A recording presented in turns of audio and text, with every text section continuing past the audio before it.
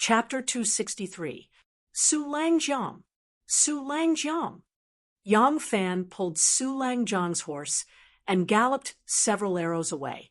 Seeing that there was no danger for the time being, he turned his head to look at Su Langjiang. He saw that Su Langjiang was leaning on the horse and was on the verge of collapsing. His face was deathly pale, and there was a faint trace of blood seeping out of his mouth. The arrow pierced through his heart, and he is already heavily injured. How can he withstand such a jolt? Yang Fan may be in a hurry, but he knows that with some jolts, he may still have a chance to escape. If he stops now, he will be sending Su Langjiang to his death. The invading Turks are all cavalry, and they will not delay him for long. But the thick arrow pierced through Su Langjiang's body, and as he galloped, his injuries are getting worse and worse. His internal organs are in a mess, and it looks like he is about to collapse. Yang Fan saw this and became anxious. The pursuers will be here soon, and if something happens to this flying fox commander-in-chief, what should he do?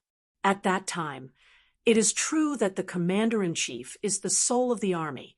If a commander-in-chief dies, suddenly, the morale of the army will crumble and chaos will ensue. But although Yang Fan was anxious, there is nothing he can do. At this moment, Tin Ano suddenly pointed ahead and said excitedly, "Erlang, look, there is a carriage." Yang Fan looked up and saw a chariot moving strenuously on the snowy ground. Beside, it was a horse with a shepherd on its back, guarding the chariot like an ant on a hot pan. Yang Fan urged the horse forward, and Tin Ano asked in the dialect of Longyu, "Why are you all so slow?" There is a driver on the carriage, and there are 3 horses hitched to the shaft of the carriage. Beside the carriage is a middle-aged man. When Yang Fan and Tin Ano persuaded their tribe to move to Mingwei, they met these 2 men. The middle-aged man replied, "The carriage is slow, and I am in a hurry." The Tian AI Nu peeked into the carriage and saw that there was an old man, 2 women, and 2 children. The Tian AI Nu asked, "Why aren't you riding horses?" The middle-aged shepherd said, "My family doesn't have any strong laborers. We can't let the horses go. You only sell wine in the tribe, not horses. Why do you keep so many horses at home?" Tin Ano looked at Commander Su, who was about to collapse, and said, "I'll give you my horse and exchange it for your carriage." The middle-aged shepherd hesitated. Tin Ano said, "What are you hesitating for?" The middle-aged shepherd said, embarrassedly, "There are still many jars of wine in the carriage." Hearing this, Tin Ano looked at the cart again. The back half of the cart was piled high, and the middle and top of the cart were stuffed with felt blankets and cloth, probably to prevent the wine jugs from breaking during the bumps. No wonder the speed of his car was so slow. How could it run fast when carrying so much alcohol? Tin Ano was amused and annoyed at the same time. He shouted, "The Turks are about to catch up. We are about to lose our lives, and you still want to drink." The middle-aged shepherd wanted to cry, but had no tears. "Miss, my family relies on selling wine for a living. If the wine is gone, we won't be able to live even if we escape." The Tian AI Nu reached into her bosom and found a few golden beans. The Tian AI Nu said, "I have some golden beans here, plus these 3 top-notch horses. It's more than enough to trade for your wine. Do you want to trade?" She took out a handful of golden beans and placed them in front of him. There were about 6 or 7 of them, and they shined brightly under the sun. The shepherd looked at the golden beans in her hand, and then looked at the 3 good horses. He estimated that they were indeed worth his carriage of wine. He quickly nodded and said, "Deal, deal, deal. I'll exchange, I'll exchange." Immediately, Yang Fan and Tin Ano dismounted from their horses and helped the dying Su Langjiang down. The entire shepherd family left the carriage and mounted their horses. Although the family consisted of old people, children, and women, they grew up in the grasslands. How could they not know how to ride a horse? They mounted their horses and thanked Tin Ano before urging their horses to leave. Tin Ano shot forward and jumped onto the carriage. He lifted all the felt and fur blankets and quickly pushed the jars of wine out of the carriage. When all the jars of wine in the carriage were thrown into the snow, Tin Ano spread out the felt and fur blankets. He and Yang Fan carried Su Langjiang onto the carriage. By this time, Su Langjiang was already unconscious. Tin Ano looked at the arrows deeply embedded in Su Langjiang's body and worriedly said, "Erlang, I'm afraid he won't make it." Yang Fan said, "Hold him up a bit and let him experience less bumps. As long as he's still breathing, it's fine."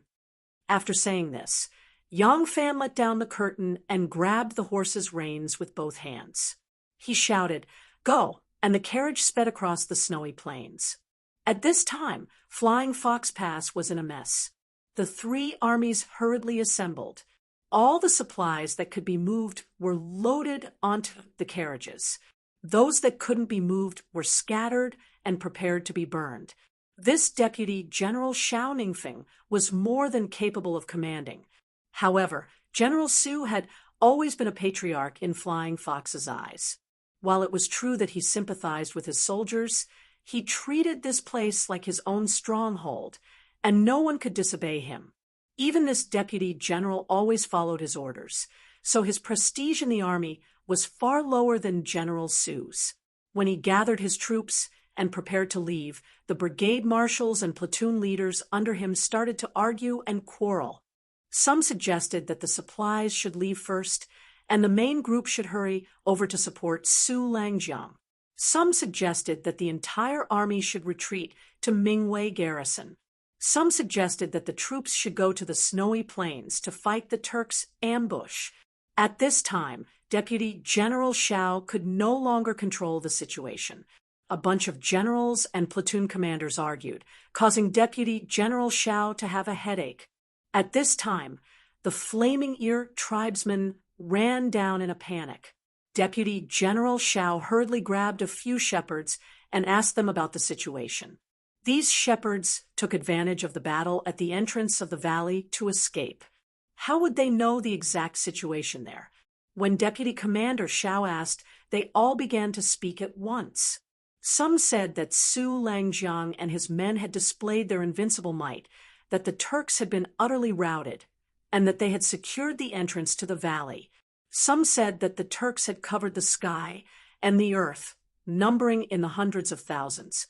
Su Langjiang was finished, and the Turks were about to arrive. They threw out a few sentences and ran for their lives. Hearing this, Xiao Ningfeng and the other generals and platoon commanders became more and more confused. There were a few brigade commanders and captains whose eyes were bloodshot. They roared that Deputy General Xiao was a useless coward and that he did not dare to go. They wanted to bring their troops to the rescue. Some generals urged Deputy General Xiao to quickly give the order for the whole army to retreat to Mingwei Garrison. As the two sides quarreled, the entire Flying Fox Pass camp became like a pot of porridge in a market. At this time, Yang Fan hurriedly rushed over with his carriage. The garrison of Flying Fox Pass had already arrived at the foot of the hill.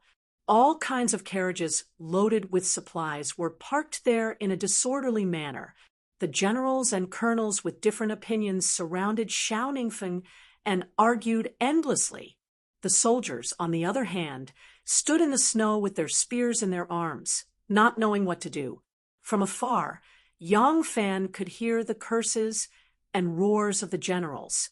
He hurriedly slowed down the carriage. Lifting the curtain, he turned around and asked, "The three armies are in chaos. Can you wake him up and tell him to go next?" Yang Fan's voice trailed off. Tin Ano lightly shook his head at him and withdrew his hand from Su Langjiang's neck. He said in a low voice, "He's dead." Yang Fan's heart sank. He had gone through so much trouble to rescue Su Langjiang, but in the end, he was still dead. Yang Fan's anxiety and unease were not entirely because Su Langjiang did not value the intelligence they had painstakingly sent over. It was also because he was the one who had confirmed that Bai Ting was the target. If the Turks had chosen Polygonum Spring in Hushi as the target, it would have also caused great harm to the people of Hushi, although that would have put the imperial court in an even more difficult situation, and the Tubo might have interfered and taken the opportunity to direct the conflict between the princes and ministers to the Tang dynasty. He had chosen this place. He had chosen this place because it was convenient for reinforcements from the rear. In times of emergency, he could also transfer troops from the nearby border armies of Hushi and Shuofang. However, Su Longjiang's arrogance and conceit had hindered the military plan. If a single mistake had caused great harm to the people of Liangzhou, he would not be able to absolve himself from the blame. Yang Fan raised his head and looked at the top of the mountain. There were 3 beacon towers built on the top of the mountain. The weather today was very good, and the 3 beacon towers were burning with smoke. The smoke billowed into the sky, and although it was blown by the wind, it did not dissipate for a long time. With these beacons, at least the garrison in the direction of Mingwei could be prepared in advance. The nomadic tribes, large and small outside of Mingwei, were all familiar with this warning signal. As long as they weren't too stupid, they would immediately evacuate toward Mingwei. Of course, if they ran into someone who would rather sacrifice his life than his wealth, then there was really nothing they could do. The officers were still quarreling beside his ears when Yang Fan suddenly felt an inexplicable anger. He abruptly turned around and stood at the front of the carriage, shouting, "All of you, stop quarreling." The officers who were in the middle of quarreling were all startled. Judging from his attire, he seemed to be a nomad from the grasslands, but his Han accent was perfect. Yang Fan shouted, "The Turks have 2 armies, one from the Gobi Desert and the other from Mimachuan, are attacking Baiting. Right now, the right army from Mimachuan has already reached the mountain pass, and you all are still quarreling here. Why aren't you withdrawing to Mingwei immediately? When the enemy arrives, won't all of your infantry be buried here?" Fei, who was a garrison stationed here, and most of them were infantry. In reality, because the main responsibility of the garrison at the border was to defend, most of the soldiers in the army were infantry. When there was a need to leave the fortress to fight in the wild, they would deploy another army consisting mainly of cavalry. These soldiers who guarded the border all year round rarely had the chance to use horses, so they wouldn't keep a large number of horses in the barracks and waste the military's resources. Xiao Ningfeng was currently full of anger from the quarreling of his disobedient subordinates. Seeing an outsider shouting at him, he couldn't help but angrily say, "Who are you?" Yang Fan flashed his waist token and said loudly, "Imperial Guard Yang Fan of the Imperial Guard of the Yulin Forest. I was ordered by the Emperor to go west on official business. I heard news of the Turks and specially came to warn you."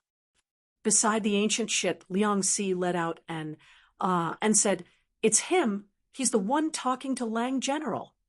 A crowd of high-ranking military officers surrounded him and asked at the same time, "How is Lang Jiang?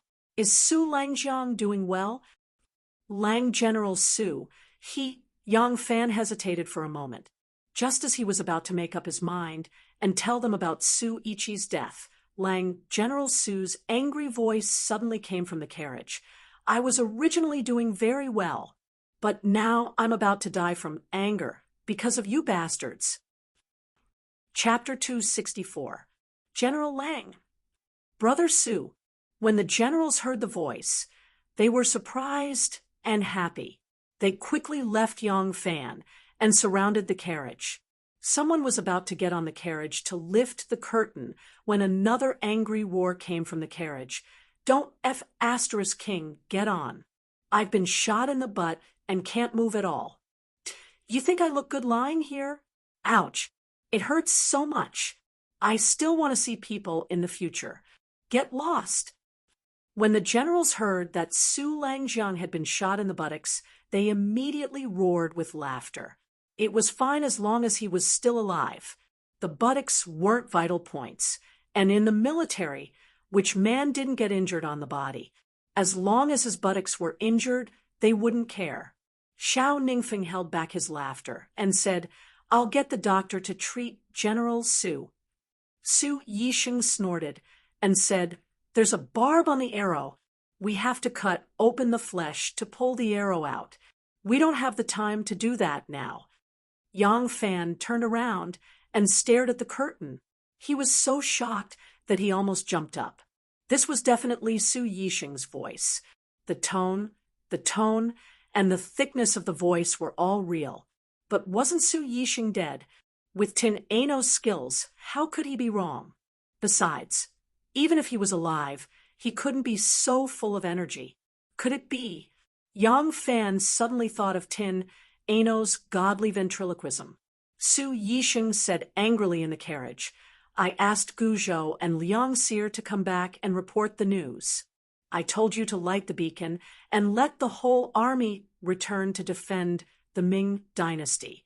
Why are you still talking nonsense here?"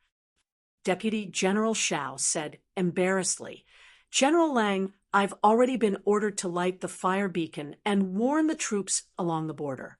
We were originally going to retreat to Mingwei, but we're really worried about General Lang's safety. Some of our brothers want to bring people to rescue General Lang. Everyone is discussing here." In the carriage, Su Yisheng shouted angrily, "Discuss? The fire has already reached the roof, and you guys are still discussing. Retreat to Mingwei immediately. Quick." "Yes." Xiao Ningfeng's spirit was lifted. He reined in his horse and shouted, "General Lang is back.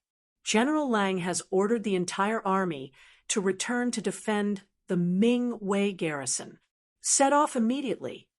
The buglers waved the signal flags, and bugles sounded everywhere. Generals and colonels hurried back to their headquarters. The 5,000 soldiers finally set off in the direction of the Mingwei garrison. Yang Fan drove the big carriage and was protected by the soldiers in the middle. As the fully loaded supply wagons moved in the direction of Mingwei garrison, Tin Ano lifted the curtain of the carriage slightly and looked at the situation outside. He frowned and ordered loudly, "Why are they so slow? Old Xiao, did you drag all our jars and jars along with you?" Xiao Ningfeng ordered his men to burn the camp on the hillside and everything that could not be moved away in time.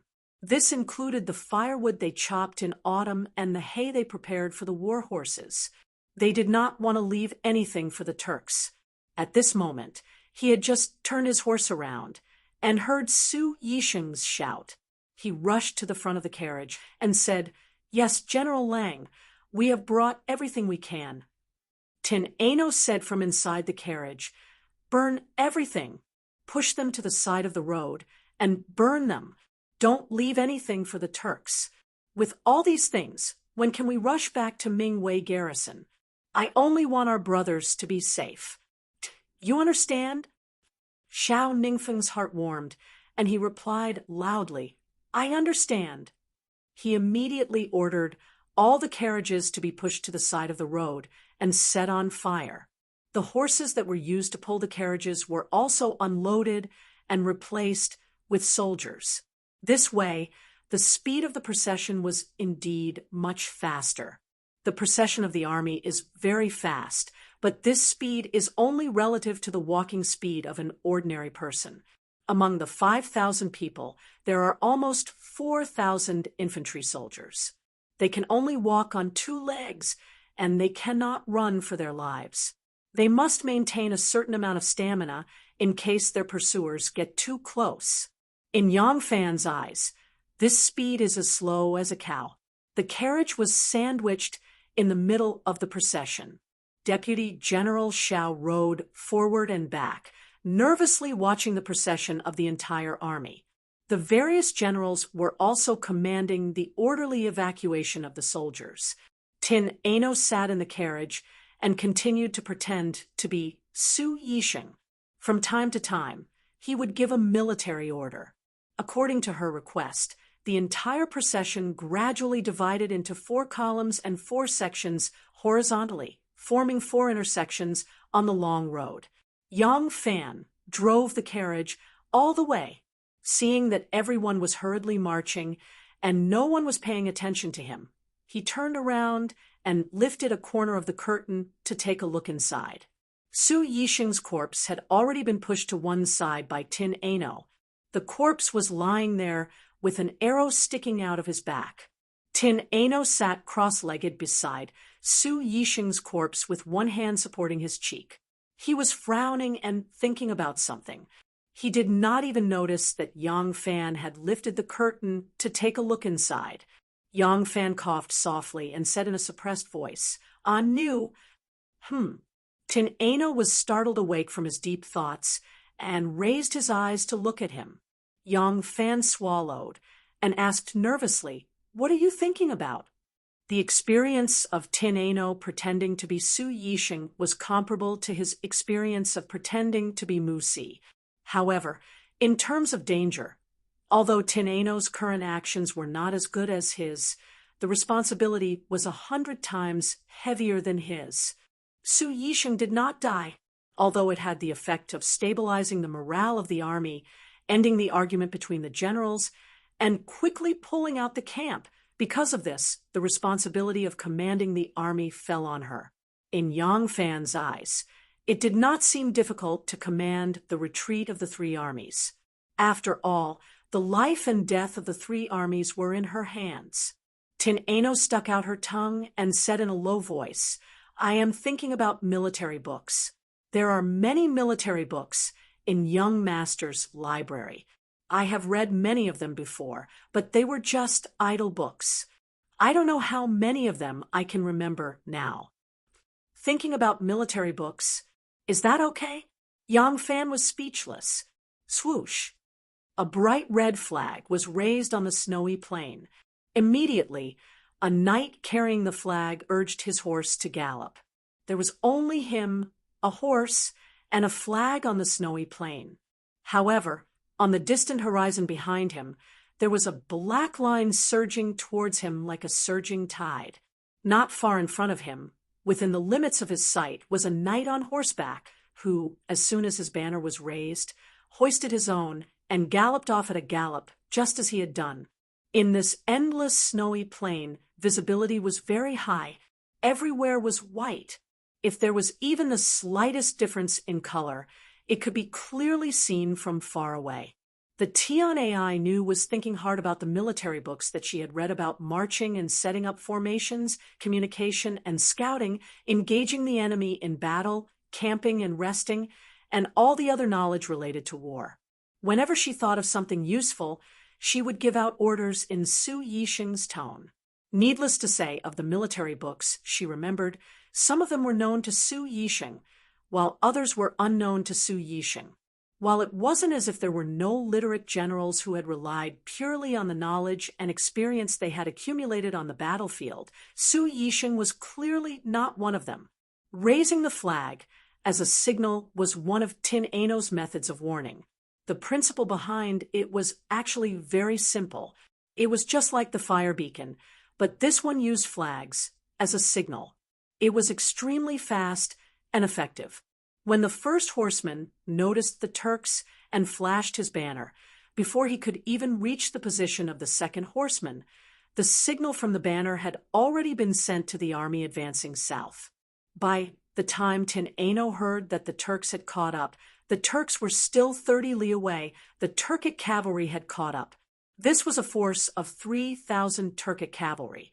After charging out of the valley, they had hurriedly gathered 3,000 cavalry. Not waiting for the rest of the cavalry to emerge from the call, they had impatiently pursued. They were well aware that even though the garrison of Flying Fox Pass had 5,000 soldiers, most of them were foot soldiers. As long as their formation loosened even the slightest bit, these 5,000 soldiers would become sheep to be slaughtered by their 3,000 cavalry. Moreover, their men were still gradually making their way out of the kernel. As long as they could catch up to the Tang army, reinforcements would soon arrive. Eating up this Tang army in a field battle was extremely useful. The entire garrison of White Pavilion only had 15,000 soldiers, but with the terrain and fortress, these 15,000 soldiers were enough to stop an attack from an army of 100,000. However, if they were to eat up these 5,000 Tang soldiers, it would be hard to say if the remaining Tang soldiers would be able to defend Mingwei citadel impenetrably. This wasn't as simple as adding and subtracting. If an arrow tower or a corner of a city required 10 people to defend, then if one lacked even one person, there was a chance that the enemy would be able to take advantage of it.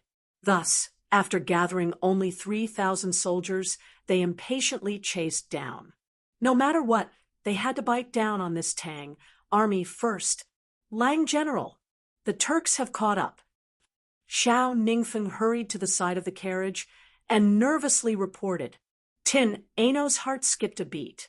He tried to calm his breathing and asked in Su Yisheng's gruff voice, "How much further?" Xiao Ningfeng replied, "From the flag, it's about 30 miles away." Tin Ano thought for a moment and ordered, "Everyone continue to advance. Don't panic. Archers and crossbowmen gather at the rear and flanks at the outermost perimeter. The vanguard team is next. The battle team is next. The horse army is on standby at the left and center. All cavalrymen dismount and walk to maintain their horses. Old and weak soldiers gather at the front and leave the main force to quickly retreat to Mingwei citadel." Xiao Ningfeng would respond to whatever Tin Ano said. When Tin Ano was done with his instructions, Xiao Ningfeng hurriedly turned around to pass on the order. He thought to himself, Lang General's buttocks were shot today, and he actually became enlightened. In the past, when I saw him commanding his brothers in battle, he didn't seem to be so methodical. As the Tian AI Nu sat in the carriage, he was thinking hard about the strategy that could be used in the military books based on the allocation, strength, and geographical situation of the army. At the same time, he had to be careful not to let his voice reveal the slightest bit of abnormality, in case Xiao Ningfeng noticed anything amiss. As soon as Xiao Ningfeng left, Tian AI Nu's shoulders slumped.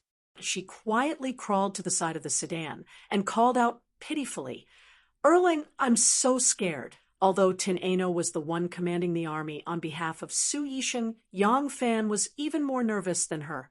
He was afraid that she wouldn't be able to answer and expose her identity.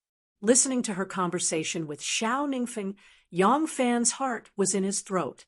Hearing Tin Ano's words, Yang Fan quickly turned his head and comforted her. "Be good. Don't be afraid. Do it boldly. I don't think that Su Langjiang will be any better at commanding than you." Tin Ano didn't hear anything except for the word good. This word, good, made Tin Ano's heart burst with joy. All the bones in her body turned soft.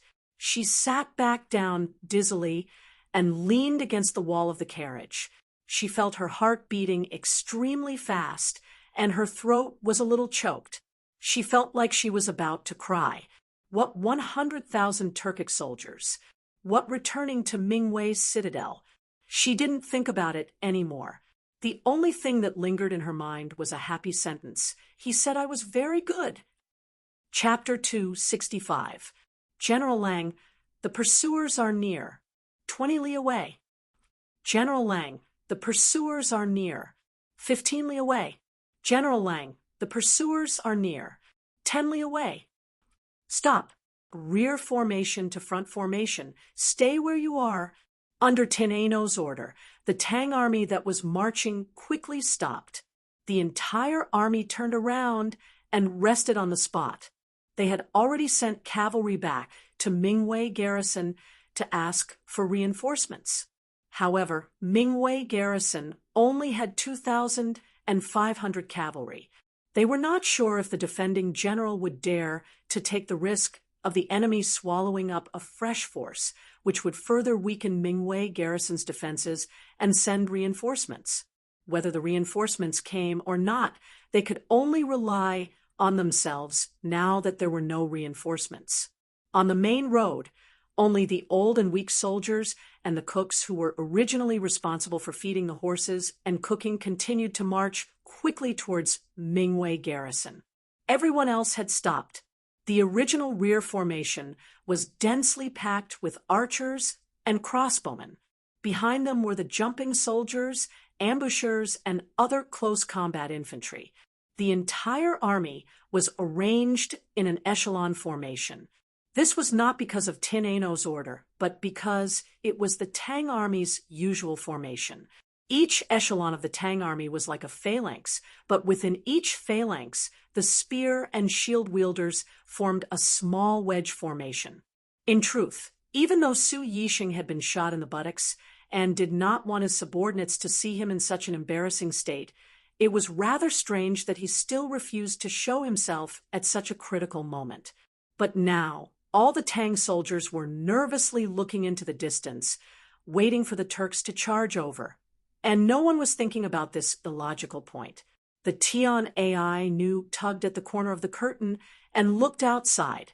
The reason for their hasty retreat was because they heard that the other side had 100,000-strong army, far more than their 5,000 undefended troops could resist. The soldiers already knew this, so even before the Turks arrived, they had already gained the upper hand with a show of strength.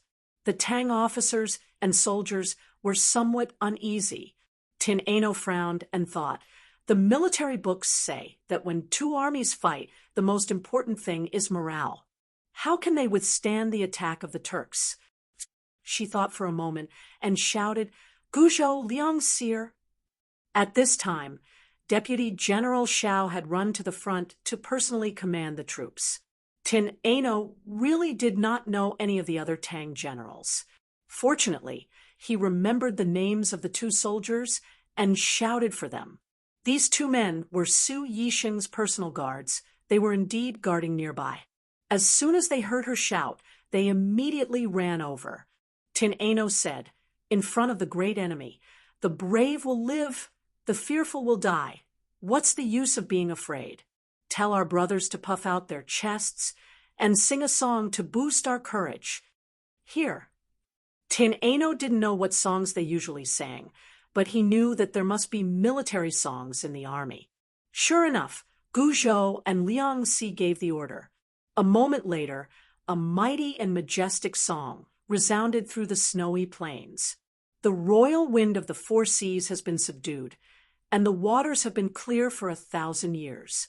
The military uniform has not been worn, and today I have succeeded. Looking back at Chin Pass, which was as low as a horse, he could see the Yellow River flowing straight north. Heaven's might has swept through the Jade Gate fortress. The Hu people have sung for 10,000 li. The royal wind of the four seas has been subdued, and the waters have been clear for 1,000 years. The military uniform has not been worn, and today I have succeeded.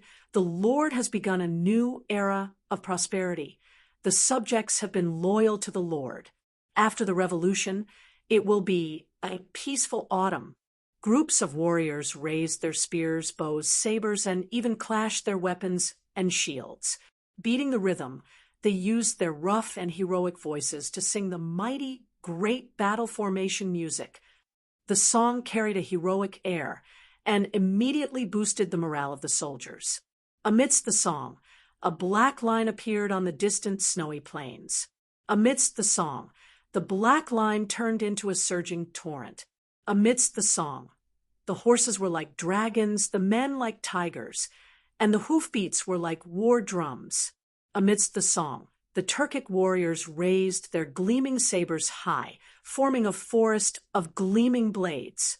Amidst the song, the crossbowmen and archers released the arrows they had been preparing for a long time. Some fired horizontally, some fired backwards, and the arrows rained down on the charging Turkic army like a storm. The shields of the cavalry were like umbrellas, incapable of blocking the sudden storm. The Turkic soldiers charging at the very front were cut down like wheat. The ground was littered with corpses. The horses that had lost their owners no longer ran forward with all their might, blocking the path of the knights behind them, causing their charge to slow down slightly. The corners of Xiao Ningfeng's mouth curled up into a sinister smile. He waved his hand down fiercely and shouted, "Shoot again!" With a wave of his banner, a second volley of arrows was fired. Once again, the Turkic army closed the distance between them, and at the same time, a large number of them were killed. The corpses and masterless warhorses caused the speed of their attacks to slow down.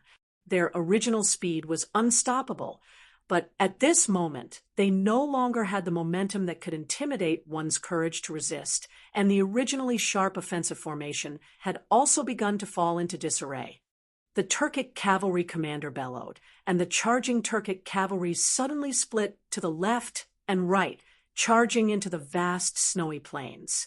From the looks of it, they were going to form an arc to pincer the flanks of the Tang army, while the advancing Turkic cavalry continued to attack from the middle. Seeing this, Xiao Ningfeng could not help but reveal a proud smile. He ordered loudly. With a wave of the war flag, the Tang army on the left and right flanks expanded into an arc shape, protecting the two flanks of the army. They knocked their arrows and waited for the next attack. Like two sharp scimitars, the two groups of Turkic cavalry ran diagonally away from the main road, following an arc to the snowy plains. If their original position was the starting point, the arc would end at the center of the retreating Tang army. It seemed that they also knew that the Tang army at the back was the weakest, and at the same time, they cut off the long line of Tang army, which was equivalent to cutting off the Tang army's escape route. At that time, the Tang army on two legs would not be able to escape in this vast snowy plains and could only be slaughtered. The two groups of Turkic cavalry were brandishing their whips, desperately whipping their mounts. However, no matter how much they urged, the mounts became slower and slower, as if the hooves of the horses were stuck in the mud, unable to move forward. Just as they were puzzled, with a boom, a large pit suddenly appeared in the snowy plains, and several of the cavalrymen fell into the pit along with their horses. A few of the cavalrymen behind could not stop their momentum and also fell into the pit, screaming in pain. The Turkic cavalry was somewhat startled, and their charge immediately slowed down. However, this situation did not disappear, and the snowy plains on both sides continued to collapse, like the giant mouth of a monster, suddenly opening up and sucking in a few men and horses. This situation was too terrifying, and they had no idea what they were facing, and no one knew when it would happen. The frenzied Turkic cavalry reined in their horses in fear as they stared at the flat, snowy plains in front of them. The pure, white snow stretched as far as the eye could see, and the wind had smoothed the snow until it was as smooth as a mirror. There was nothing out of the ordinary on the surface, but who knew if they would be swallowed up by the monster beneath the ground if they took even a single step forward? The Turkic soldiers at the front were greeted with a third volley of arrows. They had used their lives to buy a chance for their comrades behind them, but the Turkic soldiers at the back did not make good use of this opportunity. They reined in their horses and looked left and right in shock, not knowing what was going on. There were two lakes in this snowy region, the Bathing Sea and Xiutu Swamp, but these two lakes had originally been connected together. At the time, this place was called Fish Haizi, and the entire lake was massive and majestic. However, as the water source gradually dried up and land was revealed in the middle, it split into two lakes. The large expanse of the lake had been turned into saline land, and the two sides of the road that the Tang army was currently on had originally been the banks of the higher part of the lake. The road here was the least sturdy, and many of the roads looked very normal and flat, but in reality, they were actually layers of sand and salt that had accumulated over the years, forming an empty space beneath them. And the empty space beneath them was not just a single layer. It was probably a honeycomb of many layers of empty space. The situation down there was extremely complicated, and it was impossible to know how deep it went. Thus, if someone were to fall down, even if they didn't die from the fall, there was nothing they could do but watch. The soldiers stationed here and the nearby commoners all knew of the situation in this ghost region, so they didn't dare to approach. Thus, when Xiao Ningfeng saw them charge toward the ghost region of death, a smug smile appeared on his face. In this sort of wretched place, even a shepherd boy leading a sheep could disappear with a boom, and these Turkic soldiers were galloping on top of it, so it would be strange if nothing happened to them. The panicked Turkic soldiers tried to turn their horses around and retreat, but some places were still fine when they came, with clear hoof prints on them. Who would have thought that when they turned their horses around, a huge hole would appear on the ground, swallowing both the rider and the horse? This immediately caused the Turkic soldiers to run around like headless flies. The places with hoof prints were treacherous, and the places without hoof prints were even more treacherous. They moved cautiously, afraid that if they moved too fast, they would stomp a huge hole in the ground. At this time, the soldiers on the left and right flanks calmly began to shoot. They were unhurried, accurately aiming at their targets before firing. These border army soldiers were quite skilled, and every arrow would hit its mark, knocking down the Turkic soldiers who were in a dilemma of whether to flee or fight. Seeing this scene, the Turkic soldiers on the main road also knew that there was something strange about the snowy plains on both sides, so they didn't dare to disperse their soldiers into the plains. Instead, they mobilized their strong archers to shoot at the Tang army. As soon as they drew their bows, the archers and crossbowmen of the Tang army immediately retreated. The archers with shields that were taller than a man swarmed forward and erected the big spears into a strong wall. The archers of the Tang army hid behind and shot forward through the gaps. The two sides fell into a stalemate. Sitting in the carriage, Tin Ano heard the battle report from the ancient boat and couldn't help but be overjoyed. Earlier on, she pretended to be vague and had already asked Liang Seer about the dangerous saline alkali ground, and she knew that the area was only 2 miles wide. Whether the Turkic cavalry came from afar or continued to retreat, it would be a headache to deal with them. The problem was that the Turkic did not know how big the area was, so they didn't dare to send their troops to test it. In this way, there were 2 natural barriers on both sides to block their pursuers, leaving only one path at the back, which was much easier to deal with. Tin Ano immediately ordered, "Leave the rear to deal with the enemy. The rest of the troops continue to retreat." Hearing this, Guzhou was shocked and asked, "General Lang, the brothers left at the rear, are we going to ignore them?" Right now, Tin Ano was in a good mood and couldn't help but scold with a smile. "Idiot! Retreat calmly. Do not panic. Retreat 100 steps, get into formation, and wait for the enemy. Then order the remaining troops to retreat 100 steps behind us, get into formation, and wait for the enemy. The 2 teams will repeat this cycle and slowly retreat. Also, order the couriers to quickly go to Mingwei to get reinforcements." Chapter 266. Retreating in front of the enemy was the most difficult thing to do. It was a headache for any veteran general with rich battlefield experience. A retreat could easily turn into a rout. Once it turned into a rout, even if you had millions of troops, you would be suppressed by tens of thousands of people like a pack of wolves rushing into a flock of sheep. A smooth and orderly retreat that left no room for the enemy to take advantage of during the retreat required extremely brilliant commanding skills, as well as an extremely high prestige in the army. This way, the soldiers would have absolute trust in your command when retreating. Otherwise, the act of retreating could easily cause panic among the soldiers. Even if you were faking your defeat, it could turn into a true rout. Tin Ano was very lucky. She was caught up by the enemy just when she retreated to 2 saline alkali swamps. After the enemy saw the impenetrable hole in the sand, They did not dare to attack from the left and right flanks. The troops of both sides were crowded on the main road, and the enemy's advantage in numbers could not be used.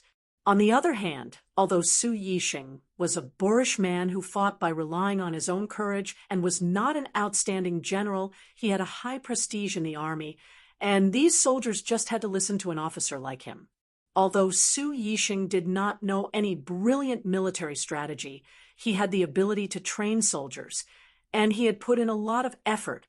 Therefore, the fighting quality and military discipline of the defending troops of Flying Fox Pass were very good.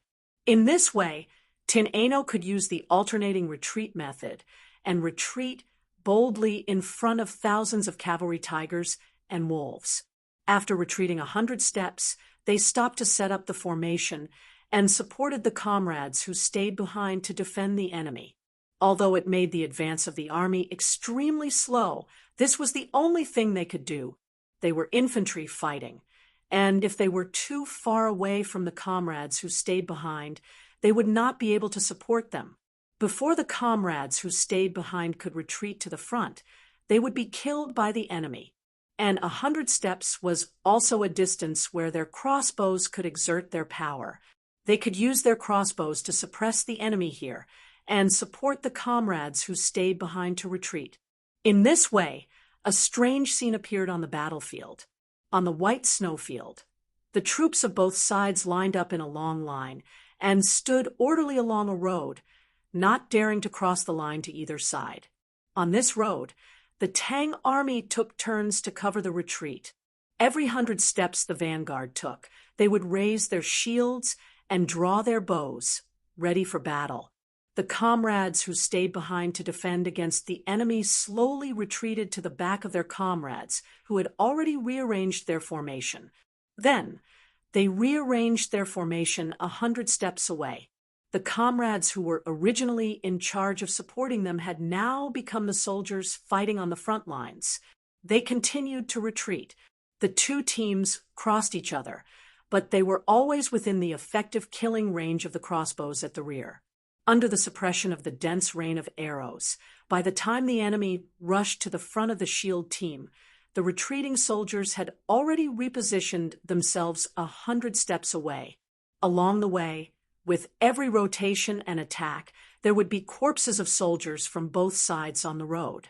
Blood dyed the snow-white ground red. Looking from above, it looked like plum blossoms were embroidered on the white silk carpet. The old branches were still extending into the boundless distance, and the plum blossoms continued to decorate it. In this way, one side slowly retreated, and the other side slowly approached. It was like a vigilant hunter facing a pack of fierce wolves, retreating step by step in the confrontation. The situation was extremely dangerous, but before one side launched the final attack at all costs, it was relatively calm before the decisive battle. In the distance, a sentry troop galloped over. This troop came from behind the Turks, who were like wolves, and they were the 2nd Turkic Cavalry Corps, with a total strength of more than 3,000 men. The commander-in-chief was a Dakajan under Mu'an. After hearing the situation of the battle in front, this Dakajan could not restrain his anger and almost beheaded his vanguard. The battle had actually turned out to be like this. If he just watched the Tang army safely retreat to the Ming Wei garrison, he would become the laughingstock of the entire grassland. This Dakajan ordered the cavalry to attack with all their might at all costs. Even if they had to use human lives, they had to pave a way out. At the same time, he ordered dozens of cavalry to separate to the left and right of the snowfield. He did not believe that there were potholes everywhere that could collapse at any time. Similarly, he intended to pave a way out even if he had to sacrifice human lives. At this time, the Ming army had already retreated another 10 miles out of the saline alkali pothole area. The Turkic soldiers who stepped onto the snowfield with trepidation first cautiously probed, and then lightly galloped back and forth. When they found nothing out of the ordinary, their courage finally grew, and they rode back and forth on the snowfield. After circling a few rounds, They ran back and excitedly reported to the Dakijan. This Dakijan had already seen the scene of them playing around in the snow. Without waiting for their report, he ordered the vanguard with the iron bow to atone for his crime, and led his men to attack the Tang army from the left and right of the Tang army in order to tear a gap in the Tang army's defensive line. While the Turks were probing the ground on the left and right, they had already launched an attack on the Tang army at the back, disregarding the sacrifices. Tin Ano could not help but secretly sigh when she heard the constant reports from her bodyguards. She knew that it was impossible to retreat easily, stop advancing, get into formation, and prepare for close combat. With the order, all the officers and soldiers knew that it was the most dangerous moment. They immediately rushed to prepare. The injured soldiers were helped to the middle of the formation, and the entire perimeter was set up in a tight defensive line. Those soldiers with arrows in their shoulders and bleeding from their wounds did not give up fighting. The Tang army was made up of archers, and they could no longer fight in close combat, so they picked up their war bows. At this stage of the battle, the blood in every man's heart was stimulated, and no one showed the slightest bit of fear. Tin Ano gently lifted the curtain of the sedan chair and quietly looked at Yang Fan's back, her eyes full of nostalgia. Her mission had come to an end. The next battle would depend on the bravery and struggle of the entire army. It was no longer a battle of wits. She did not know what the outcome of this battle would be. She also did not know if she and he would be able to leave this place alive under the bite of this pack of wolves. Her only regret was that she had finally fallen in love with a man. She had finally experienced the kind of happiness that a woman felt when she fell in love with a man. It was like drinking wine, but the time was so short. She hadn't enjoyed even a moment of romance. She hadn't even heard him say, "I love you," to her. Yang Fan listened to the faint sounds of battle, and his hand that was gripping the reins was almost sweating. The battle was imminent, and it was unknown whether they could escape safely. He knew that the Tian AI Nu had joined in because of him. Otherwise, she would not have been in danger again and again. He also knew why the Tian AI Nu had joined in because of him. This debt was too deep and too heavy, and he feared that he would never be able to repay it in his lifetime, and might not even have the chance to do so. For Yang Fan, who did not forget to repay even a drop of kindness, it was really difficult to bear. And at this moment, no matter what he thought, he could not change the situation in front of him. Yang Fan let out a long breath and exhaled a cloud of white mist. He slowly turned his head, and the curtain of the sedan chair was slightly swaying, and it was quiet inside. Yang Fan secretly swore in his heart, "No matter what, I will do my best to protect you. As long as I am here, you will be safe." The hand-to-hand combat began, and the Tang army formed a rectangular formation on the road. When the Turkic cavalry rushed in front of them, the archers and crossbowmen pulled out their swords and spears, and together with the other soldiers of the vanguard, formed the first line of defense. At this time, the wind was not strong, but the enemies and themselves were fighting with all their might, and it was like a cold wind on the snowfield. The fighting spirit that had been accumulated during the shooting and the stalemate suddenly exploded, and both the generals and the soldiers were crazy. They raised their spears and halberds, brandished their swords and sabers, roared, and shouted. Like ferocious tigers, they madly pounced on their enemies, and a fierce melee began. Because the Tang army adopted a relatively tight battle formation, the first line of fighting space was limited, and the second echelon of soldiers could only clench their weapons and stare at the front, ready to enter the battle at any time. This kind of hand-to-hand combat was far more convenient than fighting on the ground, and the Turkic also dismounted, holding all kinds of weapons, and began to fight with the Tang army. Both sides fought with all their might, and the ground had been trampled into mud, and blood was constantly sprayed. It was also trampled by countless feet, and there was no time to freeze it. General Lang, the vanguard suffered heavy casualties and can't hold on any longer. Deputy General Shao staggered to the front of the carriage with a broken arrow in his shoulder and a bloody long saber in his hand. There was a moment of silence in the carriage, and then Su Yixing's voice came out. Vanguard, retreat, and rest. Battle team, advance. Xiao Ningfeng said loudly, General Lang, do you want our cavalry to push forward? Su Yixing's deep voice came out from the carriage. It's not time yet. General Lang, there was no more sound in the carriage. Xiao Ningfeng stomped his feet, turned around, and shouted to the flag bearer, Vanguard, retreat, and rest. Battle team, advance.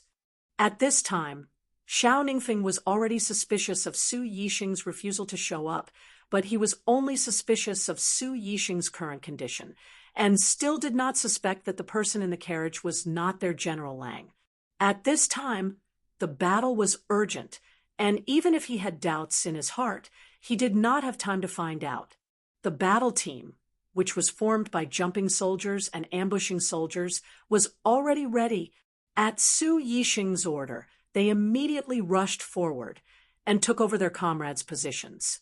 The exhausted vanguard soldiers quickly supported and dragged their injured comrades, and quickly retreated to stop the bleeding, bandage their wounds, and rest.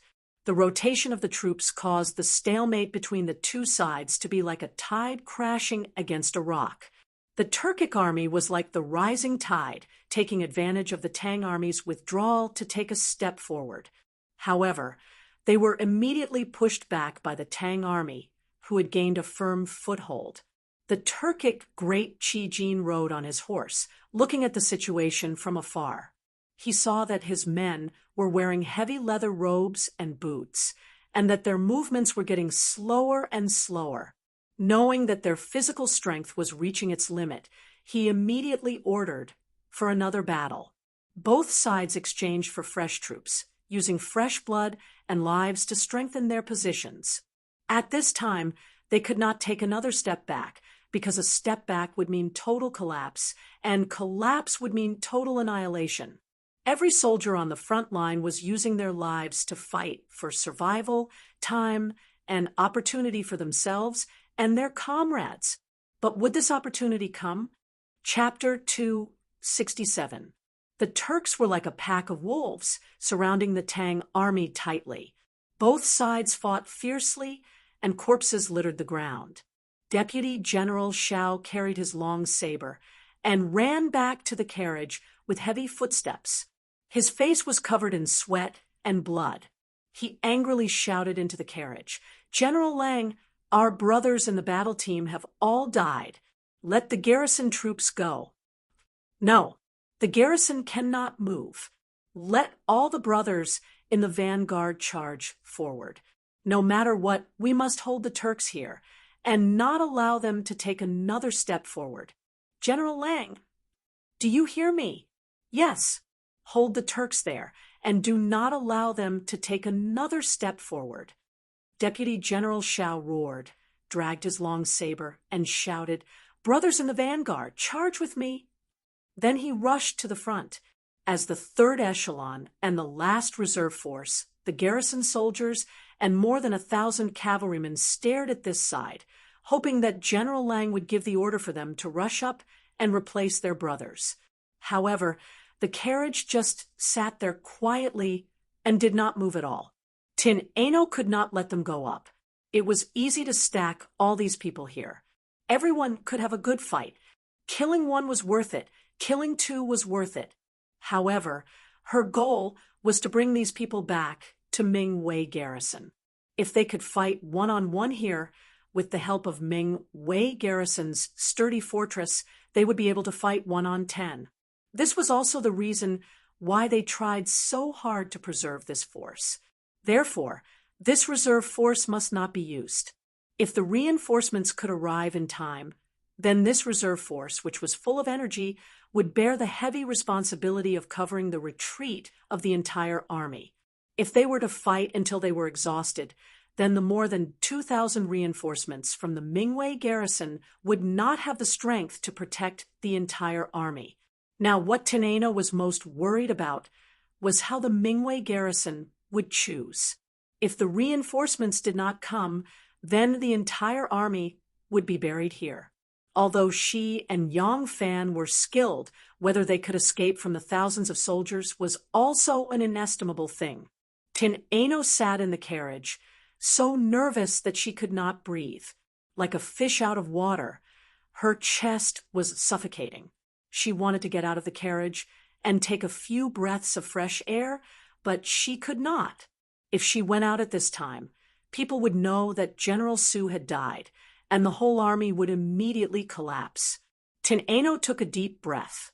That nervous breath was heard by Yang Fan, who was sitting outside the carriage. He was still sitting on the shaft of the carriage, but one hand gently reached into the carriage from under the curtain.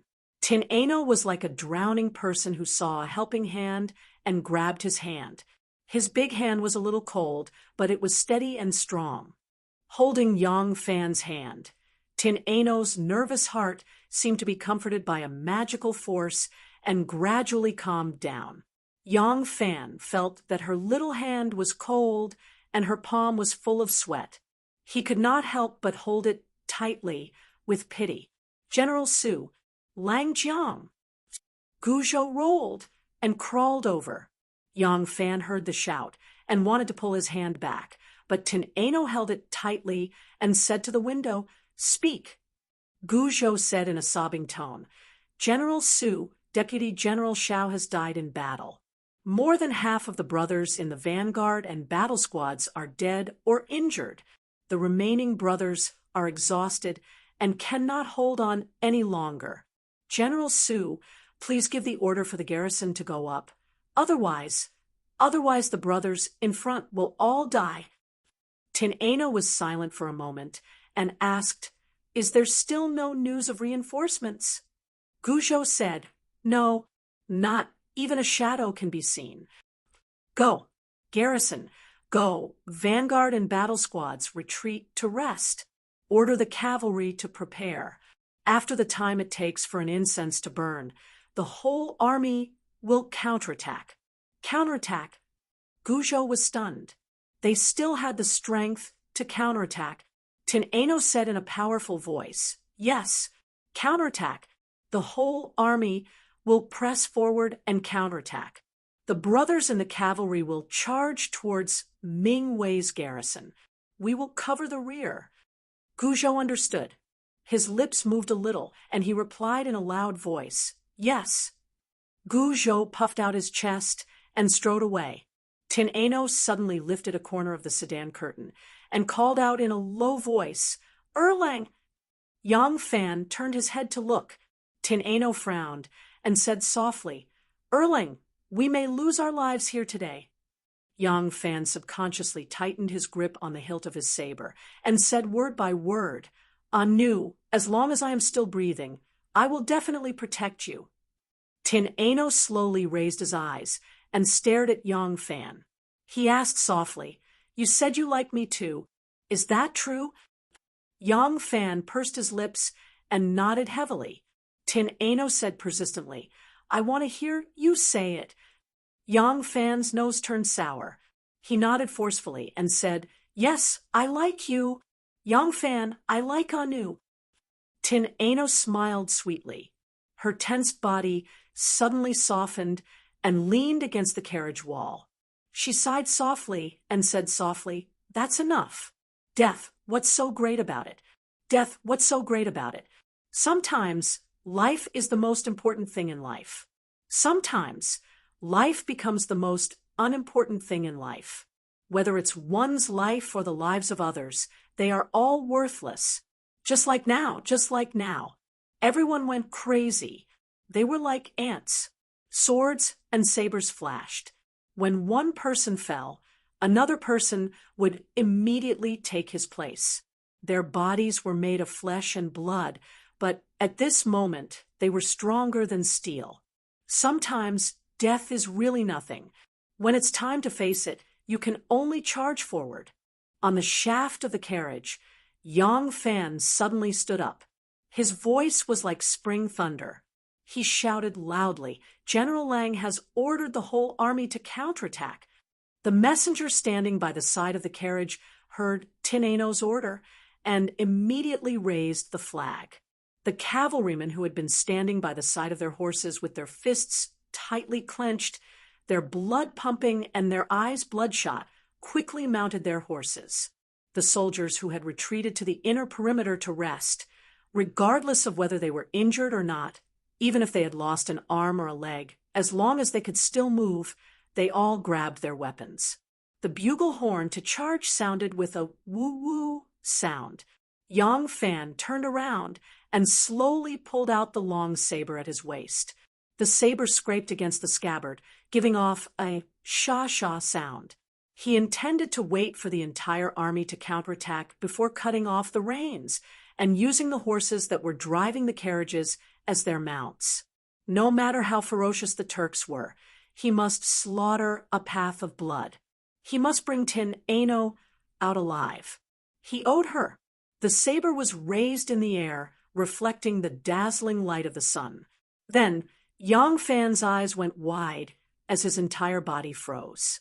There was a black dot in the distance, and in a flash, that black dot had transformed into a long dragon. Yang Fan's body trembled as he excitedly shouted, "The reinforcements are here! The reinforcements are here!" The reinforcements from Mingwei Garrison had finally arrived. To the general of Mingwei Garrison, this was a painful decision to make.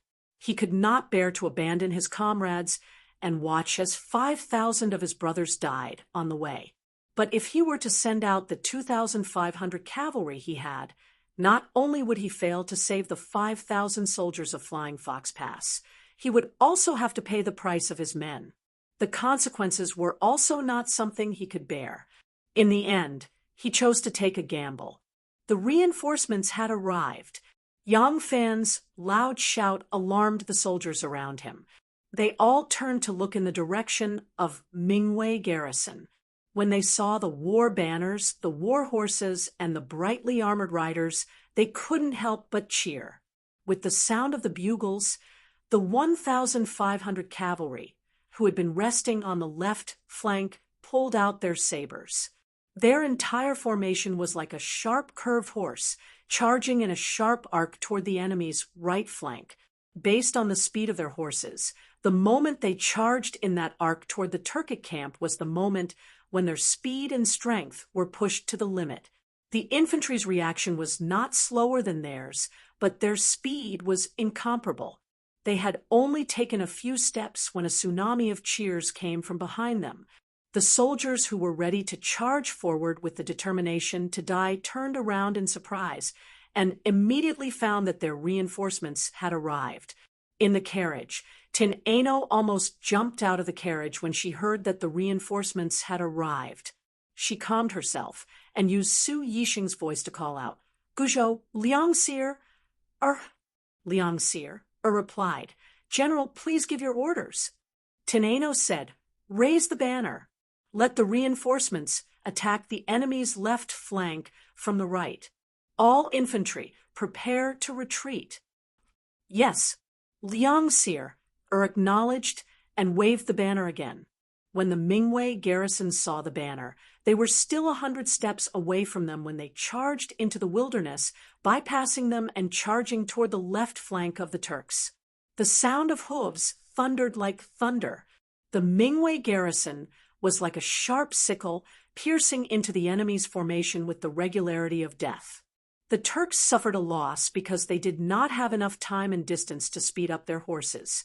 For a moment, they were thrown into disarray by the Tang army. It was only when the Tang army's charge slowed that they managed to stabilize their formation. The horses neighed, and the men shouted. An evenly matched cavalry battle had begun when the third group of the Turks arrived at the battlefield. The ground was a mess with countless corpses lying on the ground.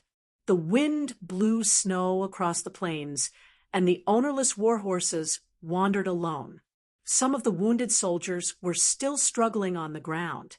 They were about to send someone to the front to gather information when they saw the vanguard leading his troops back.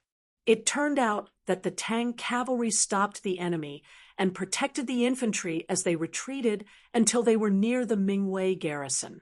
They did not know how many Tang cavalry were left in the fort and were afraid that they would be taken advantage of if they were careless.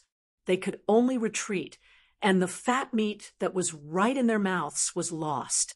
In the Mingwei garrison, Yi Yunbao, the commander of the White Pavilion Guards, personally welcomed him out of the city gate. The soldiers of the Flying Fox Guards were wearing broken armor covered in blood and holding shields that were covered in scars. They supported each other as they walked toward the city gate. Even though they were exhausted and covered in wounds, all the soldiers were filled with joy after surviving a disaster. Yang Fan's carriage was protected by the soldiers as it walked toward the city gate. Yang Fan drove the carriage with a bitter expression. Tin Ano gave him a difficult problem. You can't say that she took over Su Yisheng's command for this retreat. If he did not say it was her, how could he explain it? Could it be that the frozen Su Yisheng had been shot in the back? But if he did not agree, how could he resist her coquettish tone? Chapter 268. Is Commander Su in the carriage? Yang Fan's carriage had just arrived at the city gates when the White Pavilion commander, Yi Yunbao, quickly came forward to welcome him. Yi Yunbao's official rank was one rank higher than Su Yisheng's. Due to his temperament, Yi Yunbao had never gotten along with the seemingly refined but actually crude Su Yisheng. However, this time, Su Yisheng's nearly perfect retreat had saved the lives of so many soldiers. Yi Yunbao sincerely admired him. In the army, although seniority and background were important, ability was always the most important. Su Yisheng had displayed his ability. So even though Yi Yunbao was a high-ranking official and a fourth-rank commander of the middle court, he did not hesitate to condescend and respectfully welcome him at the city gates. Yang Fan pulled on the reins of his horse and hesitantly stopped. All around, the soldiers who had returned with him all gazed fervently at the carriage, waiting for their commander to appear. Cheers had already rushed to their throats. Is Commander Su in the carriage? Yi Yunbao frowned slightly when he saw that there was no response from the carriage. He was somewhat displeased. Yang Fan took a deep breath and jumped off the carriage. He cupped his fists and said, "This lowly subordinate is Yang Fan of the Yulin Guard's 100 Cavalry Guard. Greetings to Commander Yi." Oh, Yi Yunbao knew of the 100 Cavalry Guards, and a strange light flashed in his eyes. However, he was most concerned about Su Yisheng and had no time for pleasantries. He only asked, "Is Commander Su in the carriage?" Yang Fan replied, "Yes, Commander Su is in the carriage." However, Commander Su happened to encounter the Turkic army while hunting and immediately led his bodyguards to meet the enemy. He was careless and was hit by an arrow. This subordinate did his best to rescue Commander Su, but Commander Su still died halfway. These words caused an uproar. Several of Commander Su's bodyguards rushed forward and said, "Nonsense! Our Commander Su was just ordering us to retreat. So how could he die? Commander Su! Commander Su!" As they spoke, they rushed toward the carriage. Su Yisheng's voice suddenly rang out from within the carriage. "Everyone, don't make any noise. Don't be impatient." As soon as they heard this familiar voice, all the bodyguards stood up happily and called out in unison, "It's General Su." The curtain of the sedan was lifted, and Tin Ano bent over and walked out of the carriage. The soldiers looked and saw that it was a pretty girl with willowy eyebrows and almond-shaped eyes. They could not help but stare blankly. Why is there a woman hiding in the carriage? Although they were suspicious, they did not think too much about it. Their gazes swept across Tin Ano's body, and then they looked toward the carriage again, thinking that this time Su Yisheng would come out. but they heard Tin Ano said, Yang Shiwei's words are absolutely true. Before Su Langjiang could rush back to the flying fox mouth, he passed away due to his heavy injuries. Her words were still spoken in Su Yixing's voice.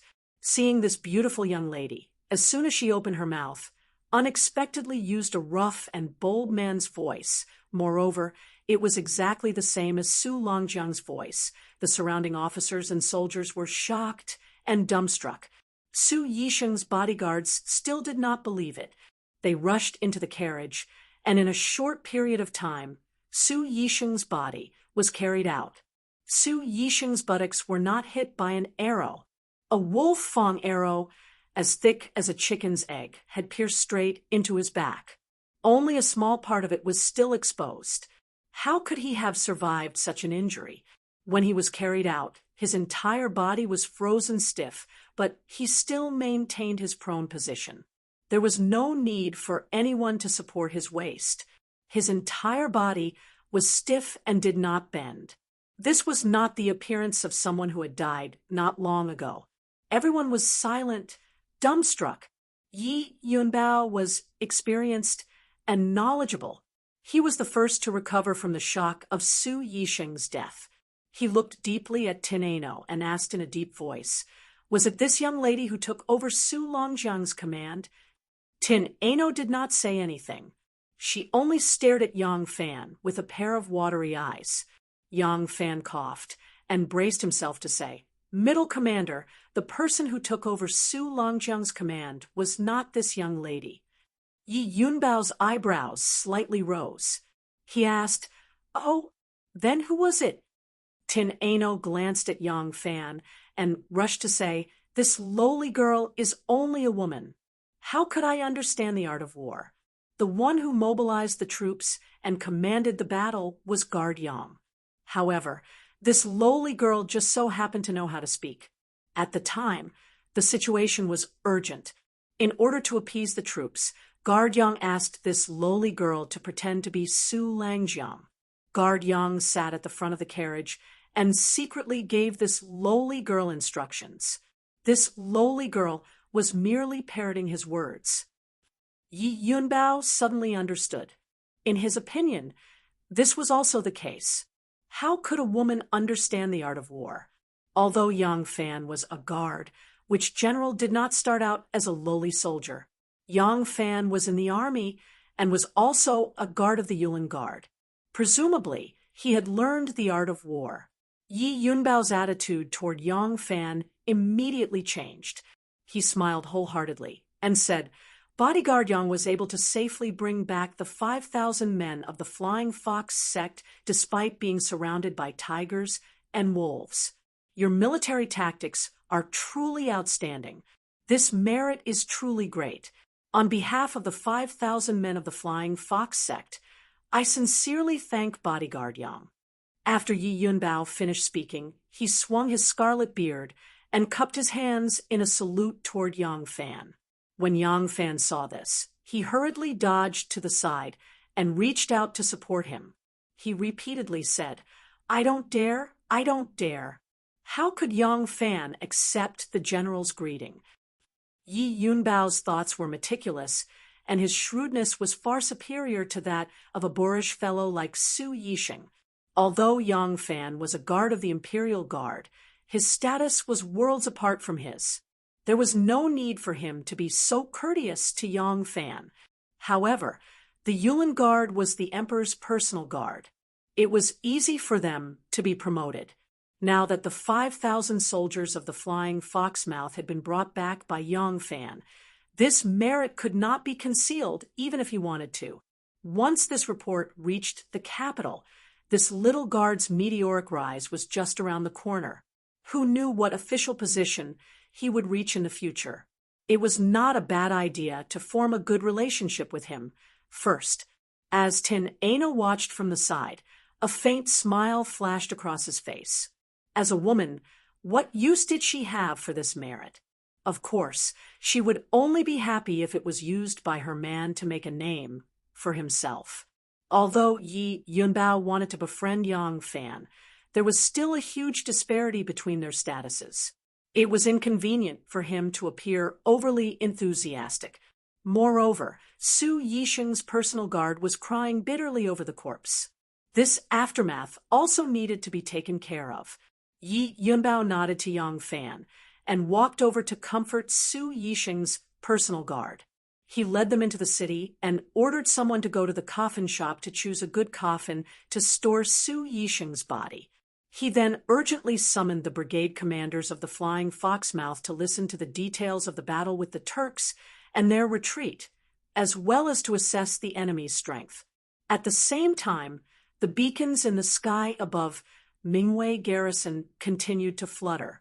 After listening to the detailed report from the general of the Flying Foxmouth Garrison, Yi Yunbao immediately ordered his subordinate to write a military report to Liangzhou. He then immediately went to the city to arrange the defense and inspected the three armies, preparing to receive the first wave of attack from the Turkic army. Because Yang Fan was one of the 100 horsemen of the Featherwood Guard, his status was special, so he and Tin Ano were temporarily placed in the courier station of Mingwei Garrison. The courier station here rarely had the opportunity to receive the ministers of the court. At most, the garrison commander of Liangzhou would temporarily stay here when he went on his 4 routine patrols every year. Normally, this place was only used by the relay soldiers and as a place to store rations. For this reason, the courier station area was very simple, and the architecture was like that of a barracks. It was completely incomparable to the Huangshui courier station in the great city of Shangfu. After being led to his residence, Yang Fan saw that although the room was not large, it was clean and tidy. It wasn't long before the courier returned with fresh water. Yang Fan washed up, changed into his casual clothes, and left. When he arrived, he saw that Tin Ano's room was right next to his. When Yang Fan arrived at Tin Ano's room, he lightly knocked on the door. A moment later, footsteps could be heard.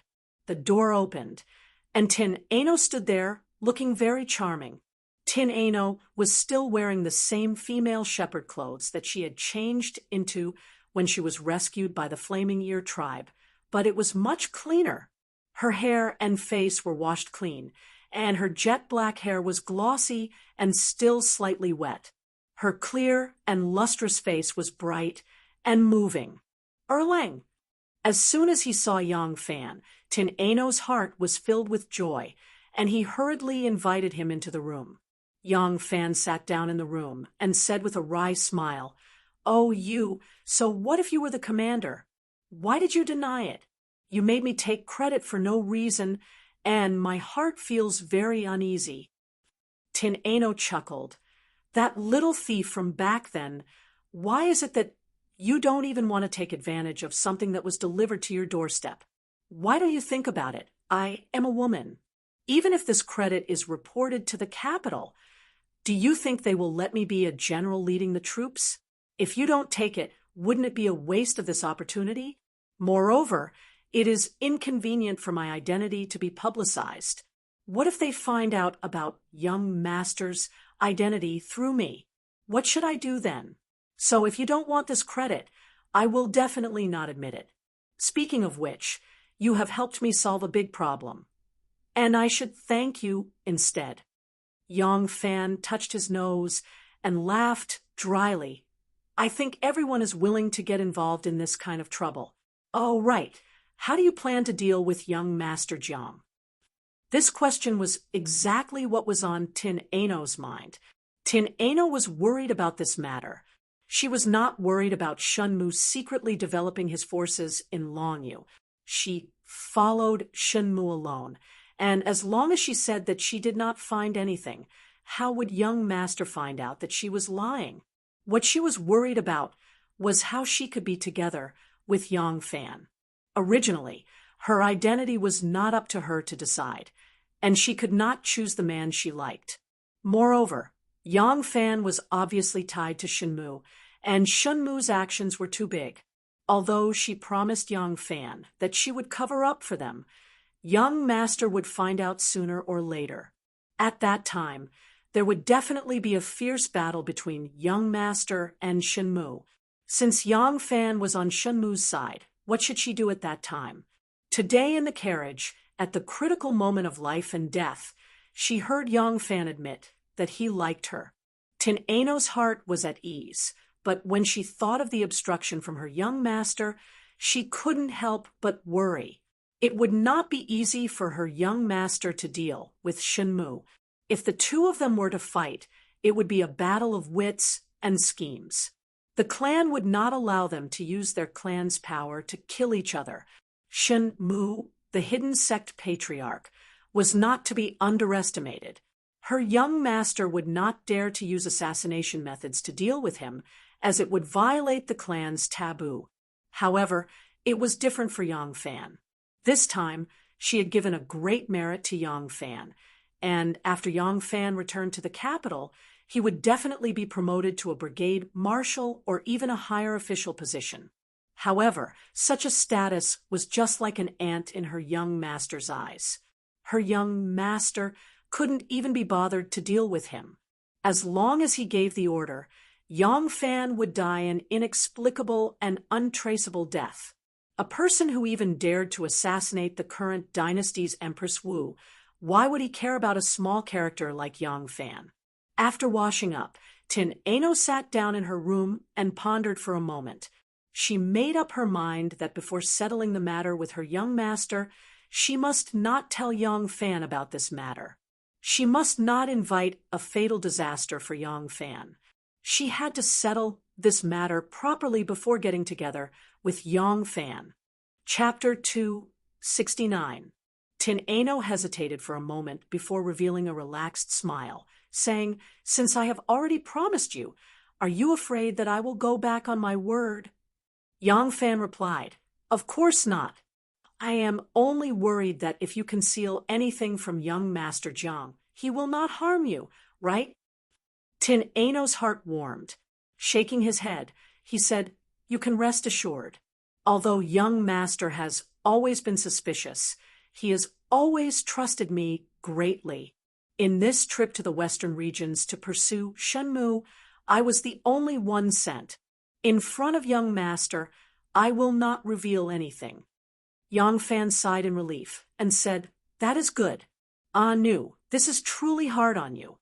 Hearing this, Tin Ano glared at him reproachfully. Just as she was about to speak, there was a light knock on the door. Someone outside called out, "Miss, is Imperial Guard Yang here?" Yang Fan gestured to Tin Ano and stood up to open the door. A border soldier dressed in martial attire was standing outside the door, holding a spear in his hand. Beside him was the courier from the relay station. Upon seeing Yang Fan, the soldier said, "Imperial Guard Yang, the palace commander invites you for a moment." Yang Fan already knew that once this palace commander was free, he would definitely want to see him. After all, he was the one who brought the news of the Turks' attack, and there were some details that he needed to inquire about. Yang Fan turned to Tin Ano and said, "Nu, I will be back soon." Tin Ano gently nodded her head and watched Yang Fan depart. She immediately stood up and sweetly said to the courier who was also about to turn and leave, "Uncle, is there any place where I can boil some hot water?" Which girl did not want to dress up prettily in front of her sweetheart? However, the first time Tian Ai Nu met Yang Fan, she was dressed in black and was lying in a ditch covered in blood. This time, she was dressed as a man and crossed the desert with him in the snow and wind. She wore a thick leather robe and was covered in yellow sand and dust. She wanted to take advantage of this rare opportunity to dress herself up nicely and cleanly. Yang Fan followed the soldier out of the relay station, but did not go to the palace commander's residence. Instead, he went directly to Qianmen Street.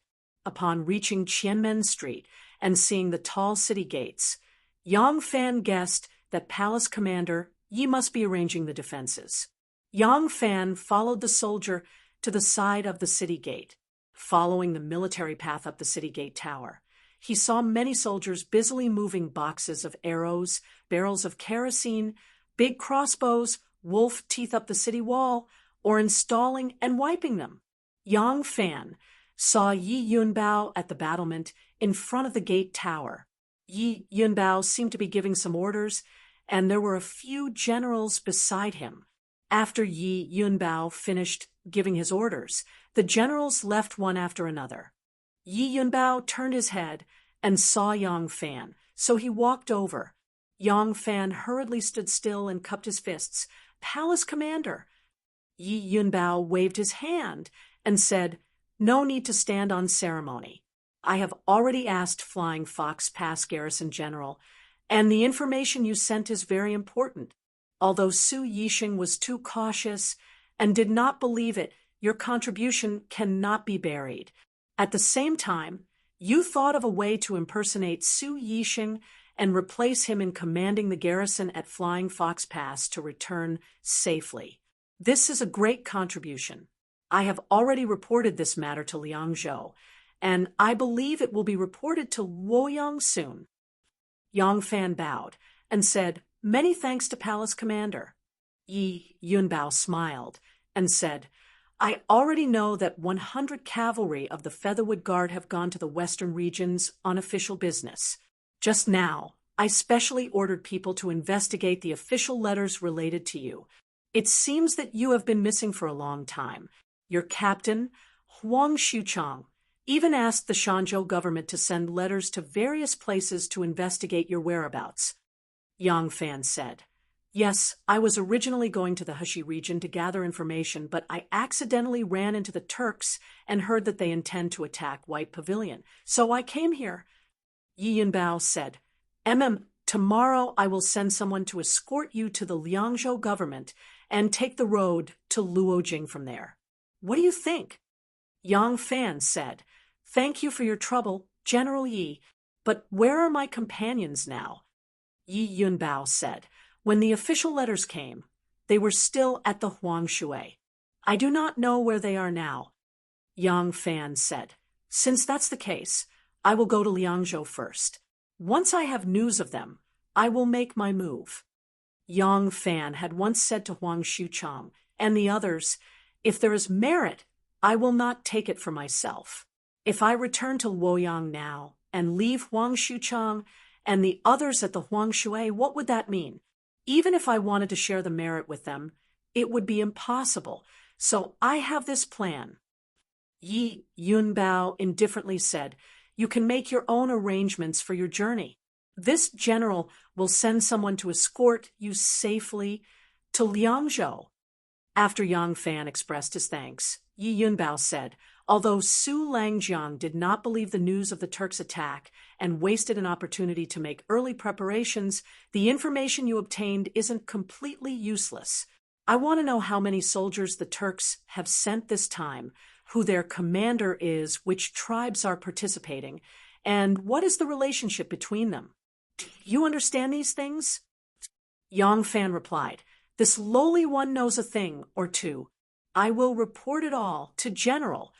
Yang Fan told Yi Yunbao what he had learned about the two armies, the three commanders, and the strength of the major tribes involved. He especially described the conflict between the Ashina tribe and the Ashina tribe in great detail. Yi Yunbao listened attentively, unwilling to miss a single detail. At this time, Mu En and Mu Si's forces had already set up camp at Flying Fox Pass. Their yurts spread out for 10 Li Mu En, and Mu Si had around 50,000 men. And besides these people, they also had tens of thousands of cattle and sheep, which were their rations. At the same time, they had circled around the edge of the desert, taking a detour from the Miquelchuan River. This way, they could resupply themselves with fodder from the tribe's garrison there. Thus, they did not move very quickly. They could not march in a straight line through the desert to Flying Fox Pass. The cattle, sheep, and horses could not withstand the extreme cold of the desert at night. Moreover, they could not bring the fodder and drinking water needed by the tens of thousands of livestock. If they had come from the desert, all the cattle, sheep, and horses would have died in 10 days. The camp, fodder, and firewood at Flying Fox Pass had all been burned down by the Tang army. However, Mu En and Mu Si still chose this place as their encampment because the terrain was suitable for setting up camp. Although this place was a little far from the Mingwei garrison, they could not immediately surround it because they still lacked siege weapons. Flying Fox Pass was on 2 hillsides, and not far from it was a forest. They could use the local materials to build a large number of scaling ladders, nest carts, catapults, trench bridges, battering rams, and other siege weapons. At the same time, they could wait for the other army, led by Zhu Tu, to arrive. Zhu Tu's journey to the Gobi Desert was further than theirs. Moreover, he needed to send light cavalries to feign an attack on Jianhai, so he would arrive later than them. By the time Zhu Tu arrived, the Mun kingdom would have produced a large number of siege weapons. Mu En and Zhu Tu's plan was rather efficient. Since Yang Fan wanted to tell Yi Yunbao the news, he had to mention what he had done in Shui Yantua City. The information he mentioned was very detailed and important because he had once impersonated Mu Si and heard Mu En's instructions. These secrets were not easily understood by outsiders. Yi Yunbao was a very steady and vigilant general. Not only did he have to analyze the value of the information Yang Fan mentioned, but he also had to analyze the authenticity of Yang Fan's information. It was not that he doubted Yang Fan's identity. If Yang Fan was a fake, he would not need to protect so many Flying Fox Pass soldiers and strengthen the Mingwei garrison's defense. He only needed to lead the few remaining soldiers and escape back. Besides, if the Turks wanted to work together, sending 1 or 2 people in would be useless. Yi Yunbao was worried about whether the information Yang Fan had gathered was reliable. If that was the case, Yang Fan would have no choice but to tell him that he had impersonated Mu Si. Yi Yunbao was already amazed when he heard that Yang Fan looked the same as Ashina Mu Si, the son of Silent Chui. When he heard the thrilling story, he was even more amazed. This time, he believed Yang Fan's information without a doubt. Yi Yunbao praised, "Amazing, truly amazing. You are young, brave, and intelligent. Today, when you led the Flying Fox Pass soldiers to retreat, you also displayed brilliant military tactics. Such a talented young man will have a limitless future." Yang Fan felt guilty and repeatedly said that he did not dare. Yi Yunbao saw that he was humble and polite and had a good impression of him. He could not help but praise him, saying, "This information is very important. The flames of war have been lit. I believe that Liangzhou will soon send reinforcements. When the time comes, I will have a good discussion with the commander of the reinforcements to see how we can make use of the information you have provided." Yang Fan looked at the tense situation on the walls and worriedly asked, "The Turkic army of 100,000 is surging over. Can this garrison of Mingwei be defended?" Yi Yunbao calmly said, "In this world, there has never been an impregnable fortress that cannot be breached. Whether the garrison of Mingwei can be defended or not depends on the strength of both sides, the strength of the commander, the use of tactics by the commander, whether reinforcements can arrive in time, and luck." He held on to the battlement and looked out at the vast, snowy plains outside the city. There were many messy horse tracks and hoof prints on the snowy plains. Because the sun was setting in the west and twilight was deep, the originally bright and beautiful snow had become dim. The places that had been trampled on seemed to have withered into mud. Yi Yunbao pointed at the bottom of the city and said to Yang Fan, "Ever since this garrison was built during the reign of Emperor Taizong, it has been attacked 5 times and successfully defended 7 times. Whether it can be defended this time, we'll know in a few days." Yi Yunbao's manner of speaking had always been very calm, and his expression and demeanor were both dignified and gentle. Only these 2 cold chuckles at this moment, had some of the coldness and sternness of a great general of the border. Yang Fan frowned. Have they never counterattacked? Yi Yunbao took a deep breath and then exhaled a cloud of white mist. Shaking his head, he said, "The Turks are vicious, but they are not reckless. There is no lack of intelligent and scheming people among their leaders. Moreover, their soldiers are all cavalry. They come like arrows and leave like a broken bowstring. They can fight and leave as they please. Chase, that's too difficult." Yang Fan frowned and looked out at the vast plains. Are we really going to have to passively take a beating? Chapter 270. When Yang Fan left the gate tower, he did not ask Yi Zhonglang to send him off. He had already memorized the route he had taken. Yi Yunbao busied himself on the walls. From the looks of it, he would be spending the night there. Who knew when the Turks would arrive? No one had swept the snow on the streets, but there was a lot of ash and dirt on it, so even though the snow was very firm, it did not feel slippery. Yang Fan slowly walked down the street. He had arrived in a hurry and did not pay attention to his surroundings. Only now did he realize that the new year seemed to have just ended in this small city. There were still fireworks on the streets, but they had been crushed by the hooves of horses and carriages and were now stuck to the snow. The residences and shops on both sides of the street still had peach talismans and other auspicious objects hanging on them. There were many people on the streets, all of them in a hurry. The commoners already knew that the Turks would soon launch an attack. Many of them closed their businesses and packed up their belongings, preparing to flee to Liangzhou the next day. If the Ming Wei garrison was really breached, the next target would be Liangzhou. They could not possibly flee to the ends of the earth, and these commoners did not have the ability to do so. Some of them were unwilling to leave. They had lived here for generations, so where could they go? They did not have the ability to make a living elsewhere, nor did they have the ability to take care of the old and young.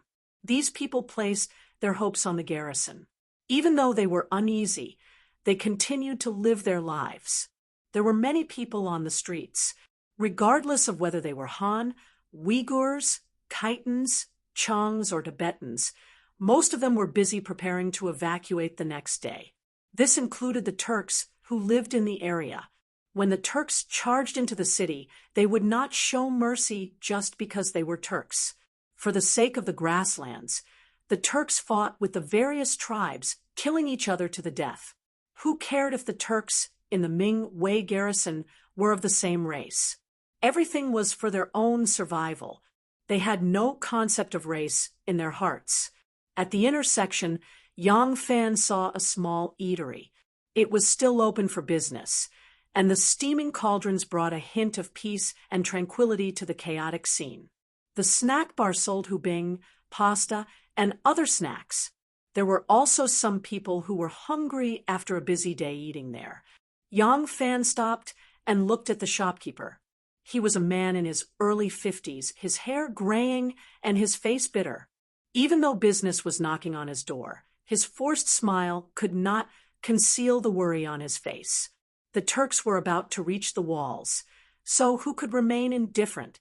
The entire city was oppressive, and this atmosphere had unknowingly affected Yang Fan, causing his footsteps to become increasingly heavy. When Yang Fan returned to his place, Tin Ano immediately ran over and greeted him happily. Hi! Tin Ano had already taken a bath. Just as she had hoped, she looked fragrant and clean. There was no rouge or makeup on her face. Because she had just taken a shower, there was a natural blush on her cheeks. There was no lipstick on her lips, so her youthful and tender lips were naturally tender and moist. She was still wearing that woman's nomadic robe, but she had tidied it up very cleanly. The lapels were also neat, and the belt was tightly fastened, showing off her slender waist as much as possible. She had her hands behind her back as she looked at Yang Fan with a smile. Her jade-like skin was soft and smooth, and her thin and clear skin was both attractive and lovely. Because he was preoccupied, Yang Fan did not notice Tin Ano's beautiful face. He only warmly smiled at her and asked, "I am back. Have you eaten?" Not receiving praise from her sweetheart, not even the slightest bit of surprise, Tin Ano's shoulders immediately slumped. Like a child who was waiting for praise but did not get it, she slightly pouted and said unhappily, "Not yet. The food is here. I wanted to wait for you to come back to eat together, but it's already cold. I will get the courier to heat it up." Yang Fan said, "I will go find it." "Right, let's go to Liangzhou tomorrow." "Oh," Tin Ano responded listlessly. Yang Fan stood at the entrance of the courtyard and shouted a few times, but no one answered. Tin Ano suddenly remembered something and said to him, "Oh, I remember now. The courier has been called to the warehouse in the west. I heard that they are going to distribute military rations to the 4 cities." Yang Fan said, "Oh, then let's go out to eat. Do you want to wear more clothes?" Tin Ano pouted and said, "I am not cold." Yang Fan smiled and said, "Then let's go." The place Yang Fan took her to was the snack bar he had seen at the intersection. When Tin Ano was led to the front of the shop, her eyes slightly curved when she saw the steaming hot soup pot. In the soup pot, the noodles that looked like little fish were flipping up and down in the boiling water, swimming happily, and the thick fragrance of the noodles assailed her nostrils. Tin Ano couldn't help but think of the day she was saved by Yang Fan, the bowl of pasta soup that she had belittled to be worthless, the toothbrush that had lost its hair, and that sunny morning Tin Ano's heart warmed. She secretly glanced at Yang Fan and thought contentedly, "Although this guy has eyes but can't see and can't bear to praise me, but his mind is still quite meticulous." When Yang Fan and Tin Ano walked into the shop, there was only one customer left. That person didn't order anything other than a bowl of pasta soup, probably because the Turks were about to arrive and the soldiers were in a panic.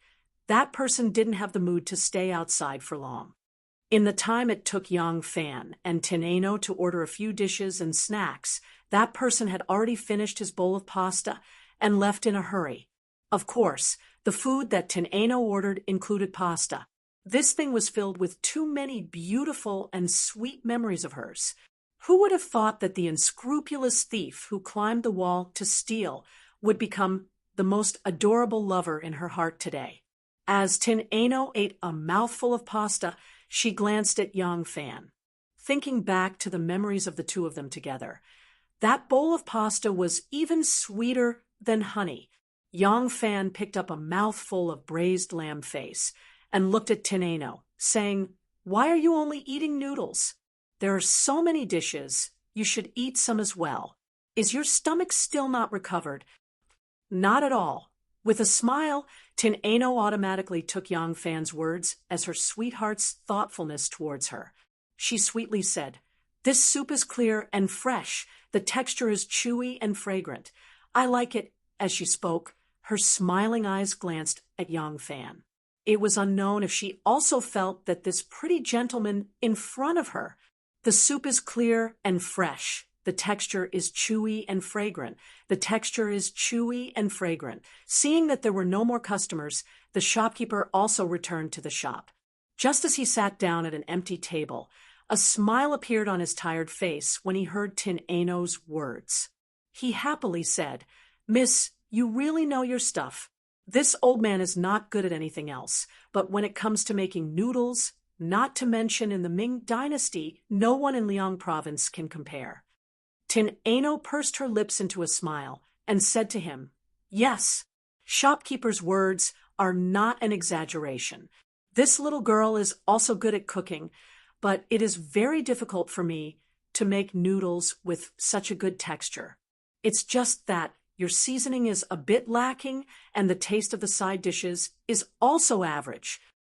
The shopkeeper awkwardly laughed and said, "Who said it wasn't so? This old man is indeed not good at cooking. If not for this, I would not be reduced to this state." Hearing this, Yang Fan couldn't help but ask, "Old man, the Turkic army is approaching and everyone is busy preparing to escape to Liang province. Since Old Man is from Liang province, it should be easier for you to settle down there.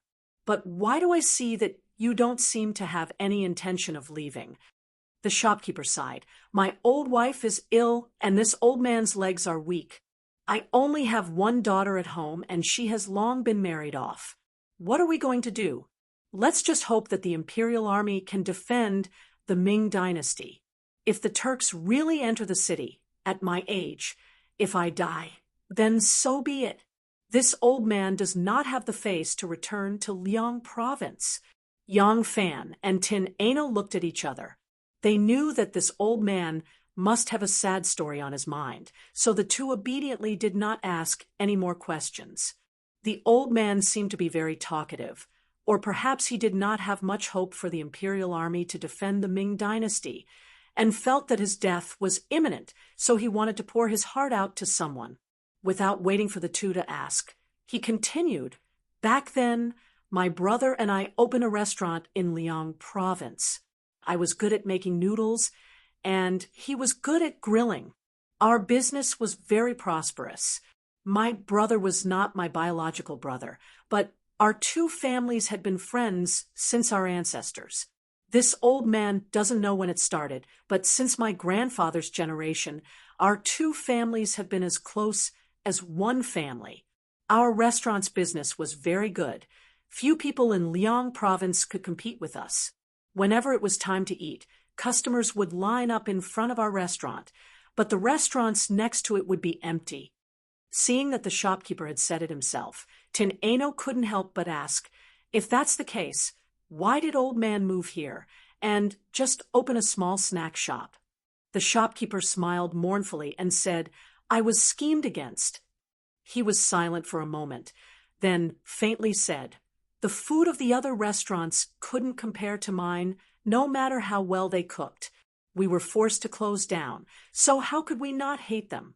They just wanted to punish us. Our two families lived next to each other. There was a big stone roller in front of our door.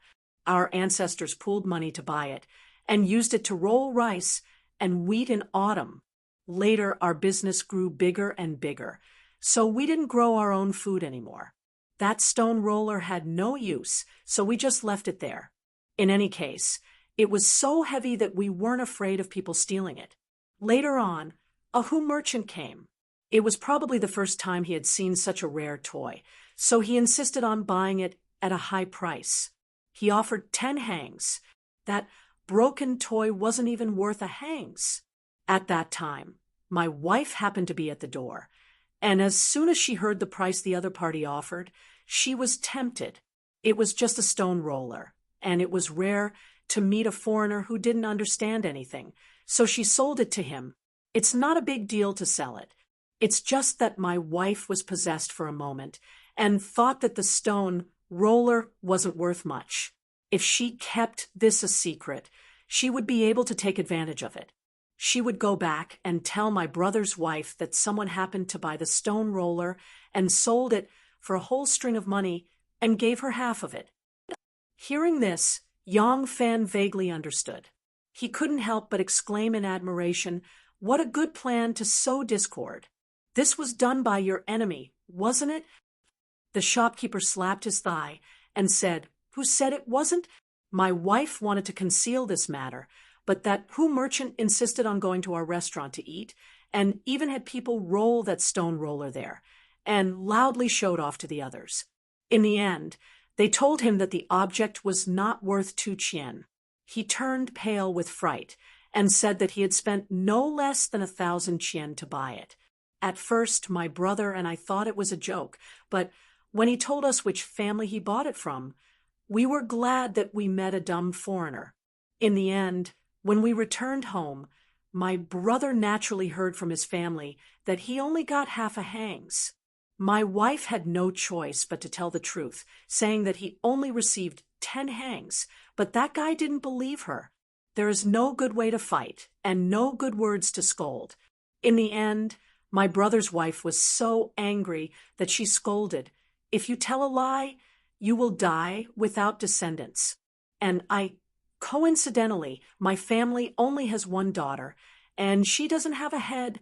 At this point, the old shopkeeper's eyes were filled with remorseful tears. This hit me where it hurts. I was also really angry, so I rushed up and hit her. In the end, us two brothers also fought. Naturally, our business split up.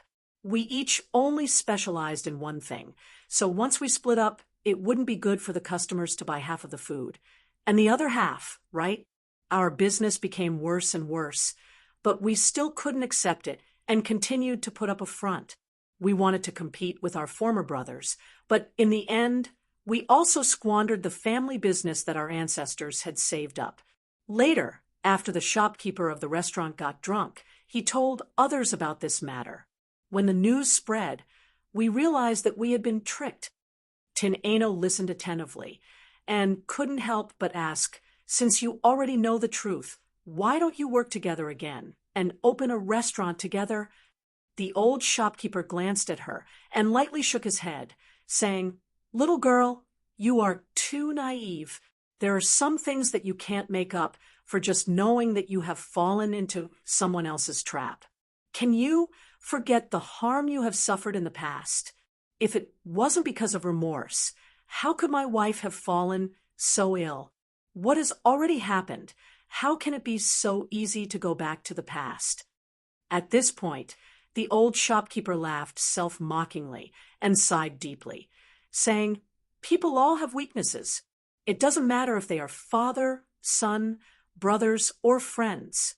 As long as they have the intention, even a broken stone can destroy the relationship between you two." Yang Fan and Tin Eno fell silent.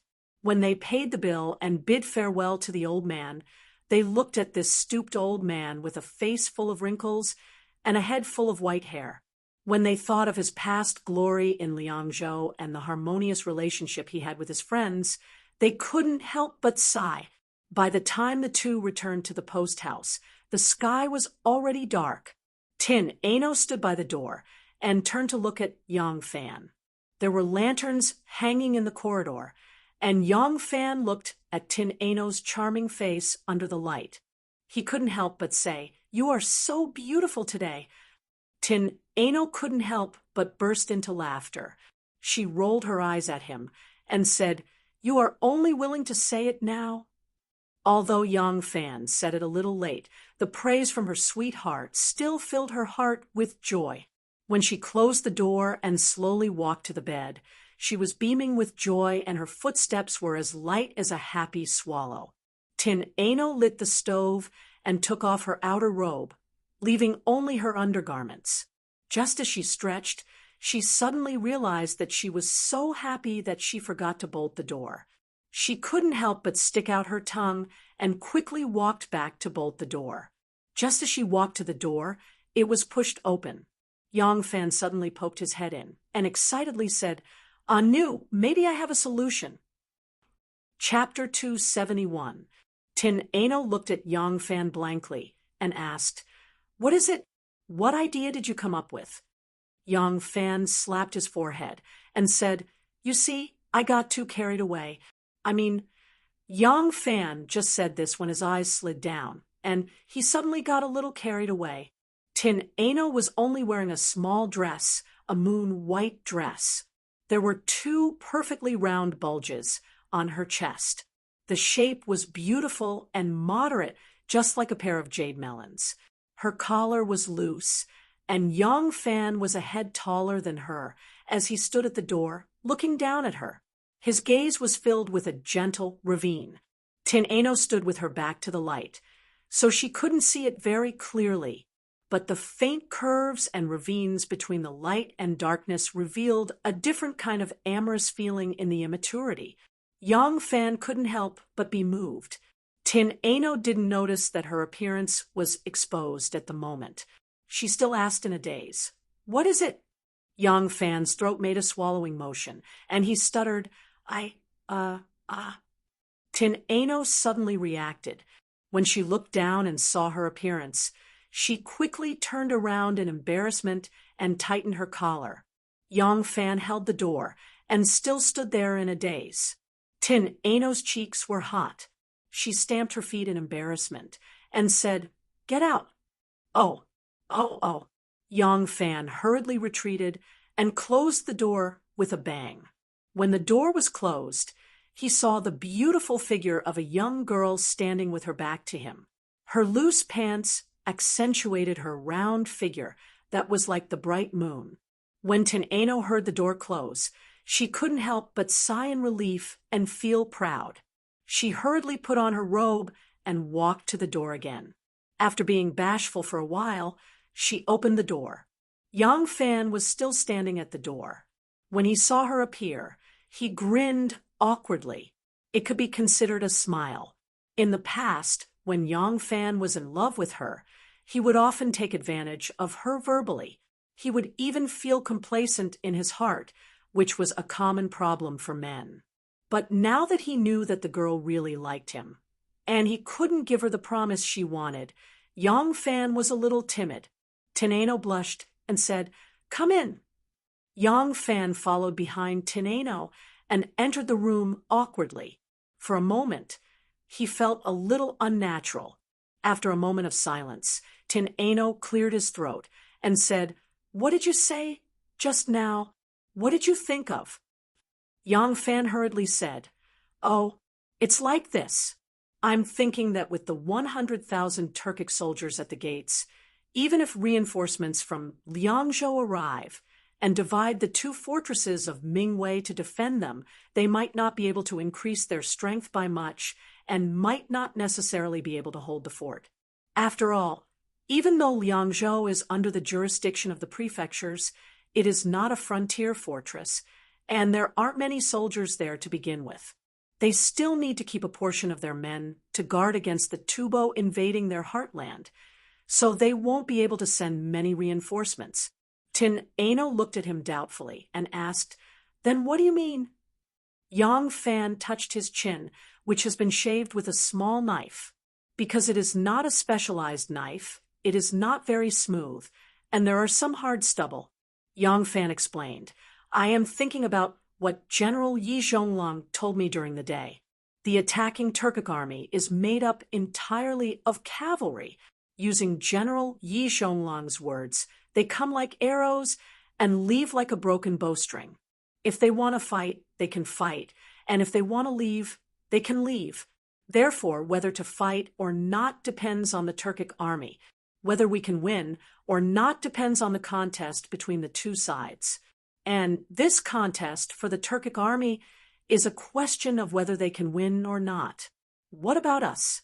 There is only one choice, and that is, if the enemy wants to attack, we must hold them off." Yang Fan heaved a sigh of relief. "Both sides have their own soldiers, so we have no choice but to make this choice. But I suddenly recalled that in the past, when the Turkic army attacked, we could only passively counterattack. In the future, when the Turkic army attacks, we may still have to counterattack. But this time, it is not impossible for us to take the initiative to attack." Tin Ano's interest was piqued, and she asked curiously, "What do you mean?" Yang Fan's hand gently slid up from under his chin, caressing his cheeks and touching his eyebrows, revealing a strange smile. Tin Ano's delicate body trembled, and she exclaimed, "You can't be thinking of—" Yang Fan winked at her and said with a sly smile, "Why not?" Tin Ano slowly calmed down and asked in a low voice, "What do you intend to do?" Shaking his head, Yang Fan replied, "Honestly speaking, I have not decided yet. What I have thought of is that I can make use of my looks. Mu Si became the commander-in-chief of the Turkic army, and I happen to look exactly like him, so I can make use of this. As for how to make use of this, it is not something that I can decide after thinking about it. This requires General Yi Zhong's approval and cooperation." Tin Ano softly said, "An army of 100,000 is at the gates, and you want to pretend to be Mu Si? This is too risky." Yang Fan replied, "When I was at Zianchuo City, I was in their lair, and it was 100 times more dangerous than now. Tin Ano softly sighed, rebuking, "Oh, must you really take such a risk?" Yang Fan solemnly replied, "I am a soldier, not a commoner on the streets preparing to flee for their lives. Many of my comrades have already died on the road to the west. Since I have the ability, shouldn't I avenge them? I am a man, and a man should make contributions. There is clearly such a good opportunity, so why should I give it up? Could it be that charging on the battlefield is not dangerous? I am a subject of the Tang dynasty, and I still have to live in the Tang dynasty. Not only do I have to live here, my children and grandchildren also have to live here. Today, I have a chance to strike at the wolves of the steppe, but if I only play it safe, won't the retribution of the butcher's knife be inflicted on my children and grandchildren in the future?" The world was now called the Great Zhou, but whether it was the subjects who did not recognize Grandma Li as the ruler or the commoners in the remote areas who did not have strict discipline, they still habitually referred to their country as the Tang dynasty.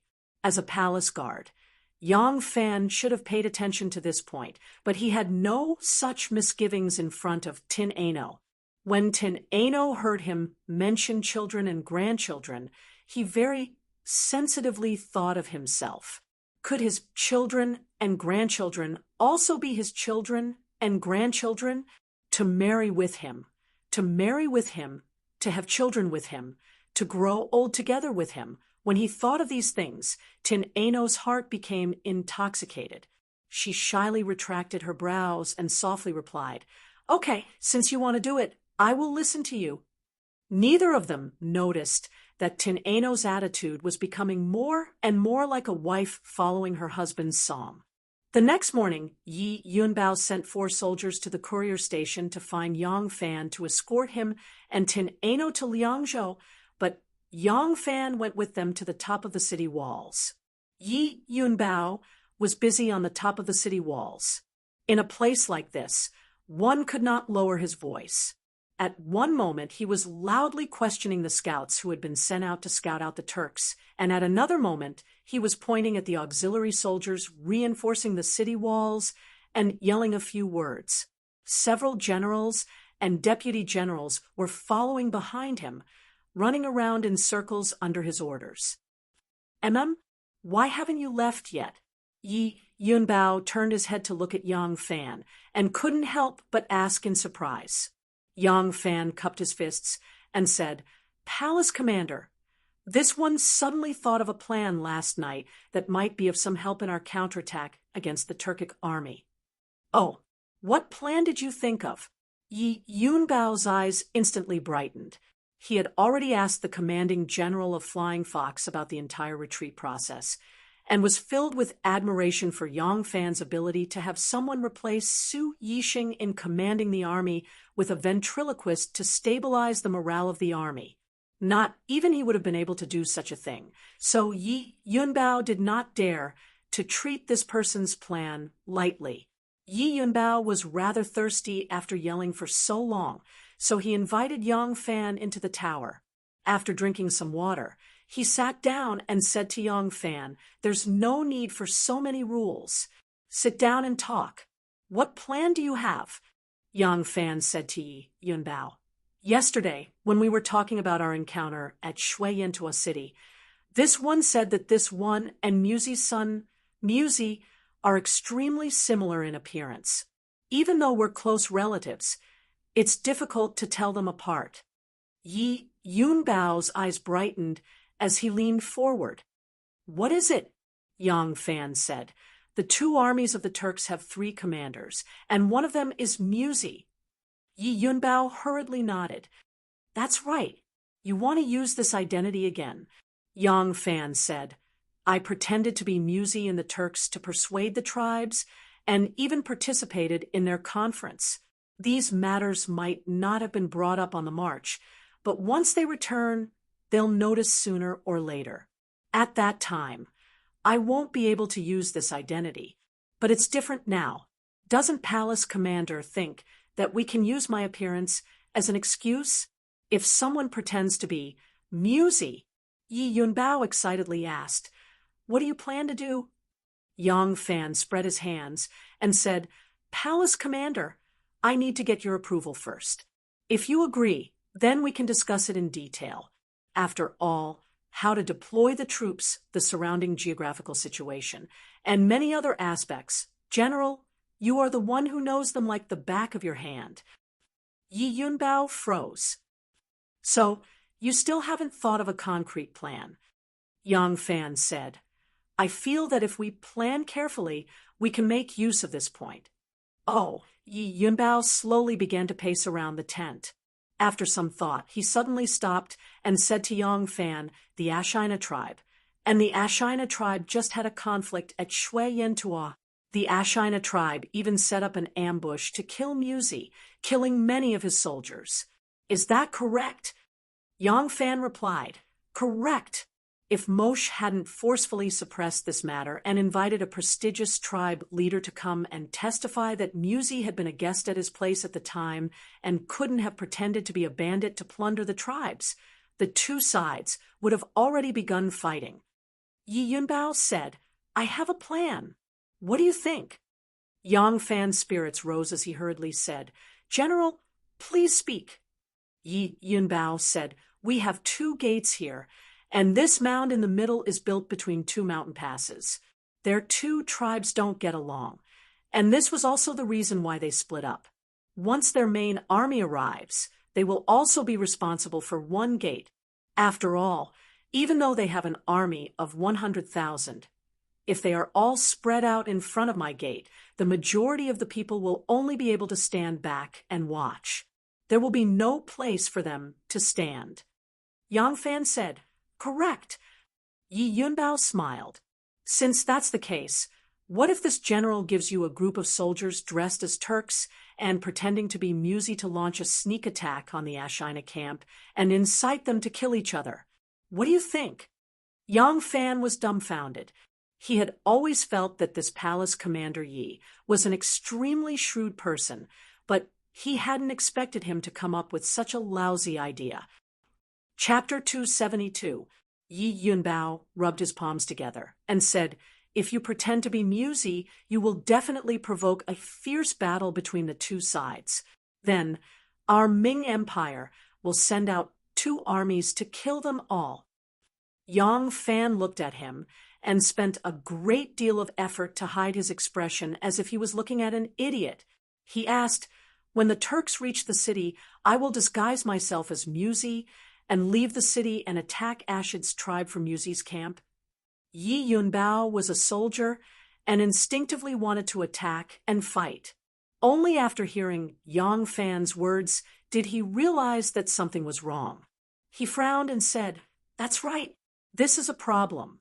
It doesn't matter if we sneak out a few people and directly open the gates to attack, but—" He stroked his beard and thought for a moment before saying, "When the Turks reach the city, they will definitely camp outside the 2 gates. If we send a group of soldiers out of the city, we will have to move under the noses of Muwen and Musi without alarming them, and then disguise ourselves as them to attack Ashid's tribe. This is somewhat difficult." He paced around twice before his eyes suddenly lit up. "What if you take a group of soldiers out of the city and set up an ambush before they surround the city? Their army of 100,000 consumes a lot of rations every day and won't stop at Flying Fox Pass.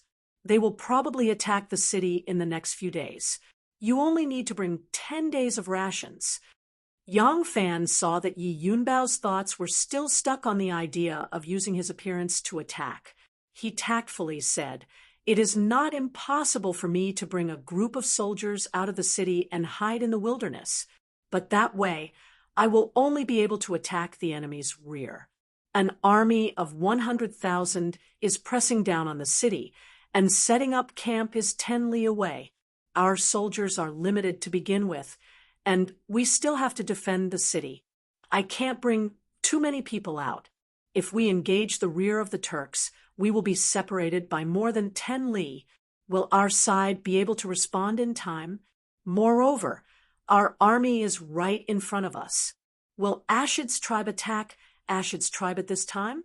Their leader is not an idiot. This method won't work. Yi Yunbao frowned. That's right. This method is indeed full of flaws. But your appearance is similar to Mu Si's. Now that you've reminded me, I think I can make use of it. Since that's the case, don't leave for now. Stay in the courier hostel for now. Let me think of a way. Yi Yunbao thought for 3 days. 3 days later, the Turks attacked the city. Zhu Tu led his army and finally arrived. Meanwhile, the Mun kingdom had also manufactured some siege weapons. When they arrived, they had brought along the crucial components of the siege weapons. At this moment, they were only cutting wood to make some thick supports and levers. Therefore, the craftsmen produced a batch of them quickly. Both sides didn't stop for a second and immediately launched their attacks. Ming Wei garrison was actually 2 fortresses. To be specific, one was called Ming Wei, and the other was called Wuan. Together, they were called White Pavilion. Between the 2 garrisons was a steep rocky mountain with a city wall built on it.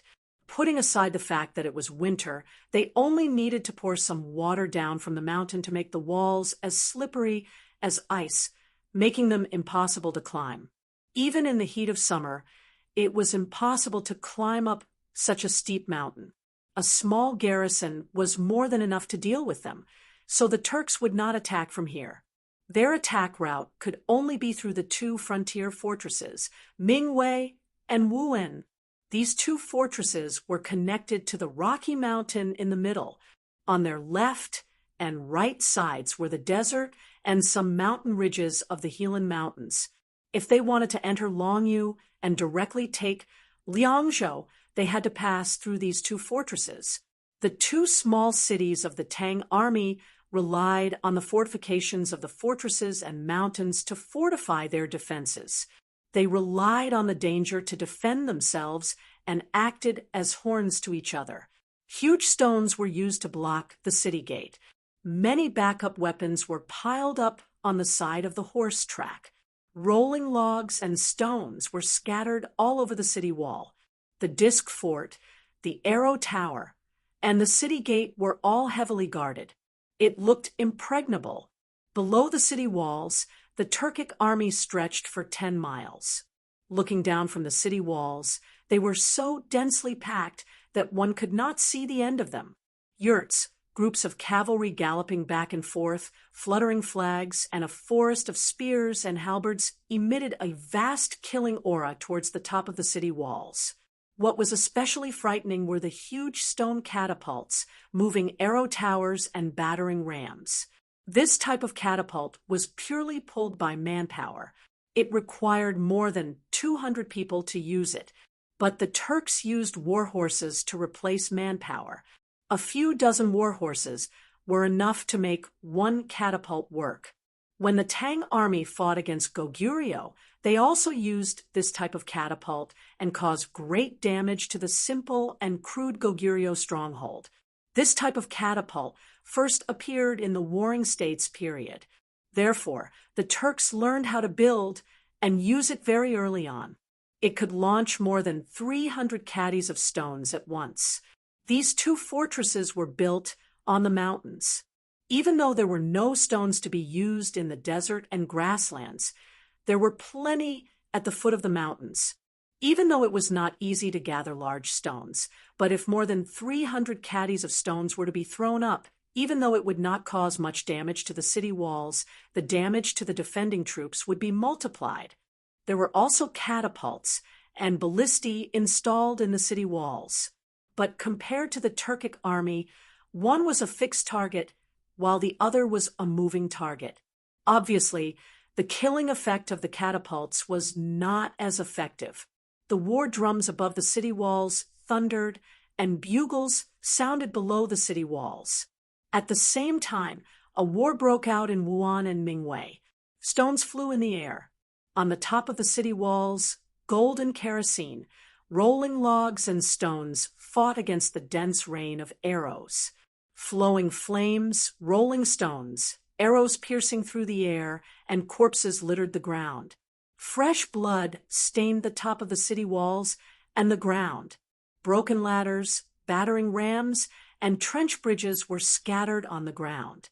Yang Fan and Tin Ano stood in the watchtower and frowned as they looked at everything in front of them. The ones attacking this side were the Mun Kingdom and Muzi's army, as Ashid's great Yabga's army had just arrived after a long journey and was exhausted. The main focus of the attack was on the Mun Kingdom. They fought fiercely, and one part of the city wall was breached by a few ladders and flying ladders. Under the cover of the rain of arrows, the Turkic army climbed up the city wall and charged in with all their might. As long as they could occupy one point, they would soon be able to occupy the entire city. Yi Yunbao, who was fully dressed in military uniform, commanded from the outside. He transferred a reserve team over to quickly clear the Turkic army that had climbed up the city wall and pushed the ladders away. Then barrels of kerosene, wooden logs, and rolling stones were transported over. Tin Ano suddenly looked into the distance and pointed, "Look over there." Yang Fan looked over and saw a watchtower erected in the middle of the Turkic camp. It was 3 zhang higher than the city wall, and several people were standing on the watchtower, observing the deployment of the defenders and the situation of the battle. From here, the people on the watchtower were only small figures. Even their robes could not be seen clearly, much less their faces. Yang Fan said, "Those standing on the watchtower should be Mu'en, Muzi, and the Turkic commanders." Tin Ano glanced at him and asked, "You are still thinking of that idea?" Yang Fan replied, "I feel that this idea can be used, but I can't think of how to use it." Yang Fan pointed at a soldier on the wall. His comrade had died in battle, and he alone could not move the wooden logs. The other soldiers did not have time to fill in the gaps. Seeing a Turkic soldier climbing up the ladder, he could only give up on the wooden logs, grab his saber, and charge over. Yang Fan said, "I am just like him now. I clearly have a powerful weapon in my hand that can kill a large number of people with just one swing, but I have no way of using it. In the end, I can only fight like this." Standing beside him, Tin Ano stole a glance at him and coughed, explaining, "I thought that Shenmu was with you, so I followed you to the Turks. When you were pretending to be Muzi at Shui, Yentua, I saw that by your side there was a Turkic girl." Yang Fan was still racking his brains on how to use his looks to deal with the Turks. Hearing her mention Mu Hiyua, he recalled that unusually charming scene and felt guilty. He hurriedly pretended to be calm and replied, "Yes, she is the daughter of the commander of this Turkic army, Mu'en, Musi's fiancé." "Oh," Tin Ano said, "she didn't notice that you are a fake?" Yang Fan laughed and said, "How is that possible? I don't have much contact with her." Tin Ano said, "Isn't she and Muzi already engaged? The grasslands do not have as many rules as the Central Plains.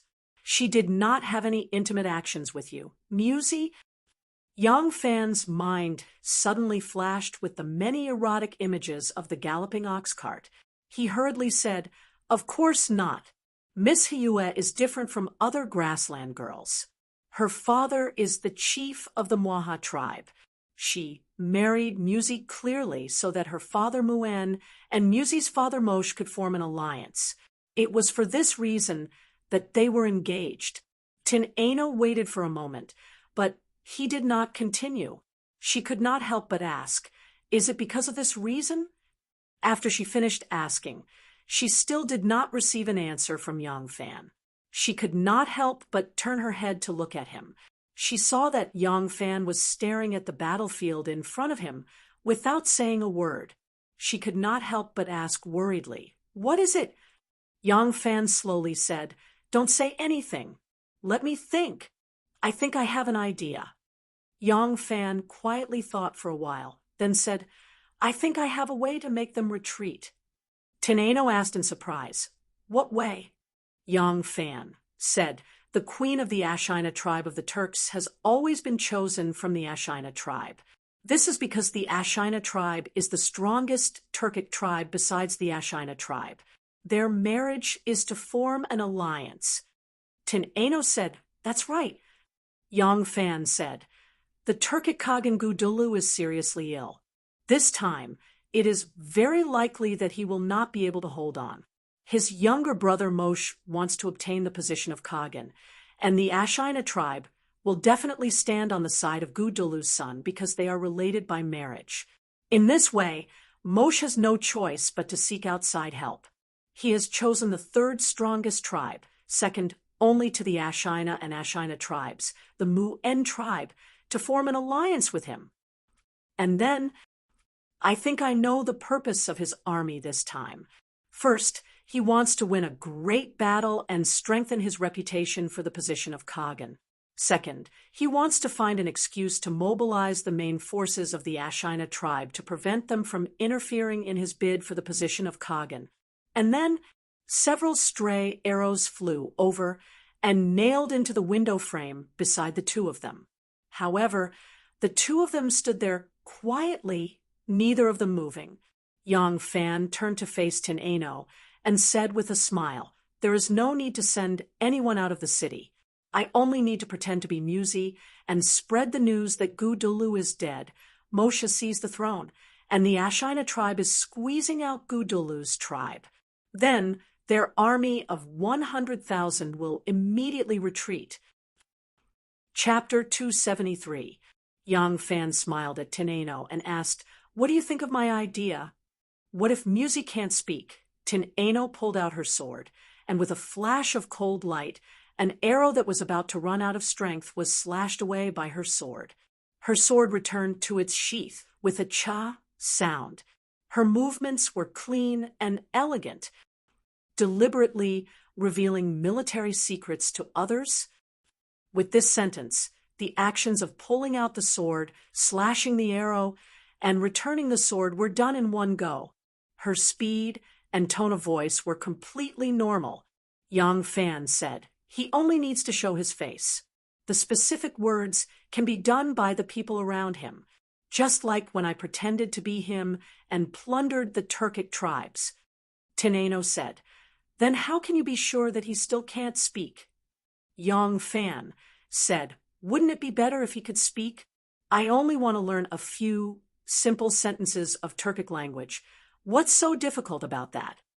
Tin Eno said, "Have you heard his voice before? Are you sure that the people who heard you have not heard Musi speak before?" Yang Fan was startled and said, "This, of course not. But when I left the Turkic tribes, he still couldn't speak.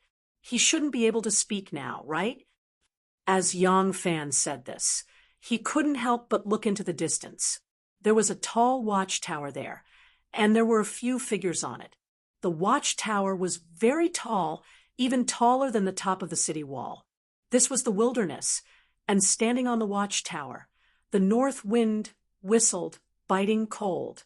The people on the second floor were all wearing wolfskin jackets, wolfskin pants, cowhide boots, dogskin hoods to cover their ears, and large woolen cloaks. They were all wrapped up tightly. Mu-En and Musi were on the watchtower. Of course, they could afford to wear expensive fur coats, but expensive fur coats had long lost their purpose of keeping warm and had become a symbol of status. Therefore, the leather was tailored to be elegant and luxurious, completely ignoring the function of blocking the wind and keeping out the cold. Wearing such a fur coat here, as long as there was a small gap in the neck, the cold wind would rush in, even if wrapped in a sea dragon fur coat. On the other hand, the wolf skin was not any worse than the sea dragon skin.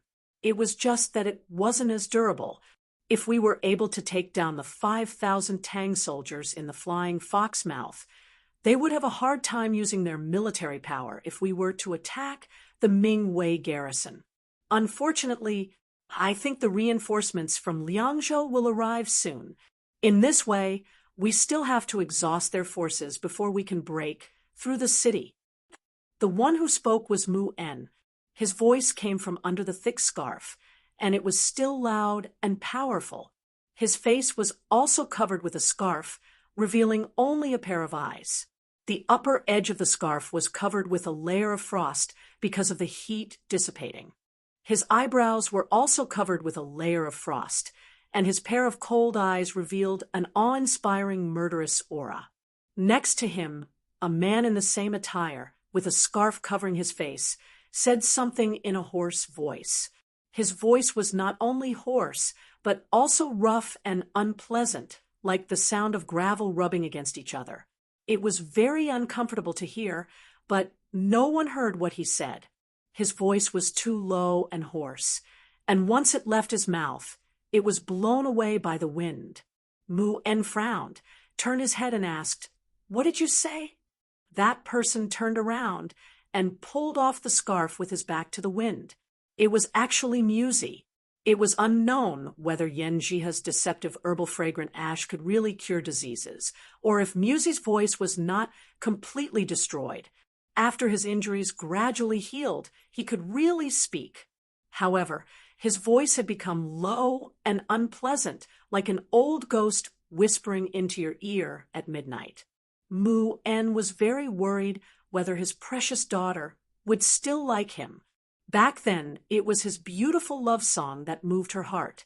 Otherwise, even though the marriage was for the benefit of the tribe, Musi had a few sons, and Musi was not the most valued one. Why would he choose Musi as his son-in-law? Musi said in a low and hoarse voice, "We have enough troops to not give them time to breathe. Everyone take turns to fight day and night. We must attack as soon as possible." The wind was very strong, and Musi's ghostly voice was really too low and hoarse. Even though Mu-En listened carefully, some of his words were still muffled. However, he had already understood Musi's meaning. Gu-Dula's illness was too serious. It was completely unpredictable whether or not he could last through this winter. If Gu-Dulu had already passed away, and they had not returned with a full load from the Han people's territory, then this operation would not only be unable to play the role of strengthening Musi's prestige, it would not even be able to play the role of icing on the cake. It would completely lose the meaning of sending troops.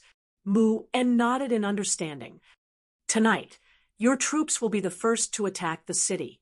Musi nodded forcefully. He looked at the top of Mingwei's city wall with a fiery gaze. He could speak, but it was even more uncomfortable than when he could not speak. This ghostly voice, if not necessary, he did not want to speak at all. He hated the Ashid tribe, hated Ju Tu and Xiao Mumu to death. He was even more worried that he would lose his originally unfavored position among the brothers because of this. Therefore, he desired a great victory more than ever. He stared at the top of the city wall, wishing that he could climb up and plant his battle flag on the top of the city wall. However, he did not expect that there was a person standing on top of the city wall, plotting against him. The fierce battle on the city wall had entered a white-hot state. On some of the crevasses, the soldiers were already engaged in a melee with the enemy. Below the city wall, scaling ladders had been placed on top of the city wall, and the Turkic soldiers were climbing up like ants. Kerosene, rolling logs, and boulders were madly smashing down, each one smashing down like dumplings.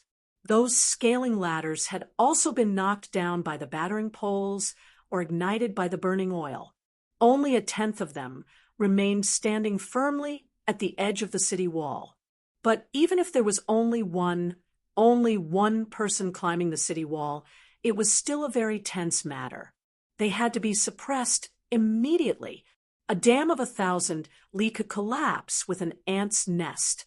A small gap could be fatal. The grassland warriors were skilled in riding and archery, and they excelled at fighting on horseback.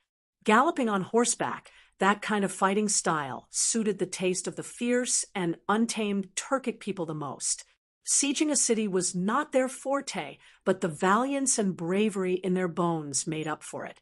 Even though it was extremely strenuous for them to attack the city from the back, They howled and charged up the city wall, as if they were completely indifferent to their own lives. This was a pack of wolves roaming the grassland. However, the Tang soldiers who had gone through professional training were no longer farmers carrying hoes. Especially these professional soldiers who were stationed at the border and dealt with the enemy all year round, their valiance and bravery were not inferior to their enemies. Fierce attacks, fierce battles, heads were cut off, blood was splattered, and the soldiers on both sides were fighting with their lives on the line. "Commander, the reinforcements have arrived." Yi Yunbao was commanding at the top of the city wall when a bodyguard suddenly ran overexcitedly to report. Yi Yunbao roared, "Tell them to send reinforcements immediately when they're here." "Damn it, the house is on fire. Do I still have to go and greet them personally?" The bodyguard mumbled, "Supervisor Liu has come personally." Yi Yunbao did not even turn his head. He pointed to a platoon and said, "Where's the gold juice? Go and collect some more from each household. That stuff can't be easily healed if it burns on the body. Who's here?" The bodyguard said, "Commander, the governor of the Heyuan Road, General Liu Shirda, has personally arrived with his troops." Ah, Yi Yunbao turned his head. His movement was too violent, and his neck cracked. He exclaimed in shock, "General Liu is here? Lin Zhongbao, come here." Lin Zhongbao, the left commander of the Ming Wei garrison, ran over with a bloody saber in hand. He was the left commander of the Ming Wei garrison and Yi Yunbao's deputy. The two had always been close and were like brothers. Because their names had the word leopard in them, they were known as the two leopards of Ming Wei. Yi Yunbao said, "General Liu is here. I'll go and greet him. You take command here and don't make any mistakes. Otherwise, General Liu will think that we're useless." Lin Zhongbao loudly said, "Don't worry and go. Leave this place to me." Yi Yunbao spat a few times and cursed, "Where am I going? What a disheartening thing to say." Saying this, he hurriedly led a few of his bodyguards down the city wall. This time, Liu Shirda had personally led reinforcements to the Ming Wei garrison. As the commander-in-chief of Longyu, Liu Shirda had originally been stationed in Shanzhou. After the Turkic spies escaped, they had taken important military intelligence with them. So Liu Shirda was not worried that the Turks would seize the opportunity to attack the strategic pass on the border and might even succeed. The few fortresses are more than 1,000 miles away from each other. The entire Longyu and Heshi regions have been oppressed by the Turks and Tubo into a narrow strip of land. It is impossible for him to choose a perfect location to command and take care of all the fortresses. However, he is truly worried, and he needs to make a decision. In truth, no matter where the Turks chose to attack, there would always be advantages and disadvantages. Liu Shirda had no way of knowing which place the Turks would choose, so he could only choose the most important place. In the end, he chose the White Pavilion. Liao Chuan was too far away from Shanzhou, beyond Liu Shirda's reach. If the Turks could really break through the pass, by the time he arrived with his army, everything that could be looted would have been stolen, and everyone that could be killed would have already been killed. Among the remaining forts, he was not too worried about Dengkou. Dengkou was relatively more dangerous, and it was close to the center of the Tang dynasty, making it convenient for reinforcements. Moreover, it was the territory of the Shuafang border army, and he did not have the authority to interfere even if he wanted to. The remaining two places were Juyanhai and Baiting. The Longyu region was a narrow strip sandwiched between the Turks and Tubo. It was shaped like a gourd and Gan province, and Liangzhou were the two concave parts of the gourd. Moreover, Liangzhou was the mouth of the gourd. If it was lost, the Turks could use it to attack the central plains from the east, and the entire Longyu region of Heshi would be in danger of falling. This was the most important place in the western regions, so he wanted to personally guard Liangzhou. After Liu Shirda sent off Qiu Shenji and Wang Xiaojia, who came from the west to investigate the military, he immediately set off for Liangzhou. He had just arrived at Liangzhou when the signal from Mingwei reached there. Thus, Lu Shirda decided to personally lead 10,000 reinforcements to Mingwei. Yang Fan saw the scene of Yi Yunbao hurriedly walking down the city gate tower. Lin Zhongbao stood at the top of the city wall and loudly cheered for the soldiers, saying that the reinforcements had arrived. He also heard that General Lu had personally come to Mingwei garrison. He didn't expect that Shunmu would actually come as well. Chapter 274. The battle came to an end in the evening, and the Turkic army retreated like flowing water. Very soon, smoke rose from the yurts in the distance. Below the city walls were corpses lying in a pool of blood. The smoke that drifted into the wilderness with the wind was for survival, and the corpses were also for survival. The soldiers on the city walls tiredly cleaned up the mess and replenished their defensive weapons. They carried the corpses of their fallen comrades down and helped their injured brothers down to bandage their wounds. It was a busy scene after a battle. Yang Fan said to the Tian AI Nu, "Let's go back. General Yizhong is busy receiving the reinforcements. He won't have time to see me. I'll go back and think about the plan. I'll tell him tomorrow." The Tian AI Nu gently nodded. As soon as the two of them walked out of the gate tower, a guard hurriedly walked toward them. As soon as the guard saw Yang Fan, he stood still and said, "Guard Yang, the commander of the palace guards invites you over." Yang Fan turned his head to look at Tin Ano. Tin Ano nodded and said gently, "I will wait for you at the post house." Yang Fan followed the guard and left all the way to the palace of the commander of the Ming Wei garrison. This was not a very spacious house, and the entrance was heavily guarded. Soldiers armed with swords and spears guarded the entrance and patrolled the surroundings.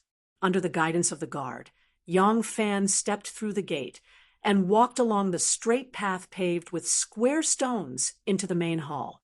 Under the screen with a tiger's might, there was a table and 2 chairs. On the right was a fat old man in his 60s. He was wearing a military uniform, but it was impossible to tell his rank. On the left was Lieutenant General Yi Yunbao, who was talking to him.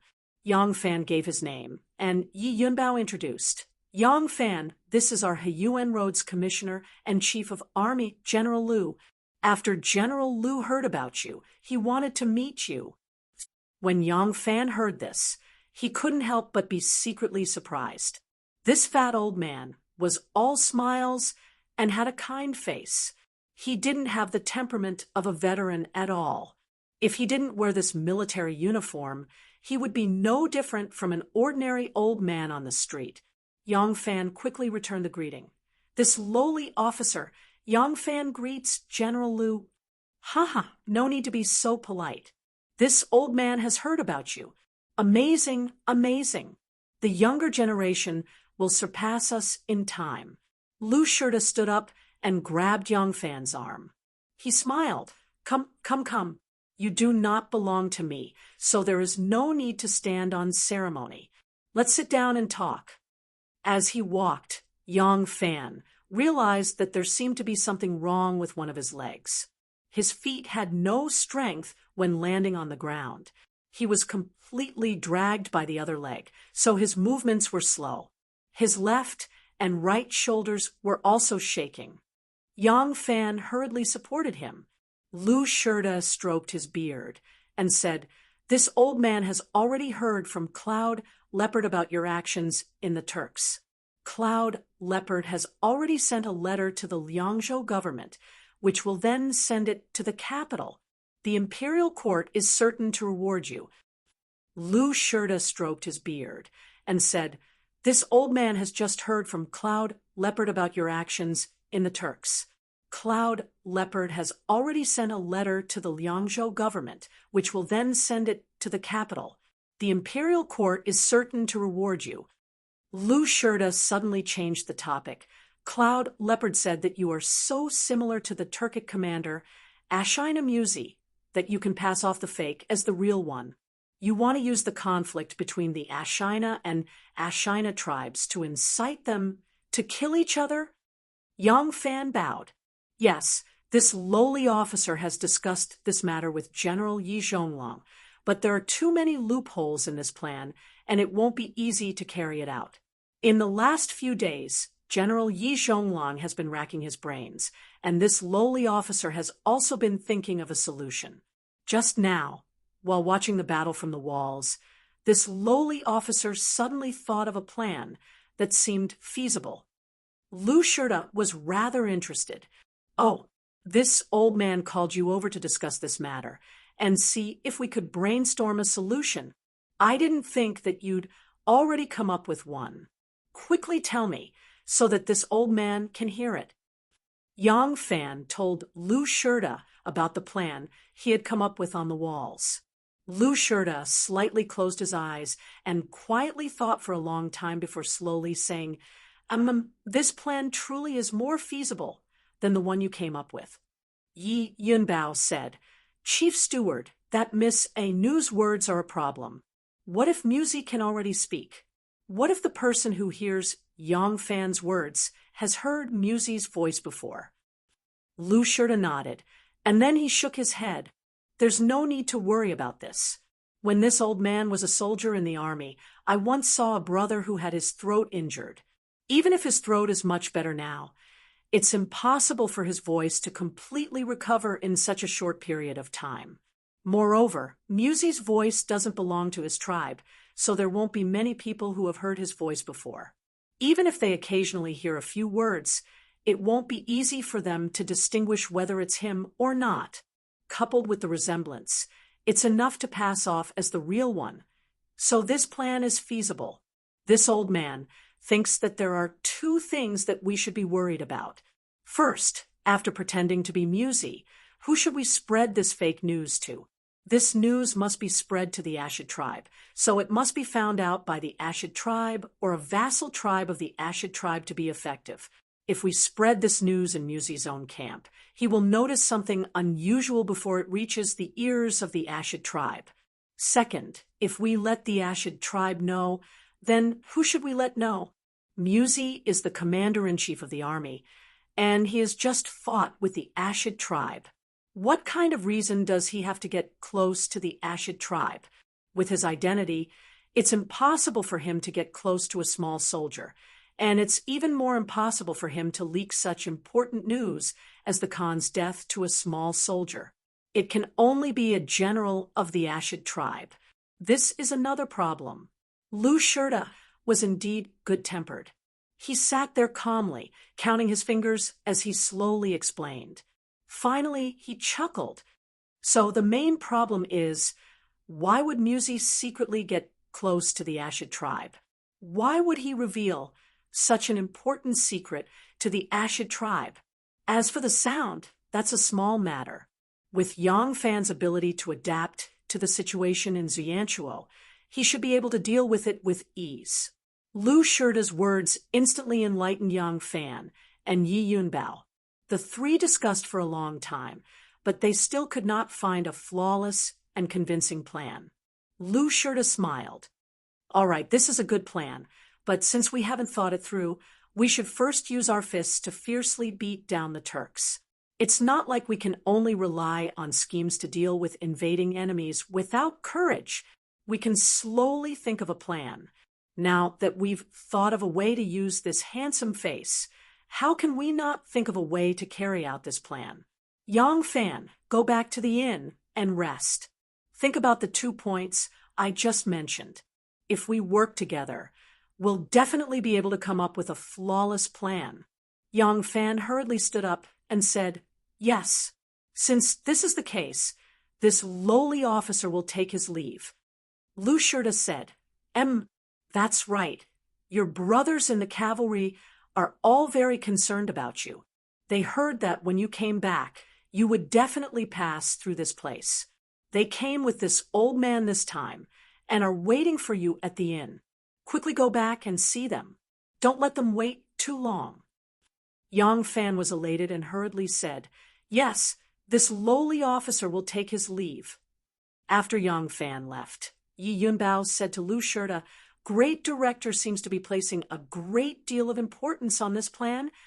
Lu Shirta stood up and slowly walked to the wall. In front of the commander's hall was a painting of a tiger descending a mountain, and on the two white walls were maps of mountains and rivers. These were maps that the Longyu army had drawn based on the intelligence gathered by their scouts over the years. They were purely for military use, and as they were constantly improved, they were even more detailed than the official maps. Yi Yunbao saw Lu Shirta stand up and hurriedly walked over to the map. Lu Shirta stared at the map for a long time, then said to Yi Yunbao, "I truly haven't thought of a plan yet, but do you know why this old man isn't in a hurry?" Yi Yunbao respectfully said, "Great Director, please enlighten me." Lu Shirta said, "Since we have such a good plan, will it be enough to make the Turks retreat without a fight?" Yi Yunbao was surprised. "Great Director is saying, but we only have 5,000 men here, including the cavalry that Great Director brought. Against 100,000 cavalry, it seems." Lu Shirta laughed and shook his head. No, not here." As he spoke, he stretched out his thick and chubby finger and tapped on a spot on the map. With a snap, he fixed it on a spot. He was pointing at GNC. This old fellow, famed for his ability to wipe his face clean, had a harmless expression on his face as he said with a smile, "The Turks wish to attack White Pavilion, so they first pretended to attack Jianhai. Why don't we send our soldiers from Jianhai, and while they are retreating, we can utterly defeat them. We can come and go as we please. It's not that easy." Yi Yunbao moved forward and carefully looked at the geography on the map, muttering, "GNC, GNC." Lu Shirta explained, "It's impossible for them to cross the desert. It doesn't matter if they come or go. There are only two ways. One is to go through the Gobi Desert in front of GNC, where they can replenish their water source and some fodder. The other way is to go through Mo River, where there are some small tribes that can also provide them with supplies. When they came, they split into two groups, but when they retreat, they will definitely choose the path in front of GNC." Yi Jibao thought for a moment, then said, "Because they retreated because Khan Gu Dolu is dead, and Mo Ku has usurped the throne, Gu Dolu's son refuses to accept it. And the tribes of the steppe are fighting openly and covertly. It's very likely that a civil war has already broken out." Lu Shirta said, "That's right. This is the fastest way to return to the Khagan's court. If they go through Mo River, they will have to make a big detour through the Turkic steppe. Thus, not only will they choose this path, they will also abandon all their excess cattle and sheep, only bringing with them 10 to 20 days' worth of rations, and return as quickly as possible to determine what has happened." Lu Shirta put his hands behind his back and smiled like a heavenly official was giving him a blessing. GNC has rivers and lakes with abundant water sources and lush pasture. It is an extremely important breeding ground for the imperial court, so not only are there many soldiers stationed there, there are also many horses. After the Turks feigned an attack on GNC, the reinforcements sent to GNC have not yet returned and are still stationed there. The two armies of the Turks are on guard against each other. They can't eat or sleep well, and they are exhausted from rushing back. When they reach GNC, if countless cavalry suddenly swarm out from the gorge. Yi Yunbao's blood boiled as he heard this. He punched the map and laughed. "Damn it, I'm not the defending general of GNC. Such a great contribution is truly enviable." Chapter 275. When Yang Fan walked out of the palace commander's residence, he saw a carriage quietly parked at the entrance of the yamen. Yang Fan paid it no mind and was just about to walk in the direction of the inn when a person suddenly appeared beside the carriage and called out, "Erlang!" Yang Fan turned his head and couldn't help but call out in pleasant surprise, "Brother Yen, it's you? Why are you here? Weren't you sent to Liang?" Before he could finish the word, Zhou, Yin Jia had already rushed over and tightly embraced him, laughing heartily. Erling is indeed fine. The heavens help the worthy. A friendship that had gone through life and death together was often born from experiences of life and death. The fact that Yang Fan had returned to save people outside Xianchuo City and covered their retreat alone had made this simple-minded man regard Yang Fan as his brother. I'm also very happy that Erling is fine. A gentle and refined voice came from the side. Yang Fan turned his head and saw Shen Mu standing to the side, dressed in a plain blue cotton robe and wearing a gratified and happy smile. "Brother Shun," Yang Fan happily called out. Yen Jia heavily patted his back twice and released him. Yang Fan turned to Shen Mu and then to Yen Jia, asking, "Why have you come?" Yen Jia replied, "We went through untold hardships to reach Flying Fox's mouth. Unfortunately, no matter how hard we tried, that muddle-headed garrison general wasn't willing to believe our news. He even suspected that we were Turkic spies and wanted to take us to Liang Province to verify our identities. When we arrived at Liang Province, the chief steward of the Hyuan army, Lu Shirda, also arrived. He even brought with him people from his army who recognized Gaoshi Chicken and Big Bear. Only then were we freed. After I escaped, I immediately went to the Huang River to see Young Master. Young Master heard that your whereabouts were unknown and insisted on coming here to wait for an answer." Listening to this, Yang Fan's heart was moved. He was a person who attached great importance to kinship and friendship. He was alone in the Central Plains, yet he was able to regard Ma Qiao and Mian Pian as his own brothers and sisters, not without this reason. Now that Shen Mu, as the hidden sect matriarch of a prestigious aristocratic family, had personally come to such a dangerous place, it was enough to prove his affection for her. After Shen Mu and Yang Fan parted ways at the oasis, he returned to Huang Shui and coaxed Miss Chi-Chi back to Chang. And Shen Mu himself did not leave. The situation in the western region was unpredictable. His foundation was here, so how could he leave? He had to stay here to guard against any mishaps. If the western regions were occupied by the Tuju, he wouldn't lose his position as the hidden sect patriarch, but he would lose the ability to fight against the Xian clan and would once again become a hired thug under young Master Jiang. He had poured too much blood, sweat, and tears into the western regions. How could he not attach importance to it? Little Flying Arrow, Zhang Yi, had returned to the Heshi region along his original route. That route was rather far from the Huang Shui, so Shen Mu still did not know of his news. However, Yen Jia had returned with Gaoshi Chicken and Big Bear. After they were sent to Liangzhou, Lu Shirda also happened to arrive. The generals accompanying Lu Shirda confirmed their identities, so they were naturally released. Gaoshi Chicken and Big Bear stayed with Lu Shirda, while Yen Jia quickly rode to Huang Shui to report to Shen Mu. After hearing his story, Shen Mu immediately set off for Liangzhou. This was Shen Mu's uniqueness. Why were so many people willing to be used by him? Was it just because he could provide everything one needed, help one achieve one's dreams, and pave the way for one's future? Although Yang Fan was one of his targets and did not have much value, Shen Mu still cared about his life and death. He wanted to know if Yang Fan was dead or alive. Although it was unknown if Yang Fan was dead or alive, as long as he was alive, Bai Ting should be his only choice. So Shen Mu also came. Huang Shui and Shanzhou were not far apart. When Shen Mu arrived in Liangzhou, Lu Shirda had already decided to personally attack Bai Ting. Shen Mu simply went to see Lu Shirda. Shen Mu knew Lu Shirda. How could he not be acquainted with the feudal officials of the western regions when he managed the western regions? He was the one who told Lu Shirda about the idea of running inns like the Shanzhou Courier House and the Huangshui Courier House, so that the two sides could earn quite a bit of money for the garrison. The two sides had long been friends.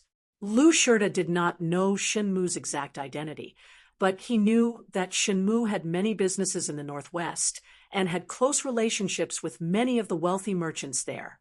He was a very powerful and mysterious merchant. The great clans and wealthy merchants of the Northwest all had considerable hidden influence in the area, and they even had their own private armies. These great clans and wealthy merchants, including the tribal chiefs who had defected to the Tang dynasty and settled in the western regions, were all officials of the western regions with no official status. Not only were they extremely powerful, they even had the power to enforce the law in the areas under their jurisdiction. Whether it was a civil or criminal case, the common people would habitually ask them to preside over justice and have them maintain law and order rather than seek help from the authorities. The government could only restrain these prestigious and powerful local tyrants and not suppress them.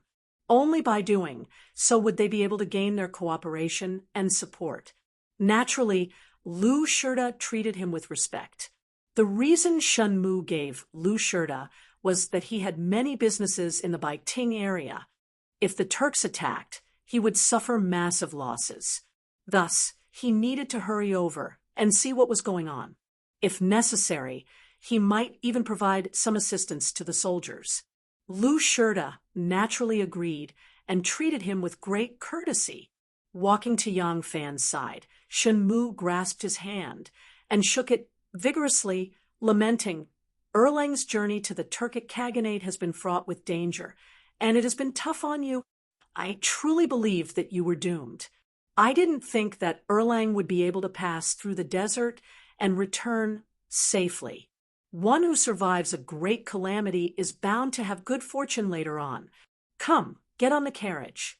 Let's return to the inn first. Your brother has already prepared a banquet to help you calm your nerves." As Yang Fan followed him to the carriage, he asked, "How did Brother Shen know how I returned? Ah, you're also staying at the inn. Could it be that you've already met Lady Anu?" Shenmu gave him a mysterious glance and smiled. "I truly did meet Lady Anu. I truly didn't expect that the two of you would end up together. The affairs of the world are truly hard to predict. However, the news of you crossing the desert to White Pavilion, impersonating someone else, and commanding the Flying Fox Pass army to return safely did not come from Lady Anu's mouth. It was Yi Yunbao who told me." Yang Fan was even more baffled. Just as he was about to ask again, Yan Jiha explained on his behalf, "My young master has a wide network in the western regions. He is friends with many of the generals in the army." Upon hearing that the matter involved someone else's privacy, Yang Fan immediately shut his mouth. The two of them boarded the carriage, and the carriage headed for the inn. Because Yan Jiha had already told Shenmu about Yang Fan's actions at Shui Yantua, and the experience of commanding the Flying Fox Pass garrison to retreat had also been told to him by Yi Yunmao, Yang Fan only linked these events together and gave a simple explanation. He then moved on to the current predicament of the Ming Mike garrison. When Shenmu heard of Yang Fan's plan, he couldn't help but exclaim in surprise, "Erlang is truly resourceful. This plan of yours, and it's commendable. If it's used well, I think it won't be as simple as forcing the enemy to retreat." Yang Fan asked curiously, "My plan is to force the enemy to retreat. Other than that, what else can it be used for?" Shenmu smiled. If the one who designed this plan was Ming Mike Garrison's General Yi Yunbao, the purpose of this plan is naturally to force the Turks to retreat and relieve the siege of White Pavilion.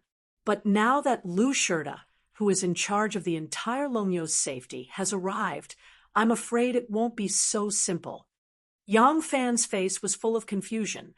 "Little brother is slow-witted. Please enlighten me." Shenmu patted his shoulder and laughed. If you are slow-witted, would there still be smart people in this world? Ha ha, you can't imagine. It's not about strategy, but about status. With strategy, one must also have the corresponding status.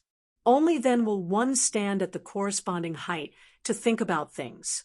You thought of this plan because of the danger of the Ming might garrison. Yi Yunbao is only guarding White Pavilion, so his thoughts naturally lie here. Lu Shirda is the same as me. Our interests lie in the entire Longyu, so when we think about things, we will naturally not limit ourselves to this. Lu Shirda is a famous general of his generation. If I can think of it, I believe he will also think of it. After Shenmu finished speaking, he raised his leg and stamped twice on the pedals. The carriage came to an abrupt stop. The driver, Yen Jiha, turned around and asked, "What orders does young master have?" Shenmu said, "Return. Meet Chief Steward Lu." Yang Fan asked, "Why did Brother Shen return?" Shenmu smiled. "Didn't Lu Shirda say that there are two problems? One is why Mu Si secretly contacted the people of the Ashid tribe, and the other is why he revealed such a secret to the people of the Ashid tribe. Haha, this Shen will help him solve these two problems, so that he won't have a good night's sleep." Tin Ano hid in his room to eat dinner, take a bath, and change into a new set of clothes that he bought today. He leisurely sat down under the light in front of the window. This was a woman's outfit. Although the material was ordinary, the style and color were good. When Tin Ano was outside, he always liked to wear men's clothes.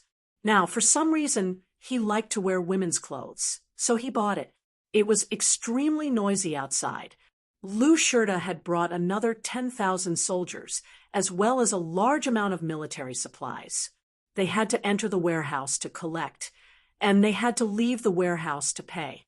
The warehouse next door was filled with loud noises. In the front hall, Huang Xuchang, Zhang Shitong, Zhang Qi, Tianyan, Wei Tongchuan, and a few others had drunk a little too much. They were laughing loudly and arguing endlessly. Tin Ano had long gone into hiding. Ever since Shen Mu found out that she was here, Huang Xuchang and the others knew that she was the woman who crossed the desert with Yang Fan. They all asked her questions one after another, so she found an excuse to hide. Huang Xuchang and the others were simply a bunch of ruffians. What kind of things were they asking? How was she supposed to answer those questions? Was she supposed to tell them that it was very, very cold in the desert, that when she went to relieve herself, her buttocks were almost frozen into two pieces? Was she supposed to tell them that in order to keep out the cold, she hugged Yang Fan to sleep for the entire night? If these people were loathsome, then Shenmu was terrifying. This guy who always had a cheeky smile on his face had a very powerful pair of eyes. He had only exchanged a few words with her, and there was a look of understanding in his eyes. Tin Ano was very afraid of that kind of gaze. That kind of gaze seemed to see through her into her heart and discover all of her secrets. Yang Fan was still the best. It was enough for a man to be as smart as Erlang. A crafty man like Shenmu always gave people a feeling that he was unreliable. Tin Ano held her chin and thought sweetly. She thought about the past, the present, and the future. Gradually, she was immersed in her own thoughts and did not notice that the sky was gradually getting dark. The lights in the corridor were already lit, and among the laughter in the front hall, Yang Fan's voice could be heard. Chapter 276. It's so rare for us brothers to reunite. So how could we disperse after drinking so little? What a disappointment. No, I can't drink any more. I'm really drunk. Which room are you staying in? Tin Ano sat in front of the table, resting her chin on her hand as she thought for a long time. She suddenly realized that it was already dark, but Yang Fan had still not returned. She couldn't help but grow anxious, so she lit a lamp and decided to go outside to take a look. Just as she reached the door, she heard Yang Fan's voice coming from the courtyard. His voice was somewhat indistinct, as if he was drunk. Tin Ano hurriedly pulled back her hand and listened. After Yang Fan and Shun Mu returned to the palace minister general's office, they met with Lu Shurda. Shun Mu explained his plan and was able to filling in the gaps in the plan. The entire operation was flawless, and Lu Shurda was overjoyed. He immediately ordered for a banquet to be held in honor of the two. The Turkic army was right outside the city, and when they were looking out from the walls, they had noticed some strange activity in the Turkic camp. Presumably, they would attack the city tonight, so they had already reported this news to the palace minister general's office. Lu Shurda naturally did not dare to drink too much, only offering 3 cups of wine and water. As the commanding general, Yi Yunbao did not even dare to drink a cup, only drinking water in place of wine. Among the 4 of them, no matter from which aspect, Yang Fan was the youngest. How could he still pretend to be reserved? He had drunk a little too much wine. After returning to the station, Shun Mu returned to his room to rest. Yang Fan had originally planned to discuss the plan with Tin Ano, but when he entered the reception hall, he saw a group of brothers from the 100 Cavalry drinking to their heart's content. These people were soldiers, and although they were not responsible for defending the city, they knew that this was not the time to drink too much, so they had restrained themselves at the start. But once one was stained with alcohol, one could no longer control it. Moreover, they had put aside their worries and were extremely happy. They had been recuperating at the Huangshui, waiting for Yang Fan's news. From autumn to winter, from yellow leaves falling to the ground to heavy snow, they still hadn't seen Yang Fan return. They were almost certain that Yang Fan had died. However, they were not satisfied with the fact that Yang Fan's body was nowhere to be found, so they rushed to Shanzhou to urge the Huan army to search for him. From time to time, they would go to the Yamen to ask for information, as if they were determined to rely on the Huan army. This gave Meng Digang, who was in charge of this matter, a headache. Gao Shichicken and Big Bear brought news of Yang Fan. Meng Digang felt like he had received a treasure. He hurriedly sent this news to these masters from the capital. As a result, Huang Shuchang and the others followed him to Mingwei garrison. Only when they arrived did they learn that Yang Fan had safely returned. With their worries at ease, they were naturally particularly happy. Before Yang Fan had returned, they had been drinking 1 cup after another and had gotten a little drunk. Now that the main character, Yang Fan, had returned, they were even more in high spirits. They drank as they talked, and many toasts were made. Yang Fan wanted to drink after surviving a calamity.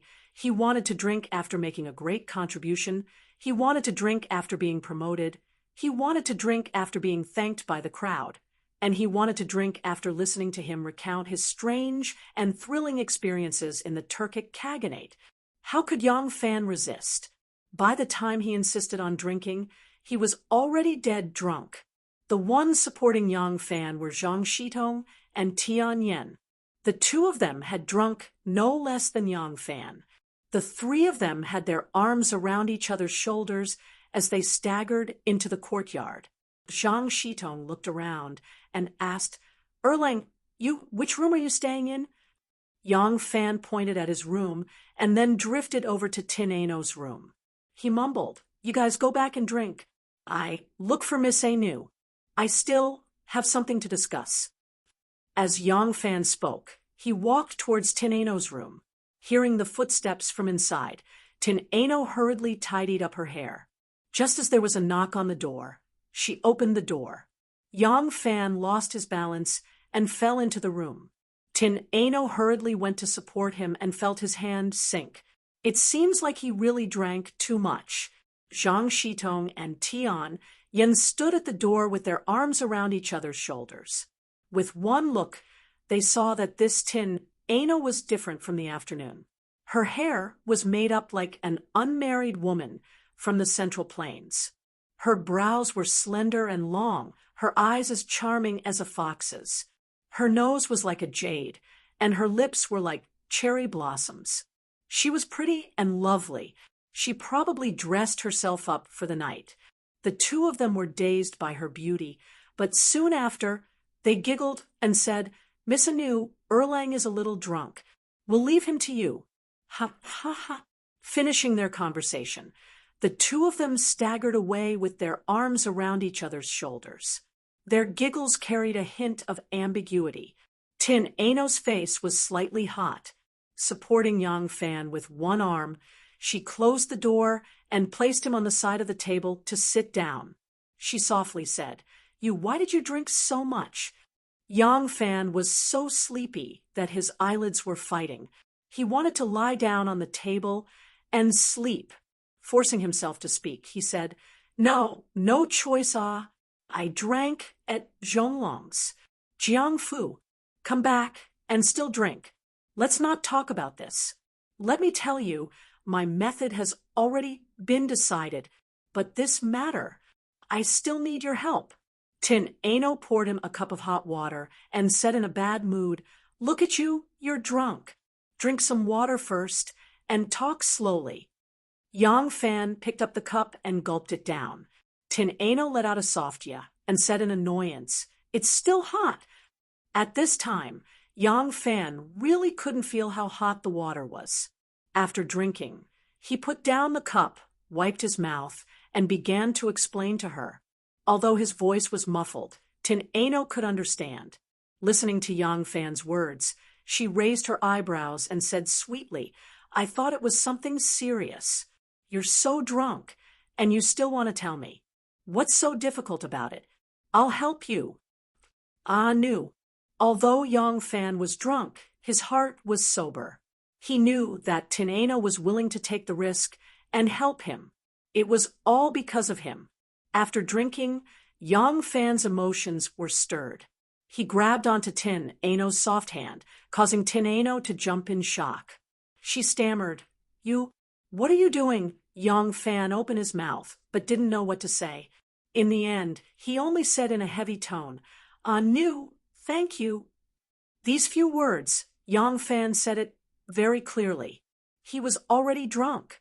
Tin Ano could feel that when he wanted to say these words, he used a lot of heart and strength to enunciate the words so clearly.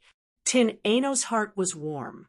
She felt that everything she did for him was worth it. After Yang Fan finished this sentence, he stood up shakily and said, Nu, you go back early to rest.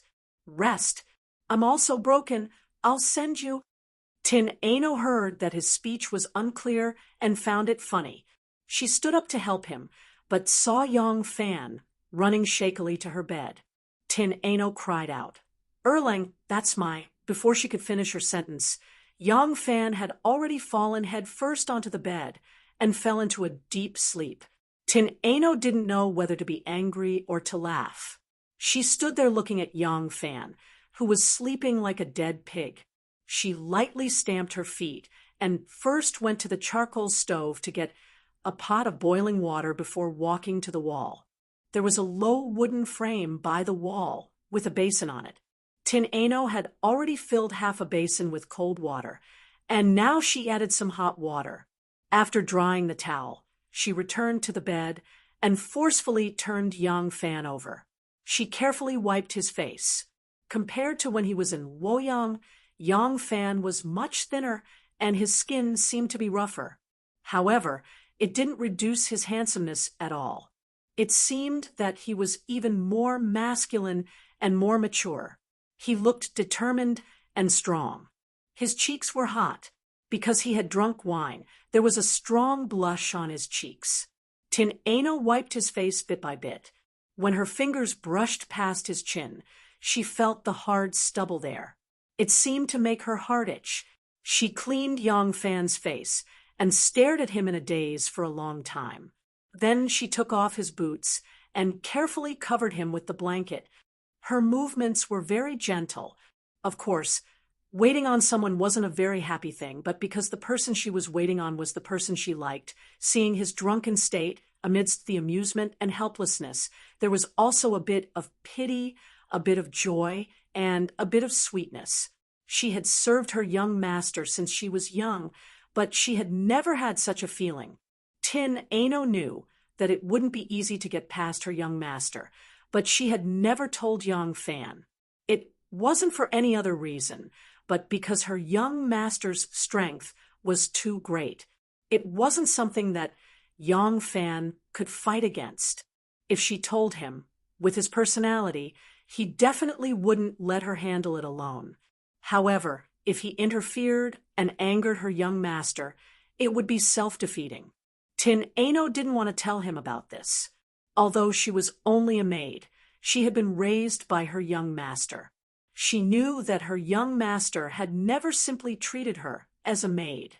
Her young master had always been indifferent to others, but he treated her like a daughter.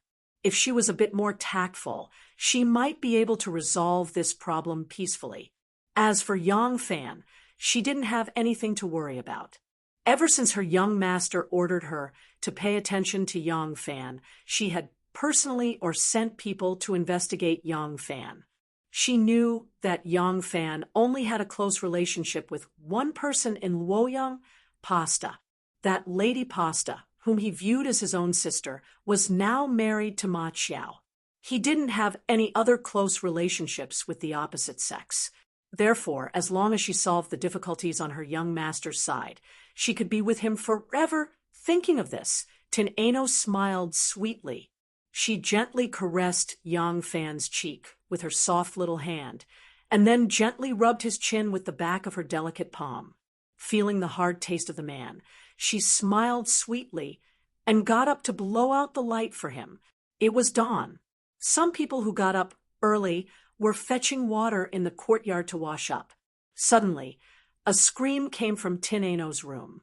Then, Yang Fan rushed out with messy clothes. He was barefooted, and his face was pale. He shouted as if he was possessed, "Why am I in a newsroom? Why am I in a newsroom?"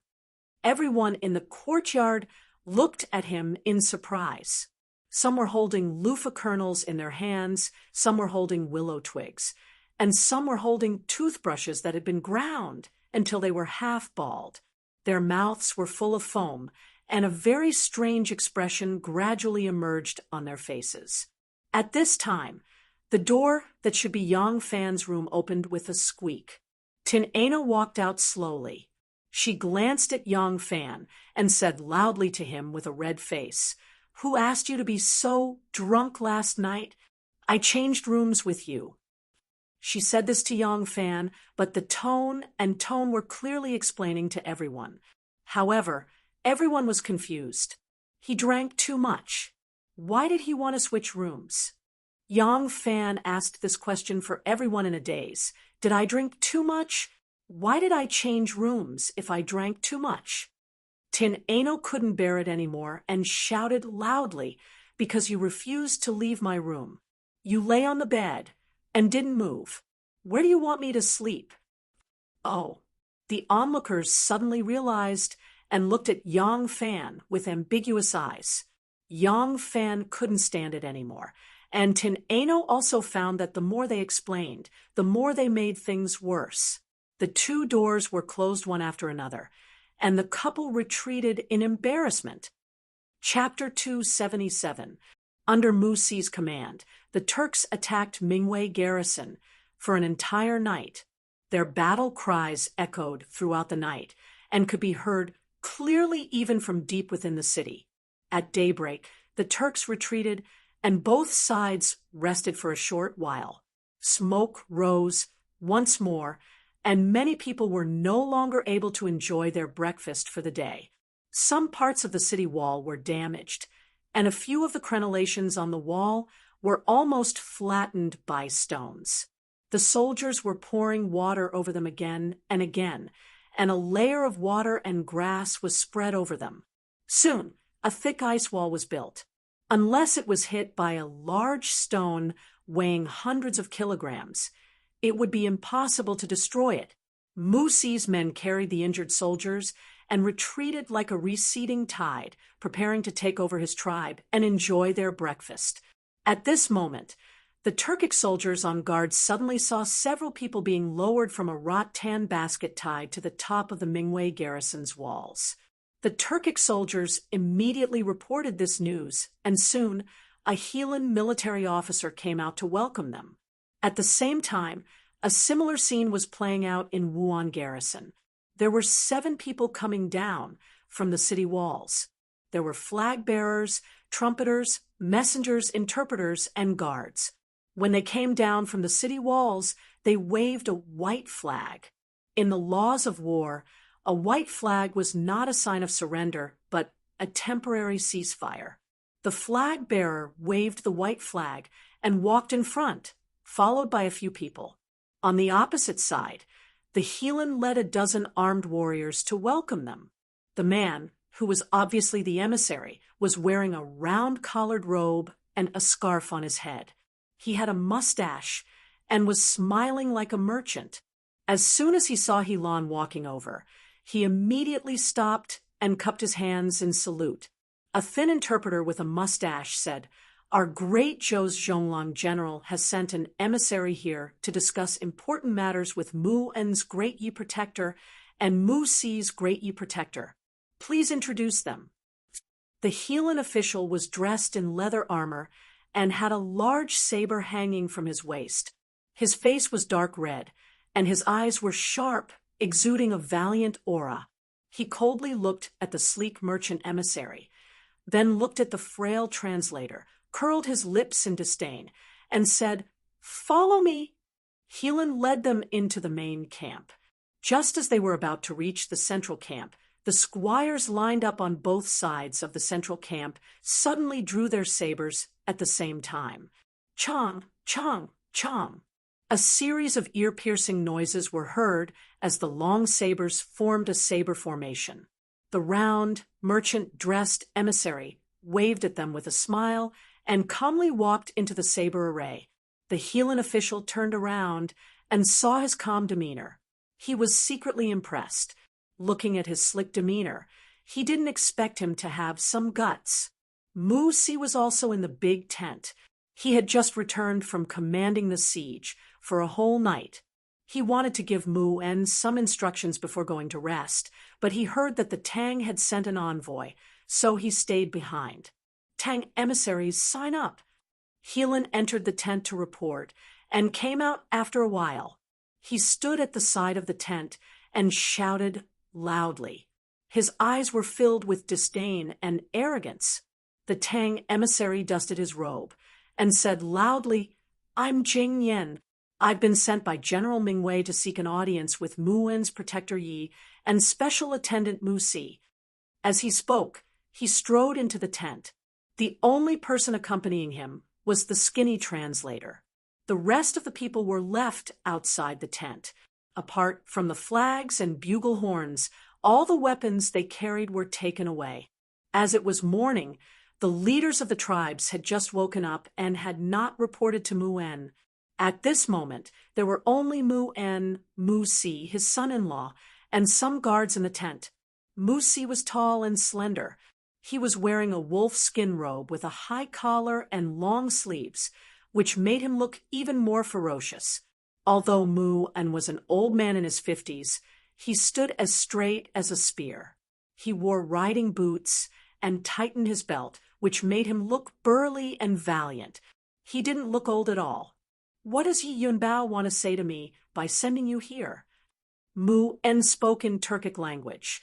The frail translator repeated it to Jing Yen in Chinese. Jing Yen smiled and bowed to him, saying, "This must be Mu En's Protector Yi." "Ha ha, I'm a merchant from Longyu, not a government official. This time, the Turks have invaded our territory, and the two countries are locked in a fierce battle. We merchants of the western regions are very uneasy, so we persuaded General Yi Zhonglang to send someone to request an audience with Great Yi Protector General.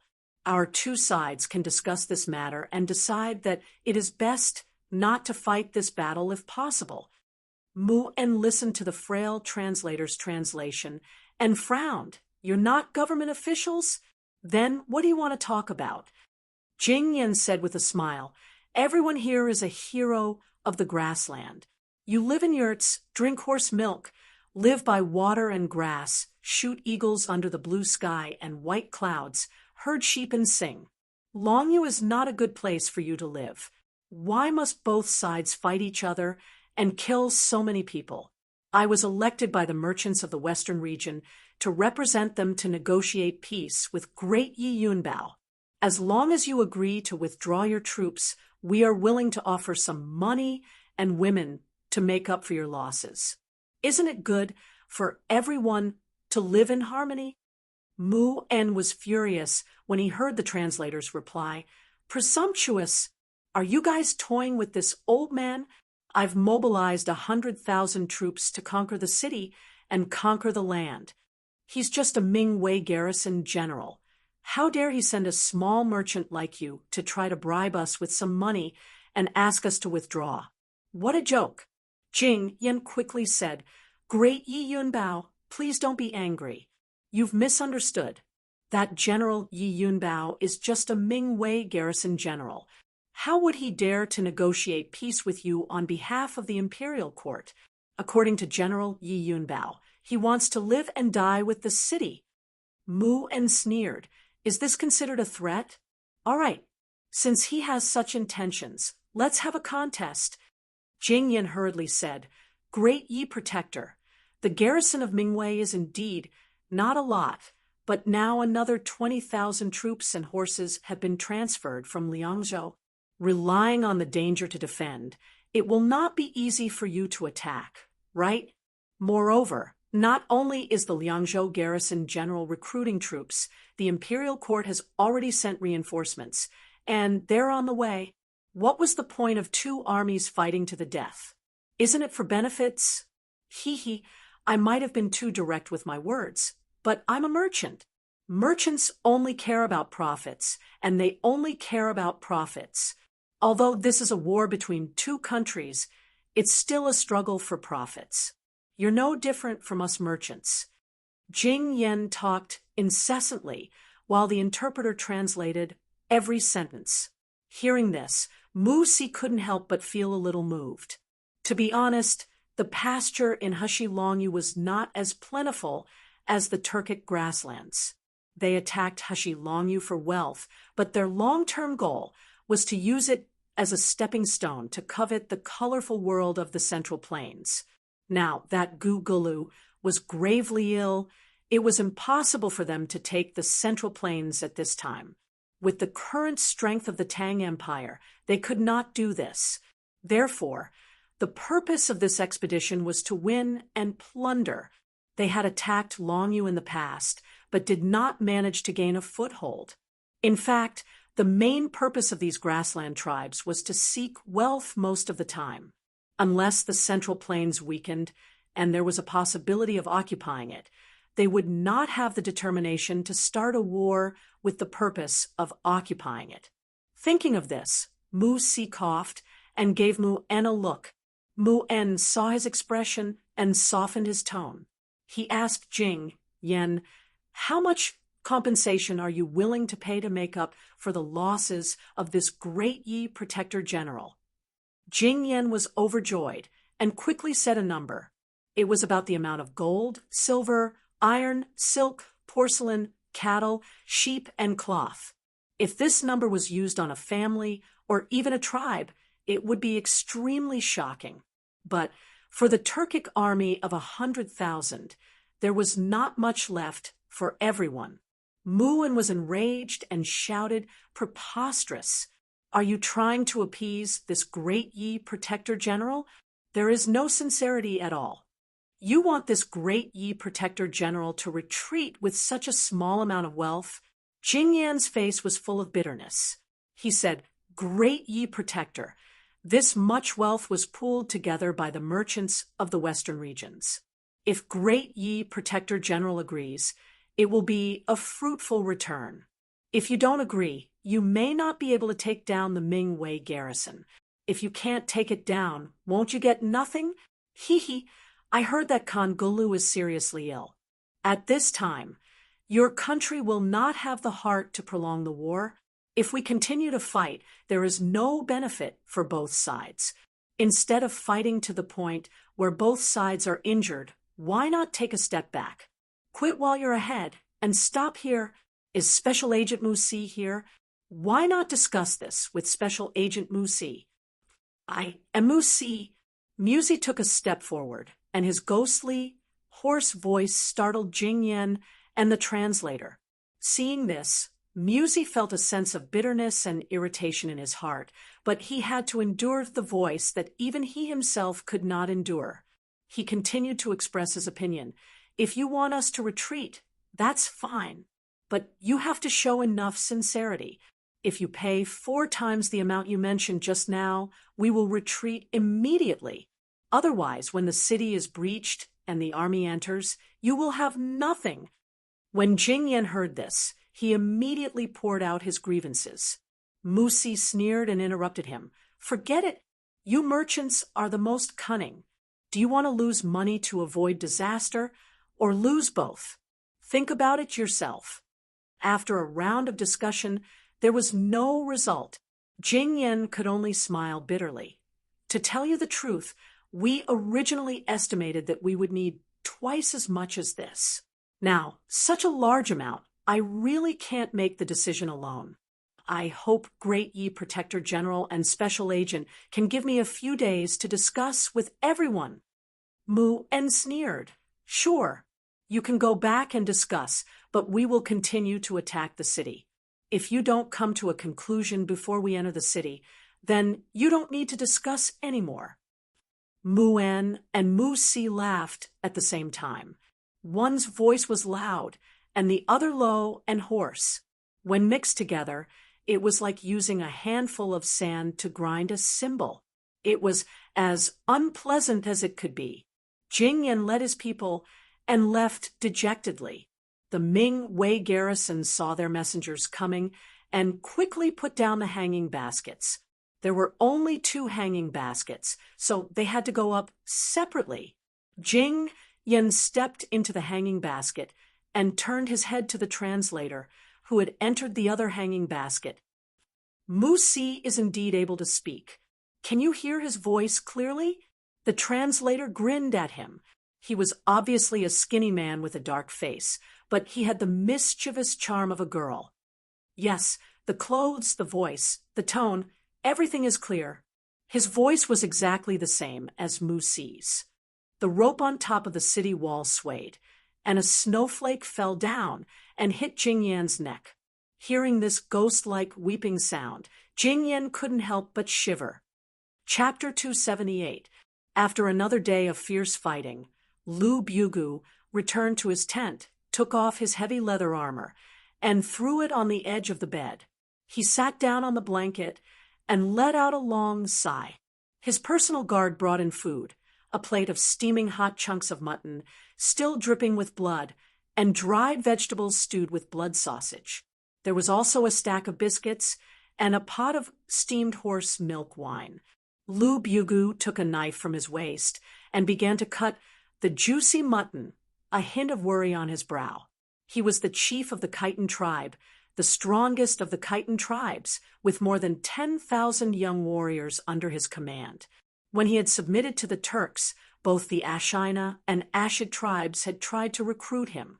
Later on, because the Ashid tribe had offered him even greater conditions, such as a large and fertile steppe, Lu Bugu had sworn his loyalty to Zhu Tuesday. Lu Bugu was worried because his tribe had been the main attacker today and had suffered far too many casualties. Lu Bugu had just returned from inspecting the camp and inspecting the losses. The heavy casualties made him very uneasy, so he decided to report the losses to Zhu Tu tomorrow morning and request that his tribe be used as a supporting force. Zhu Tu had always been generous to him, so he was confident that Zhu Tu would agree to his request. At the same time, on the rocky mountain between the Ashina and Ashina tribes, several thick ropes were noiselessly hanging down. Several figures climbed the ropes and slid down the steep rock face, which was as smooth as a mirror covered with ice. By himself, Lu Bugu ate a large plate of mutton and a pouch of horse milk wine. Somewhat tipsy, he lay down on the couch. He had just pulled the wool blanket over his body when his personal guard lifted the curtain and walked in. In a low voice, he said, "Lu Bugu, Lu Bugu." Although Lu Bugu was the chief, his tribe did not have a strict hierarchy, so his subordinates were used to calling him by his name. Lu Bugu had just begun to feel sleepy, but when he heard the call, he immediately sat up and habitually reached for his saber, shouting, "What is it?" The personal guard whispered, "Special Agent Mu Si has arrived and wants to see you." Lu Bugu woke up and composed himself. Flabbergasted, he asked, "Mu Si? Where is he?" The personal guard said, "Just outside the camp." He said, "He has a secret matter to discuss with you. Do you want to see him?" Lu Bugu thought, "Mu Si wants to see me?" In the past, there was no harm in meeting him, but now Ashina and Ashid are like enemies. If I meet him and Zhu Tu finds out, he will definitely think that I am betraying the Ashid tribe. It is better not to meet him. Lu Bugu rolled his eyes for a while, then waved his hand and said, "No. If he has anything to say, he can come to Protector Zhu Tui's tent tomorrow to discuss it." The guard said in a low voice, "Mu Si said that this matter concerns the future of our tribe, so she wants you to meet her." Lu Bugu pondered for a moment, then ordered, "Call him in. I want to see what kind of tricks he has up his sleeve." The bodyguard replied. He refused to enter the camp. "There are Zhu Tui's men patrolling the perimeter from time to time." He was worried that it would not be easy to get out after coming in. He said that you can come and go as you please, so he wanted to invite you to meet him outside the camp. "What is this kid trying to do?" Lu Bugu muttered to himself as he raised his saber and ordered the bodyguard, "Call a few people and follow me outside." Since they were right next to his camp, Lu Bugu was not worried that Mu Si would plot something, not to mention that he had no enmity with Mu Si. When Lu Bugu walked out of the camp, the top of the city wall was brightly lit with torches. The tribe responsible for the night battle was attacking the city. Although Lu Bugu's tribe was stationed at the back, the battle cries could still be heard clearly. Lu Bugu left the camp area with more than 10 bodyguards. After walking for more than 1 li, he saw 4 people standing at the foot of a mound in front of them. As soon as they saw them, one of them quickly walked over to greet them. Lu Bugu stopped in his tracks, and the person walked in front of him. The person cupped his fists and said, "My clan's special forces have been waiting for a long time. Great leader Lu Bugu, please." Lu Bugu turned his head to look. The mound was constantly rising and falling, some high and some low. From here, he could no longer see the situation at the camp. He waved his hand, telling the bodyguards to stay behind. He only brought 2 bodyguards with him and walked over. When he was about 2 zhang away from the 4 people, he stopped and cautiously sized them up. The person in front of him was indeed Mu Si. Today's moon was very round. It was probably just after the Shangyuan festival. The bright moonlight shone on the earth, and the light from the snow increased its brightness. He could clearly see the person's appearance. Sure enough, it was Mu Si. On each side of Mu Si stood a saber-wielding warrior. They seemed to want to stop him from approaching, but seeing that he had already stood still, the 2 of them retreated. Behind Mu Si stood another person. His figure was slightly thinner, and his back was facing them. From time to time, he would look left and right, appearing to be very cautious. Lu Bugu stood still and cautiously asked, "Special Agent Mu Si, why have you called me out in the middle of the night?" Yang Fan, who was disguised as Mu Si, smiled at him. His hoarse and rough voice rang out, "Lu Bugu, I have come on my father's orders." Lu Bugu involuntarily cried out, Lord Moshe's orders? Could it be that he is here? His voice paused, and Lu Bugu looked at Yang Fan, his expression becoming even more cautious. You are saying that before we set off, Lord Moshe told you that he wanted to meet with me? That's right. The guard behind Yang Fan looked around. His figure flickered, and his finger lightly tapped on Yang Fan's buttocks. He opened his mouth and said, Before we set off, my father told Musi that the time was not right and that he could not invite you for a discussion. Today, I received a message from my father on horseback, which is why I invited you out. As soon as his finger touched Yang Fan's buttocks, Yang Fan's mouth immediately opened and closed. Only the two guards on his left and right knew that from beginning to end, he had not made a single sound. But because Musi's throat was injured, he had to expend a great deal of energy to speak. The movements of his face were rather strange, and his voice was low, unpleasant, and erratic. Thus, when the guard behind Yang Fan spoke for him, Lu Bugu was able to see nothing wrong with Yang Fan's expression or the shape of his mouth. Lu Bugu, when you submitted to the Turks, my father regarded you with great importance, and he completely agreed to any request you made. But at the time, my uncle was the one making the decisions, and if he didn't agree, my father couldn't do anything. In the end, you defected to Zhu too, which my father deeply regretted. Of course, there's nothing wrong with your choice. Our conditions weren't as good as theirs, so you naturally had to consider your own tribe. But it's different now. So I hope that you can reconsider and make a choice between Ashina and Ashina. Lu Buga's expression flickered. What he was concerned about was that it's different now. What was different now? Lu Bugu nervously asked. Special Attendant Musi, what do you mean by it's different now? Yang Fan calmed down and looked at him, a mysterious smile on his face.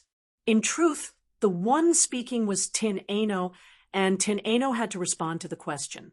Before she could think of what to say, Yang Fan couldn't open his mouth, so he could only put on a mysterious expression and let the other figure it out for himself. Alas, Lu Bugu wasn't a very smart person. He couldn't guess what Yang Fan wanted to say based on that Mona Lisa's smile. Seeing that Yang Fan had stopped speaking, Lu Bugu impatiently wanted to ask again. Tin Ano pretended to look left and right, and with a slight twist of his body, his finger quickly tapped Yang Fan's buttocks. Yang Fan immediately opened his mouth. The meeting between the two groups on the sand dune only lasted for a little over an hour before both sides separated and went their separate ways. Lu Bugu walked with a heavy heart. From time to time, he would stop to look at the backs of Musi and the others. When he was about to reach his own camp, he turned around and could no longer see Musi and the others. In the distance, several dozen riders on horseback were rushing over with torches in their hands. They were the sentries sent by Zhu Tu to patrol the night. They raised their torches high, and when they saw that it was Lu Bugu standing there, they greeted him and loudly asked, "Lord Lu Bugu, why haven't you rested yet?" Lu Bugu casually replied, "Oh, too many of my brothers died today. I couldn't sleep, so I came out for a walk." The patrolling riders comforted him a little, then urged their horses to continue forward, circling the entire camp. Lu Bugu gazed at the receding figures of those people and ordered in a deep voice, "Call Xining, Wudagai, Sa Buin, and Delagu to my tent. I have something to discuss with them. Hurry!" Yang Fan's group of 4 pretended to walk back, but because they were worried that Lu Bugu would discover that they weren't walking in the direction of the Mun Kingdom's main camp, they could only brace themselves and continue forward. When they could no longer see Lu Bugu and the others, the 4 of them immediately stopped, lowered their bodies, and stealthily sneaked toward the rocky mountain. This place was already very close to the Mun Kingdom's main camp, so they had to be extra careful to avoid being seen. The 4 of them quietly snuck to the foot of the rocky mountain. The 4 ropes that they used to descend had already been retracted. Yang Fan took out a crossbow that they had brought with them when they came here and shot an arrow that had been marked long ago. At such a height, only an arrow could shoot up without a sound. After the guards on the wall received the arrow's verification, they were speechless. The 4 ropes slid down the smooth, icy rock wall like snakes. The 4 of them gestured to each other and climbed up the ropes. The rock wall was steep to begin with, and after the Turks' invasion, the Tang army splashed water on it, so the rock wall was slippery with a layer of ice. Their feet were almost unable to exert any strength if they only relied on their hands. Even with their skills, Yang Fan and Tin Ano would have to expend a lot of energy. At this moment, there were soldiers pulling them up from above. The 4 of them also used their hands and feet to climb up. On their left and right, 2 arrows distance away, were the 2 mountain passes of Mingwei and Wuan. There was still a fierce battle going on in front of the mountain passes. Fire arrows, meteors, boulders smashing into logs, and the sounds of fighting never stopped. There was a full moon in the sky, quietly shining on the earth, shining on the hustle and bustle there, and also shining on the tranquility here. In between the stillness and movement, the atmosphere was strange. Suddenly, Tin Ano's foot missed a step, and she gave a light cry. Her entire body stuck close to the slippery ice surface and swayed towards Yang Fan. When Yang Fan saw this, he was afraid that she would fall off the rope. He quickly used both his feet to catch a piece of protruding ice surface, and with one hand holding onto the rope, he stretched out the other hand to support her and help her to stabilize her body. Yang Fan's support was right on her manhood, even though there was a layer of leather robe between them. But the wonderful feeling of fullness, firmness, and softness was instantly transmitted to his heart through his palm. Probably because he had completed his mission and was about to return safely, he was in a particularly relaxed and excited mood. Yang Fan could not help but use his arms to exert strength and climbed up to the same height as Tin Ano. He moved closer to her ear and said with a light laugh, "Not bad, very soft." As soon as these words came out of his mouth, he was filled with regret. Damn it! Why can't this mouth control the door again? Unexpectedly, when Tin Ano heard his words, she was not as shy as before.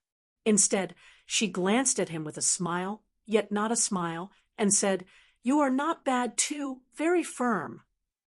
Chapter 279. In front of Mingwei and Wuan, the 2 cities were filled with soldiers.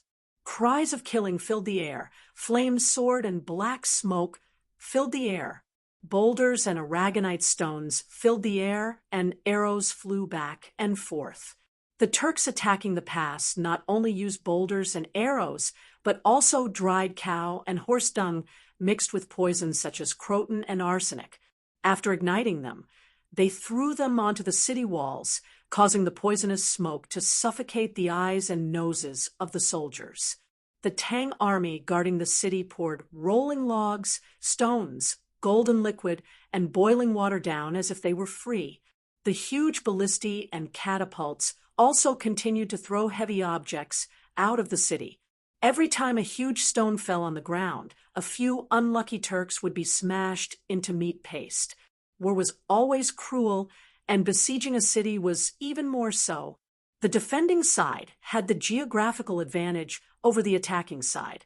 Thus, with the 10,000 reinforcements brought by Lu Shirda, the garrison of White Pavilion had a total of 25,000 men.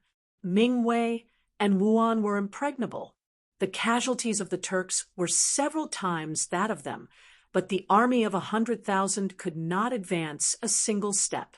The commander of the Turks, who was besieging the city, commanded his soldiers to charge with all their might. He knew that now was not the time to break the city. Everything they were doing now was to whittle down the defending forces, using the lives of their own men and the lives of the enemy to whittle them down. There had originally been 25,000 soldiers in the city, but excluding those who had died or were too injured to fight, there were less than 20,000 who could still fight. Meanwhile, The Turks had suffered 5 times as many casualties. As the commander-in-chief of the Turks, he did not care about these casualties, but as the chiefs of the various tribes, they would feel the pain of every casualty. But they had no way out and could only continue to attack. They could only continue to whittle down the Tang army until the remaining Tang soldiers could no longer defend their castles. They could only charge into the city to steal money, food, cattle, sheep, and women. The sacrifice was worth it, and the survivors would enjoy a feast. Suddenly, the bleak sound of a horn came from the rear of the Turkic army in front of Wuhan Pass. The Turkic general overseeing the battle heard this horn and couldn't help but frown. The horn continued to sound, and it truly was the order to retreat. Although he was confused, he still immediately ordered the troops to retreat. The Turkic soldiers left behind a pile of mutilated corpses and retreated like the receding tide. The defenders on the walls were perplexed, unable to understand why the Turks had so hastily retreated, but the fact that the enemy had stopped attacking was a blessing in disguise, and they couldn't help but sigh in relief. Yi Yunbao, who had been observing the commotion from the top of the boulder mountain, let out a long sigh of relief and looked back at Lu Shurda. Lu Shurda, who was wearing a scarlet cloak, smiled and said, "They've been tricked. Go and prepare." "Here." Yi Yunbao happily agreed. Turning his head to the retreating Turkic camp, he helped Lu Shurda up and began to descend the stone steps.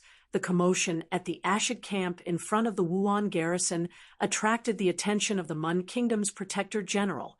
The Mun Kingdom and Muzi hurriedly ordered for the troops to retreat and led hundreds of cavalrymen to the Ashik camp in front of the Wuhan garrison.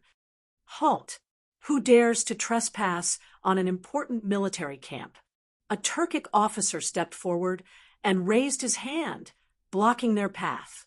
Behind him, a row of pikemen pointed their spears at the Turks, aiming their sharp tips at them. Behind the fence, rows of archers had already knocked their arrows and were ready for battle. Muwen was furious. He lashed out with his whip and roared angrily, "Bastard, you dare to block my horse!" With a slap of the whip, a bloody mark appeared on the officer's face. A stream of blood flowed down his cheek like a snake, but he didn't even bother to wipe it off. He stood tall and said in a loud voice, "Zhu Tu has ordered that no one is allowed to take half a step into my camp. Anyone who disobeys will be killed without question." With that, he fiercely chopped down with his palm, and rows of spearheads and arrows flew toward Muwen's group, assuming an attacking posture. Muwen was enraged. He placed his hand on the cold scabbard and coldly said, "Do you want to die? Who dares to act so arrogantly in front of my camp?" An icy voice rang out. Zhu Tu, escorted by more than 100 valiant knights, rushed to the front of the tent, accompanied by Xiao Mumu and Lu Bugu. When Muwen saw him, he furrowed his brows and angrily said, "Zhu Tu, the battle is in full swing. Why are you retreating?" When Mu Si saw that Xiao Mumu had shot his throat, he immediately tightened his grip on the hilt of his saber and gnashed his teeth. His fierce expression was like that of a wolf choosing its prey. When Xiao Mumu saw Mu Si, who had captured his tribe and allowed his men to humiliate his beloved concubine, he also tightly grasped the hilt of his saber. His face was distorted as if he was about to charge forward and risk his life. Zhu Tu, who was riding on his horse, leaned back slightly and said indifferently, "Why are you retreating?" "Retreating. Retreating is bullshit. I want to immediately withdraw my troops." Mu En was originally a little annoyed and came over to question him, but when he heard Zhu Tu's words, he couldn't help but be shocked and involuntarily cried out, "Retreat? You want to retreat? Who allowed you to retreat? As long as we fight for a few more days, the garrison in the city will be insufficient, and we will definitely be able to take down this pass. You actually want to retreat without authorization?" Zhu Tu held his belly and laughed. "Ha ha, Take down this pass. I'm afraid you want to take down our Ashide tribe's grassland and horse farm?" Mu-en's expression changed, and he said in a deep voice, "Zhu Tu, what do you mean by this?" Zhu Tu sneered. "Mu-en, don't resort to insinuations in front of an honest person. Do you still need me to explain it clearly? Let's go." Zhu Tu turned his horse and left. Mu-en became anxious and urged his horse to chase after him. But a dozen sharp spears suddenly stopped him. Zhu Tu reined his horse back and sneered, "The Tang army is right in front of the pass. If you are not afraid of being taken advantage of by outsiders, I will fight with you." Mu-en almost fainted from anger. He roared, "Zhu Tu, you bastard, can't you speak more clearly?" Zhu Tu coldly glared at him, stretched out his hand, and heavily patted Lu Bugu's shoulder twice. In a loud voice, he said, "I'll let you know that Lu Bugu and I have sworn a blood oath last night and become brothers." Mu-en's mind was muddled, and he roared, "You F***king recognized him as your godfather. What does it have to do with me? Let me ask you, why are you retreating?" Zhu Tu let out a long sigh and said to Lu Bugu, "Lu Bugu, if this person doesn't want his face, what can we do with him?" Lu Bugu replied, "Then just treat him as a fart and let him go." Ha ha ha. The two laughed wantonly and left in an arrogant manner. Mu-en and Mu-si stood outside the Ashid tribe's camp, looking at each other, unable to understand what was going on. The Ashid tribe's vanguard was still on high alert toward the Wuan garrison, but the rear had already begun to dismantle their tents and pack up, preparing to return home. At the commander's residence, a banquet was held. At the table were Lu Shirda, Yi Yunbao, Shenmu, Yang Fan, and a beautiful girl, Tin Ano. Yi Yunbao was dressed in full military attire, appearing somewhat out of tune with the mood of the banquet. Shenmu said with a smile, "Lu Bugu is from the Khitan tribe, and his pasture is close to Liaodong, adjacent to the Ashid tribe's pasture. After defecting to the Turks, the Ashid tribe gave him a piece of pasture, connecting it with his original territory. His interests are now one with the Ashid tribe, sharing glory and suffering. Right now, even if Moshe offers even better conditions, Lu Bugu isn't likely to stand on his side. Moreover, Zhu Tu has always treated Lu Bugu well, and Lu Bugu has no ambitions. He is a simple, loyal, and hot-blooded man. Betrayal in the face of danger is not something he can do. Thus, I am certain that he will confess everything to Zhu Tu." Lu Shirda stroked his beard and smiled. "There's also one more thing. Today's fighting and killing on the steppe will lead to an alliance tomorrow to sue for peace. Lu Bugu's tribe is a large one with an outstanding prestige among the Khitan tribes. If Moshe really does seize the position of Kagan and suppress the Ashid tribe, then Lu Bugu will only be able to appease and recruit him as much as possible, not force him to defect to our court through war. Lu Bugu is no fool, so he must have thought of this as well. He knows that even if he expresses his loyalty to the Ashid tribe, it will not cut off his path of retreat. Thus, his choice to pledge loyalty to the neighboring Ashid tribe is a natural choice." Yi Yunbao heartily laughed and raised his cup. The retreat of the Turks this time was entirely due to Shin Sanlang and Beta Persei. "This he offers you a cup." Shenmu raised his cup and said with a smile, "Miss Anu has put in a lot of effort. As a woman, she is personally involved in danger. We should give her a toast first. How can General Yi forget about our heroine? You should first punish yourself with a cup, and then offer a cup to Lady Anu as an apology." Tineno had been listening to their conversation with a smile, but when she heard them bring the topic back to her, she hurriedly waved her hand and said in a ladylike manner, "This little girl doesn't have a great capacity for alcohol and can't drink this much. I'll just watch you drink." Yi Yunbao smiled. That's right. It was my negligence. However, The retreat of the Turks is imminent, and I still have to personally lead the troops to pursue them. I really don't dare to drink too much. Right now, I can only offer you a cup of wine. You will offer this cup of wine to the three of you. I'll lead the troops to kill the enemy now. Please, please. Shen Mu, Yang Fan, and Tin Ano all raised their cups and offered him a cup of wine. Yi Yunbao downed the cup in one gulp and wiped his mouth. He cupped his fists at Lu Shirda and said, "Chief Steward, this general will be leaving now." Lu Shirda smiled. A desperate enemy should not be pursued far away.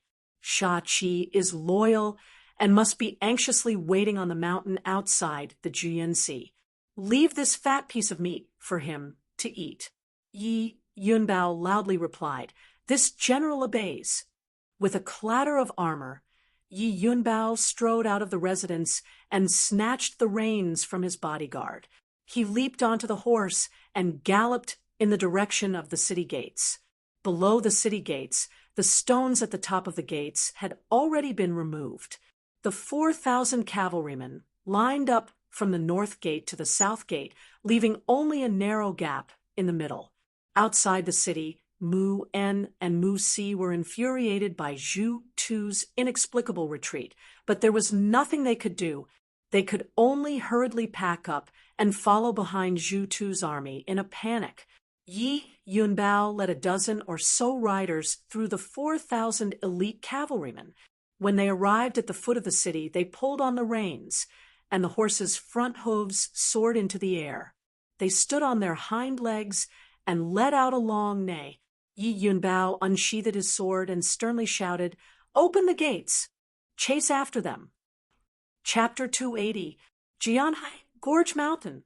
Shachi Zhongyi swung his broadsword, which was as thick and heavy as a door, and cleaved both man and horse in two. Drenched in blood, he savagely grinned and charged at a second Turkic. His bodyguards hurriedly chased after him to prevent any accidents from happening to their general. Pooh! With a single slash, a Turk soldier was cleanly cleaved into two. Leather armor and shields were of no use against such a terrifying saber.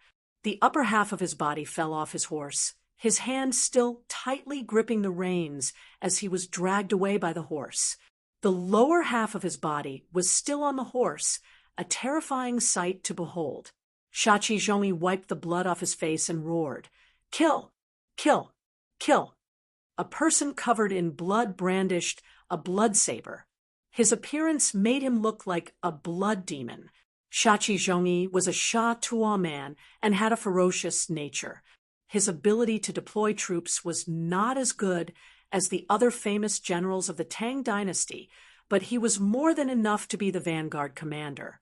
This time, the garrison of Jianhai had gathered together with the reinforcements from various places when the Turks attacked Jianhai, forming a total of 20,000 cavalrymen. They did not have enough war horses, so they transferred them from the Jianhai horse farm and set up an ambush at Gorge Mountain. The two Turkic armies, Zhu Tu and Mu En, were in hot pursuit of each other. After a long and arduous journey back to the Khan's court, they were exhausted. They also had to stay on guard against the enemy's night attack, so they were really exhausted. As a result, when they arrived at the Gobi Desert in front of the gorge, the Tang army, who had been waiting for a long time, poured out of the gorge and cut the dragon-like Turkic army in half. The Tang army charged forward invincibly, breaking through the middle and quickly expanding to the flanks. The Turk army belonged to the two camps that were at odds with each other, and the entire formation stretched for dozens of li. Their formation was extremely loose, and there was no effective way to command the three armies. The 20,000 Tang soldiers were like a pack of wolves charging into a flock of sheep, slaughtering without restraint. On this battlefield, the failure of the command system was a fatal blow.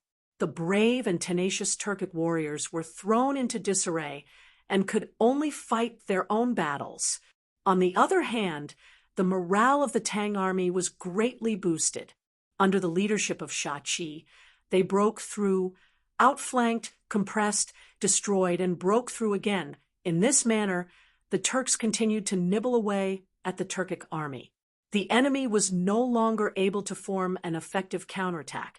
Now, it was just a matter of how much strength the Tang army had, and how many people they could kill. Less than 80,000 of the 100,000 Turkic soldiers had returned, and after the Battle of Shiko Mountain, only 60,000 managed to escape back to the Turkic steppe. It wasn't that Mu En and Zhu Tu were too careless. It was because they were on guard against each other.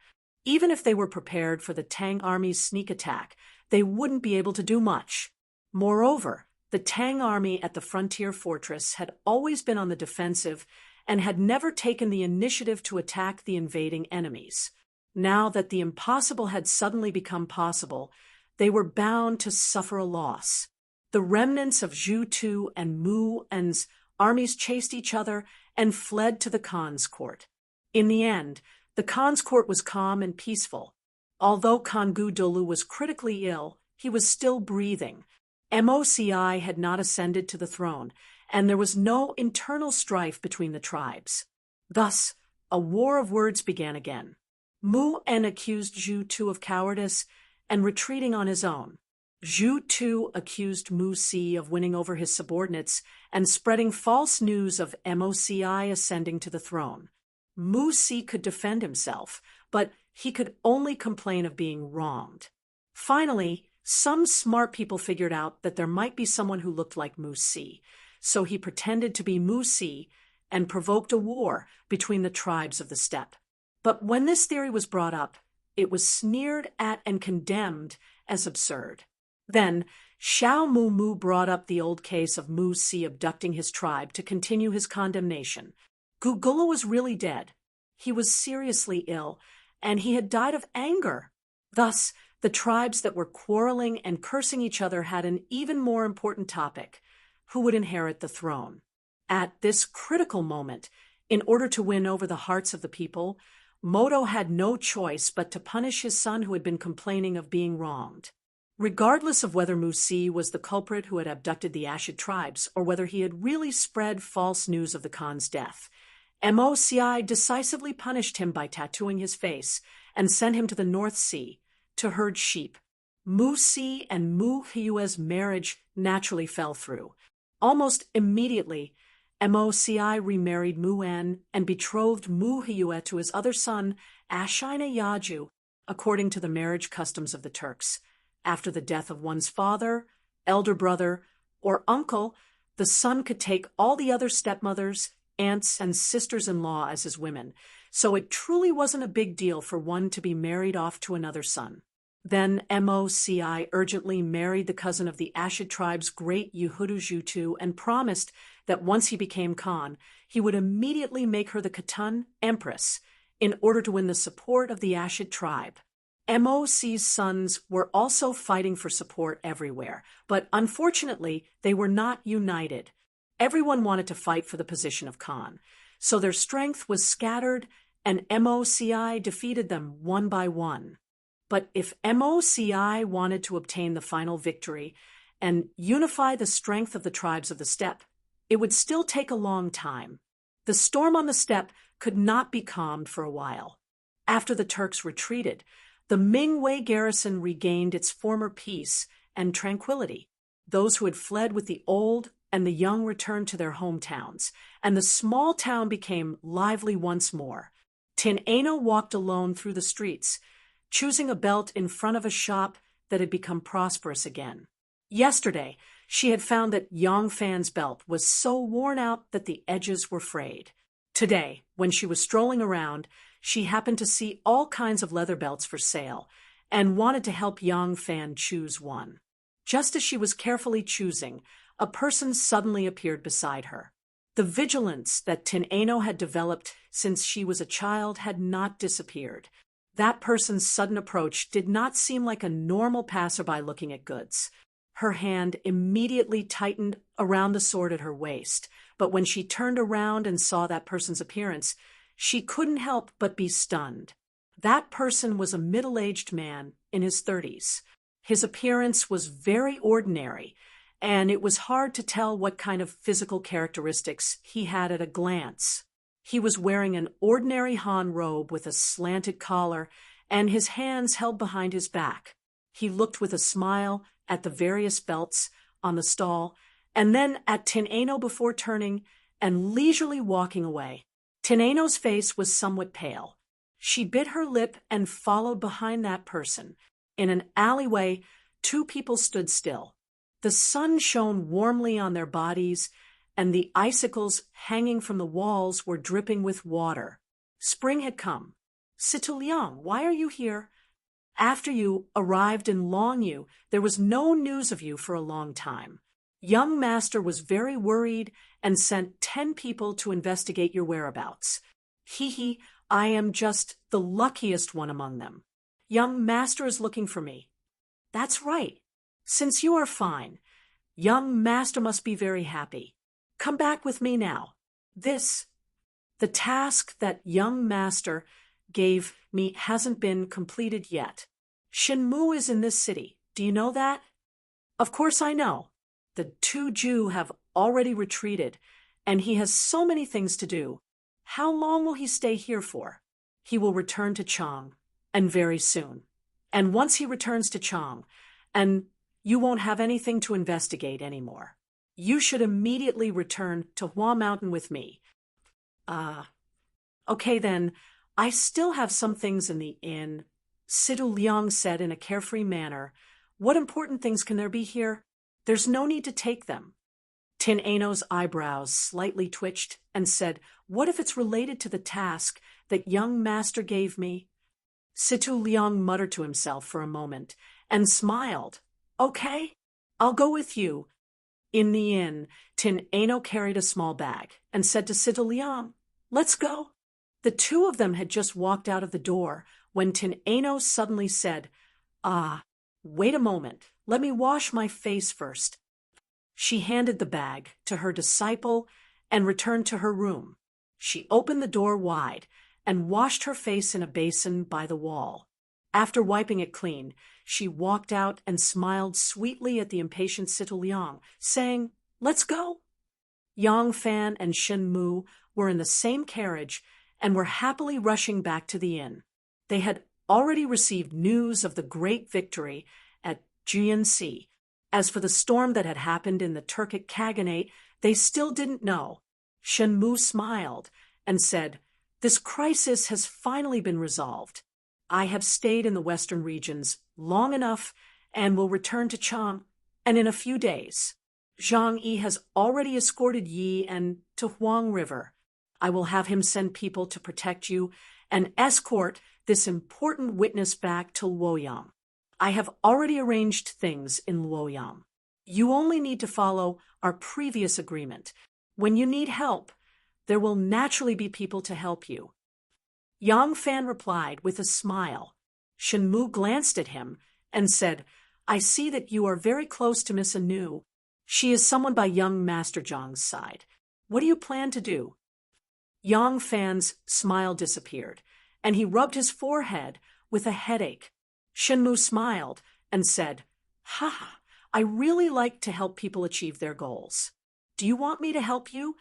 Yang Fan smiled bitterly and said, "It's not like that. It's really, to tell you the truth, Brother Shen, this little brother already has a good woman in Luojing." Shen Mu disapprovingly said, "It is not a big deal for a man to have 3 wives and 4 concubines. You have returned to the capital this time. Based on your contributions, the position of a general is guaranteed. So, what if you have another wife?" Yang Fan hesitated and shook his head, saying, "That girl's status is really, forget it. I don't want to wrong Anu. There are many good men in the world. When men and women depend on each other, they will naturally fall in love with each other. If they separate, after some time, her feelings will naturally fade." Shen Mu was surprised and said, "Oh, that girl you have a good relationship with in the capital has a high status? Erling is really good. I didn't notice at all. But in this case, it is indeed not good to be entangled with Miss Anu. She is a good woman. Being a concubine will inevitably wrong her, and she may not be willing to be a concubine. Looking at you, you seem to love that girl in Luo Jing very much. If she doesn't want you to take a concubine, I think you may not be willing to go against her wishes. Outside the window, there was a recruitment sign hanging on the corner of the street. Many soldiers at Mingwei garrison had died in battle and needed to be replenished. The Tang dynasty's official military system had gradually collapsed since the reign of Emperor Gaozong. Due to the situation, the frontier regions had now begun to adopt the recruitment system. Shen Mu pointed to the queue of people signing up for the army and said with deep emotion, "Our dynasty's law states that a man must get married at 20. The recruitment is also at 20 years old. What does this mean? It means that being a husband is not easier than killing. Living is not easier than fighting a war. Women are not easier to deal with than the enemy.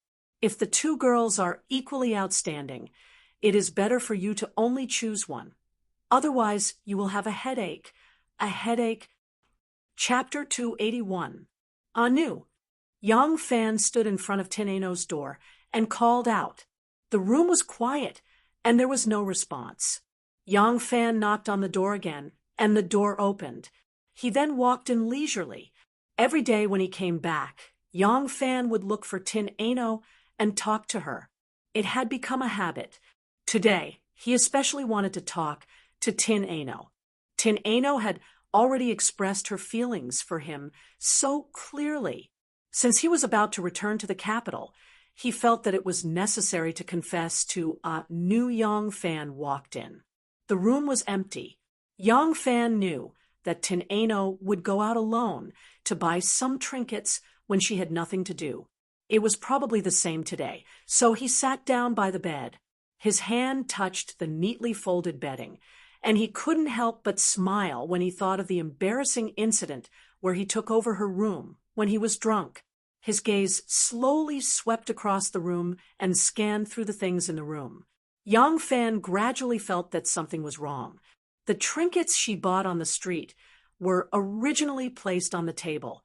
Now, the table was empty. Did she put them all away? An ominous premonition flashed through Yang Fan's heart. He stood up and walked towards the door. When he reached the door, he saw the wall above the basin and suddenly stopped. On the snow-white wall, there were a few very clear marks. Due to the slanted light, he could see them clearly. It was a line of handwriting carved with fingernails.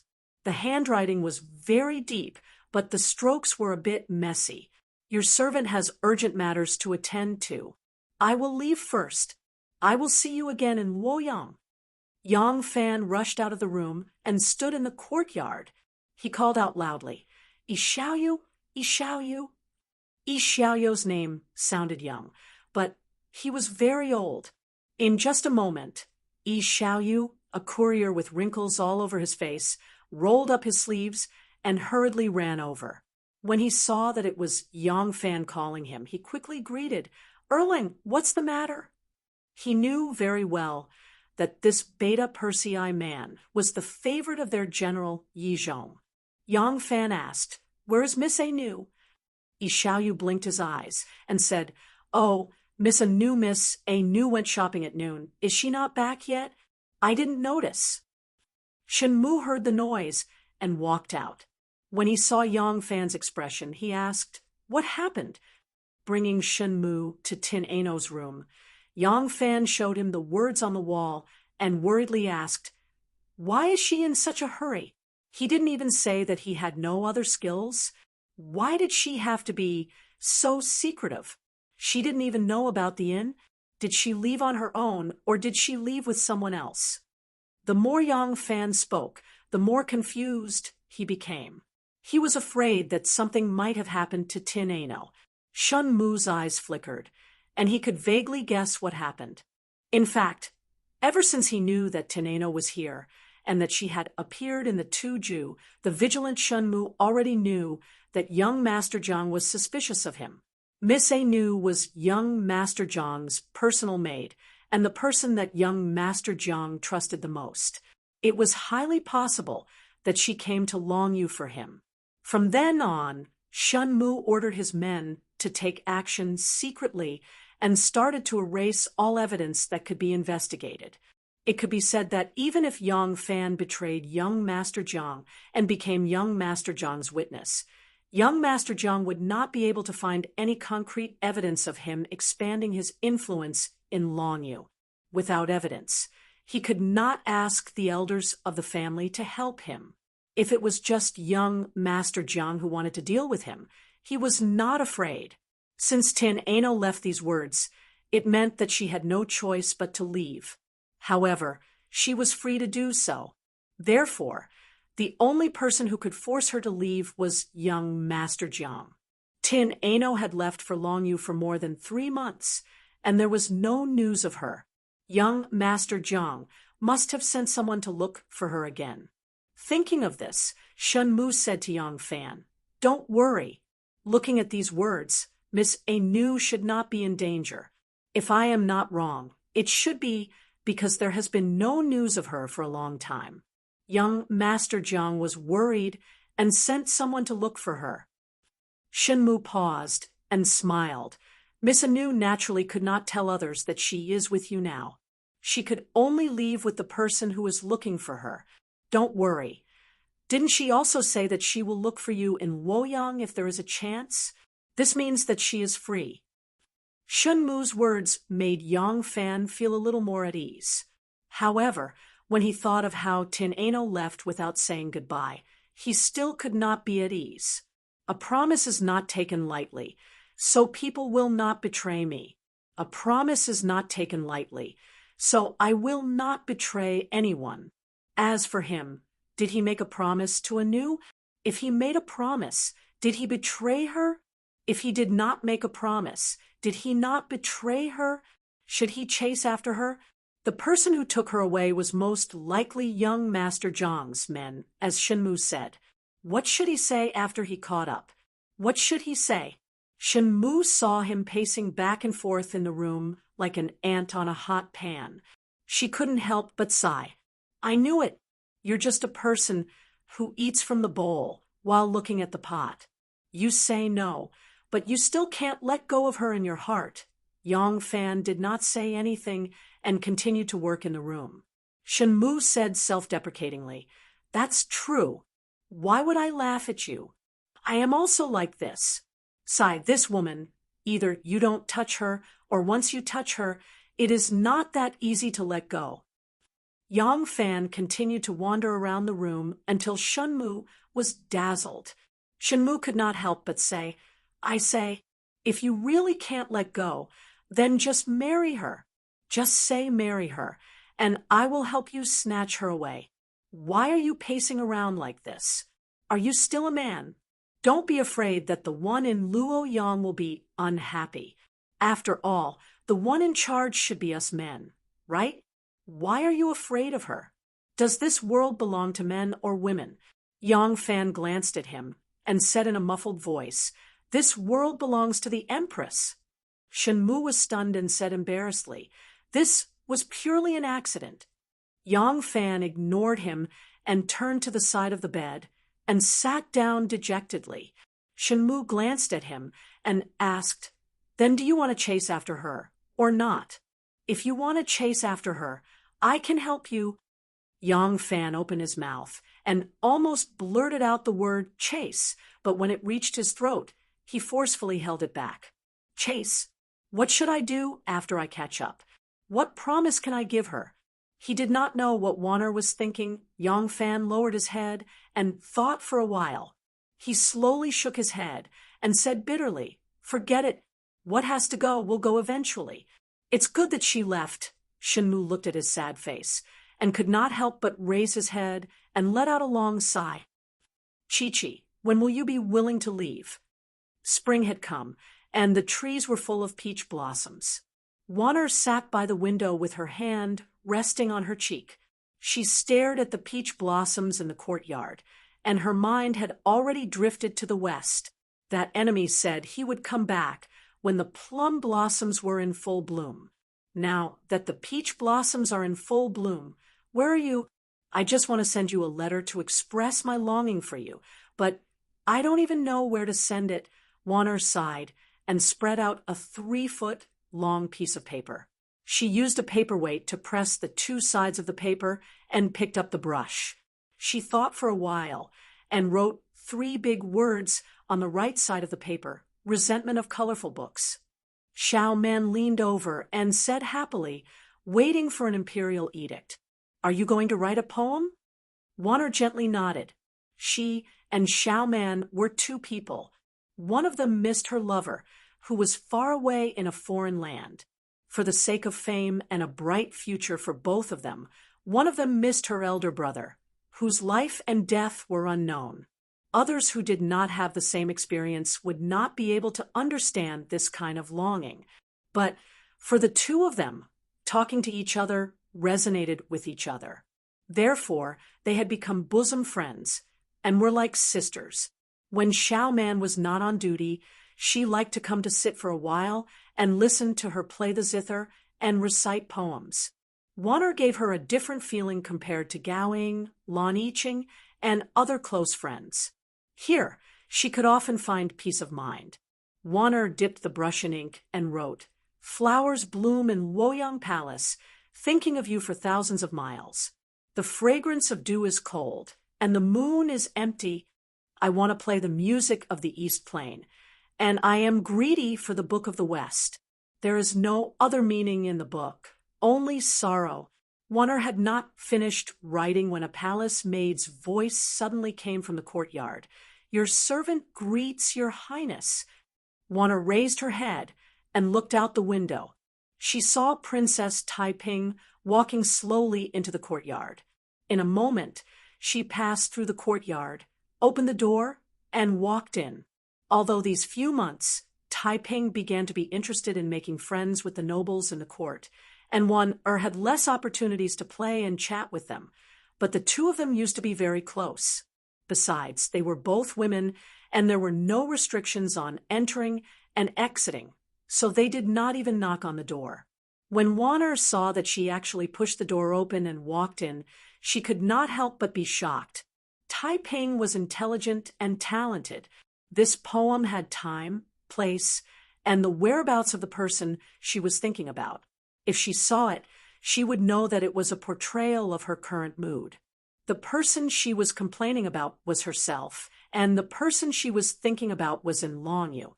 Warner panicked and hurriedly lowered her head, pretending to be focused, and did not notice her arrival. Taiping entered the room. Xiao Man hurriedly bowed and said, "Xiao Man greets your highness." Princess Taiping smiled and waved her hand. She floated to the side of the table.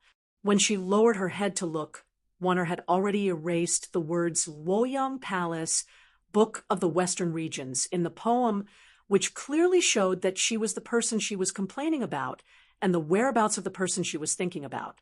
Taiping said, "Resentment of the colored book. Warner is composing a poem?" "Ah, the princess is here." Warner was deep in thought and did not notice. Shanghai pretended to be surprised. Taiping sat down next to her and said, "You and I have not talked for many days. Today I have some free time, so I came to see you. What are you writing? Let me see." Shanghai smiled and said, "I have nothing to do, so I imitated the resentment of the palace poem to pass the time. It's just that Warner does not have this kind of state of mind, so I can't imitate it. I have made a fool of myself." Princess Taiping smiled and said, "You grew up in the palace, so you do not know the matters between a man and a woman. If you want to imitate the resentment of a woman who is thinking about her husband, how can you learn it? I see that when you write poems, you always write them in one stroke. This is the first time. It's written very well. Let me see." Princess Taiping's eyes flashed. She carefully read the resentment of the colored book that was hastily changed. Her heart was filled with suspicion. Chapter 282. Princess Taiping stared at the poem, her pair of charming eyes slightly narrowed.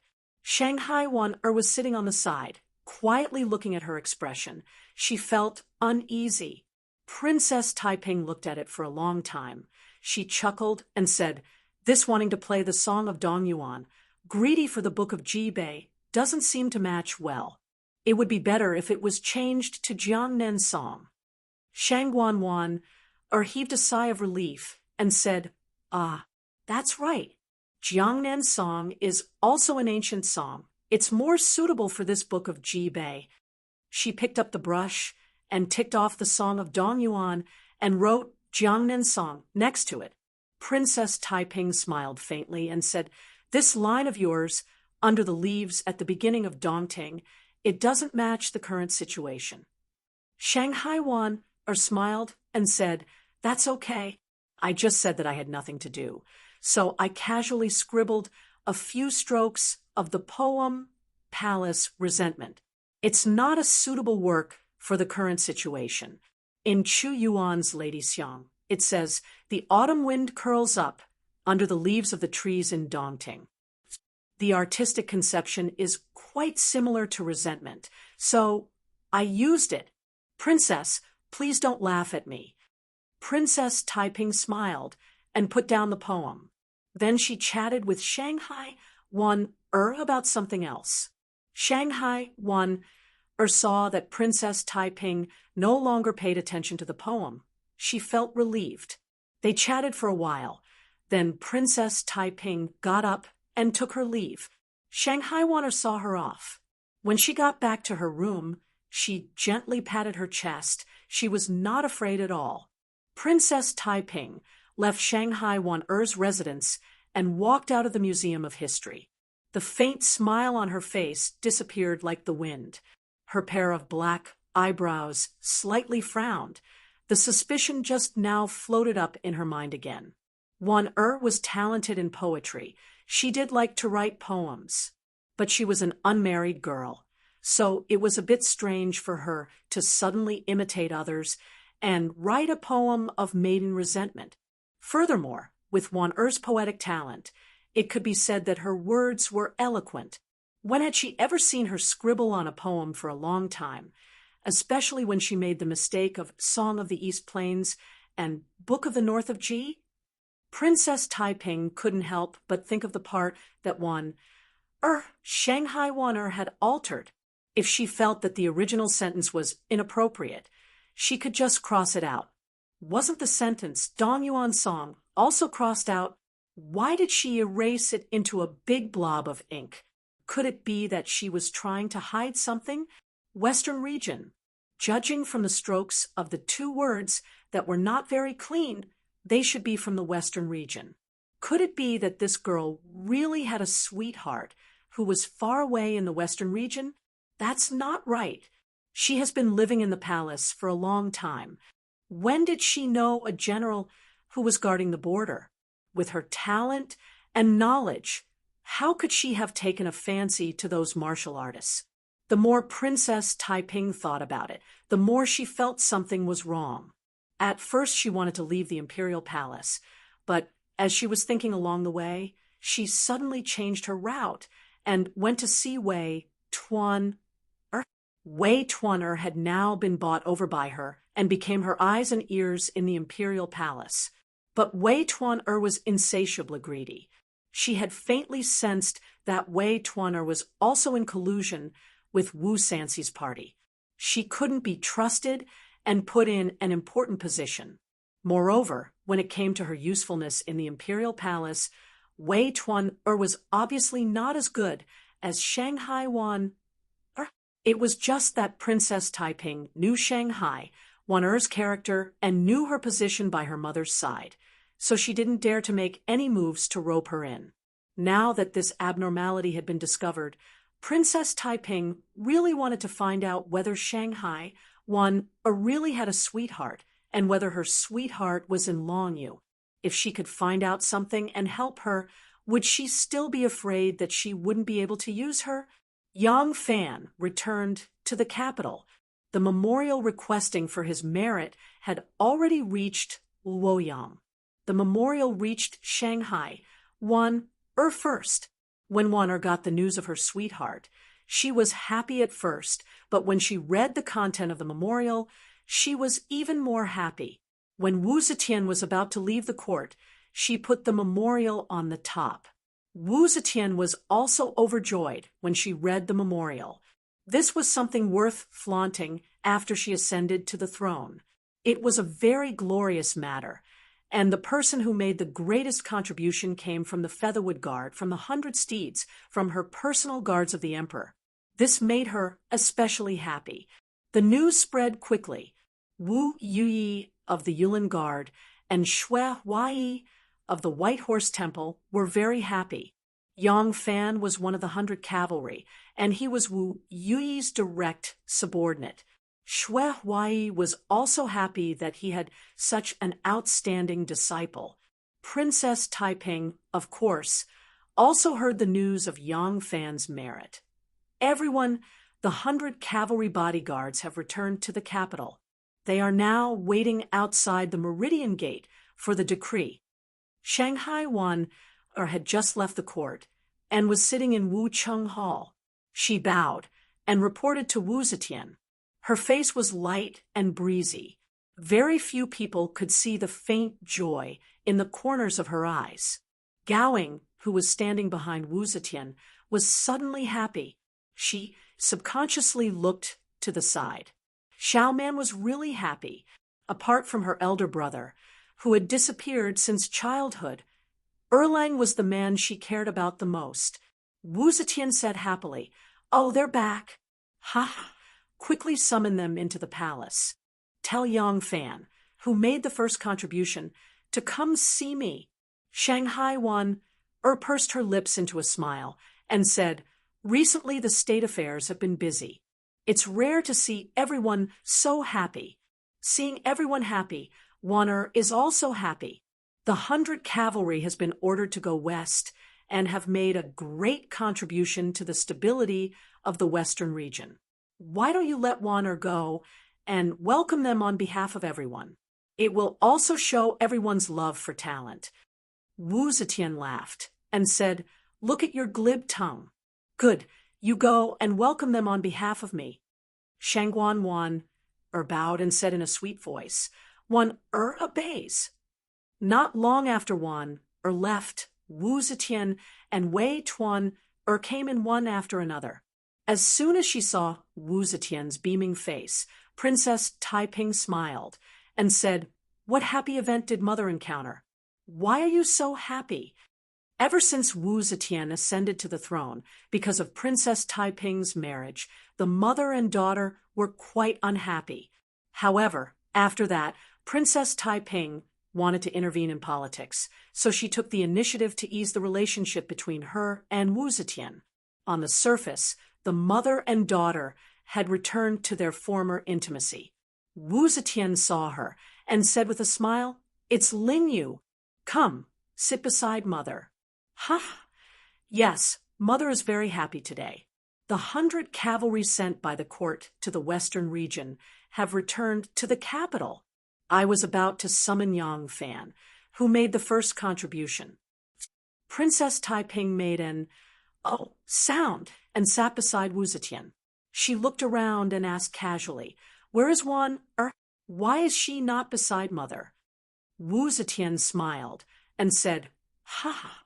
Wan understood Mother's desire to seek talents and went to welcome them on behalf of Mother." Princess Taiping slightly frowned, and a flash of light flashed in her eyes. Last time when she saw the poem written by Wan, Princess Taiping was suspicious and specially asked Wei Tuan to investigate the news of Shanghai Wan Although Wei Tuan had eyes and ears everywhere in the palace, the affair between Wan and Yang Fan was something that even Wan most trusted palace eunuchs did not know. How could she find out? However, after a careful investigation by Wei Tuan, the men who had a close relationship with Shanghai Wan, apart from the scholars in Hongwen Library, was only Yang Fan. In the Tang dynasty, many princesses did not know how to control themselves, and had many lovers in private. Under such circumstances, a young and beautiful woman like Shangguan Wan'er, who also had the means and opportunities to interact with men, naturally had many rumors about her, such as rumors of her having an affair with some gifted scholar or scholar. Although the rumors outside were true, Princess Taiping, who was involved, knew that they were all nonsense. Only this Yang Fan. She had never heard Wan'er talk about him. How could they be so close? At that time, Princess Taiping was already secretly suspicious, but she still did not believe that a talented woman who could weigh the world would really like a martial artist.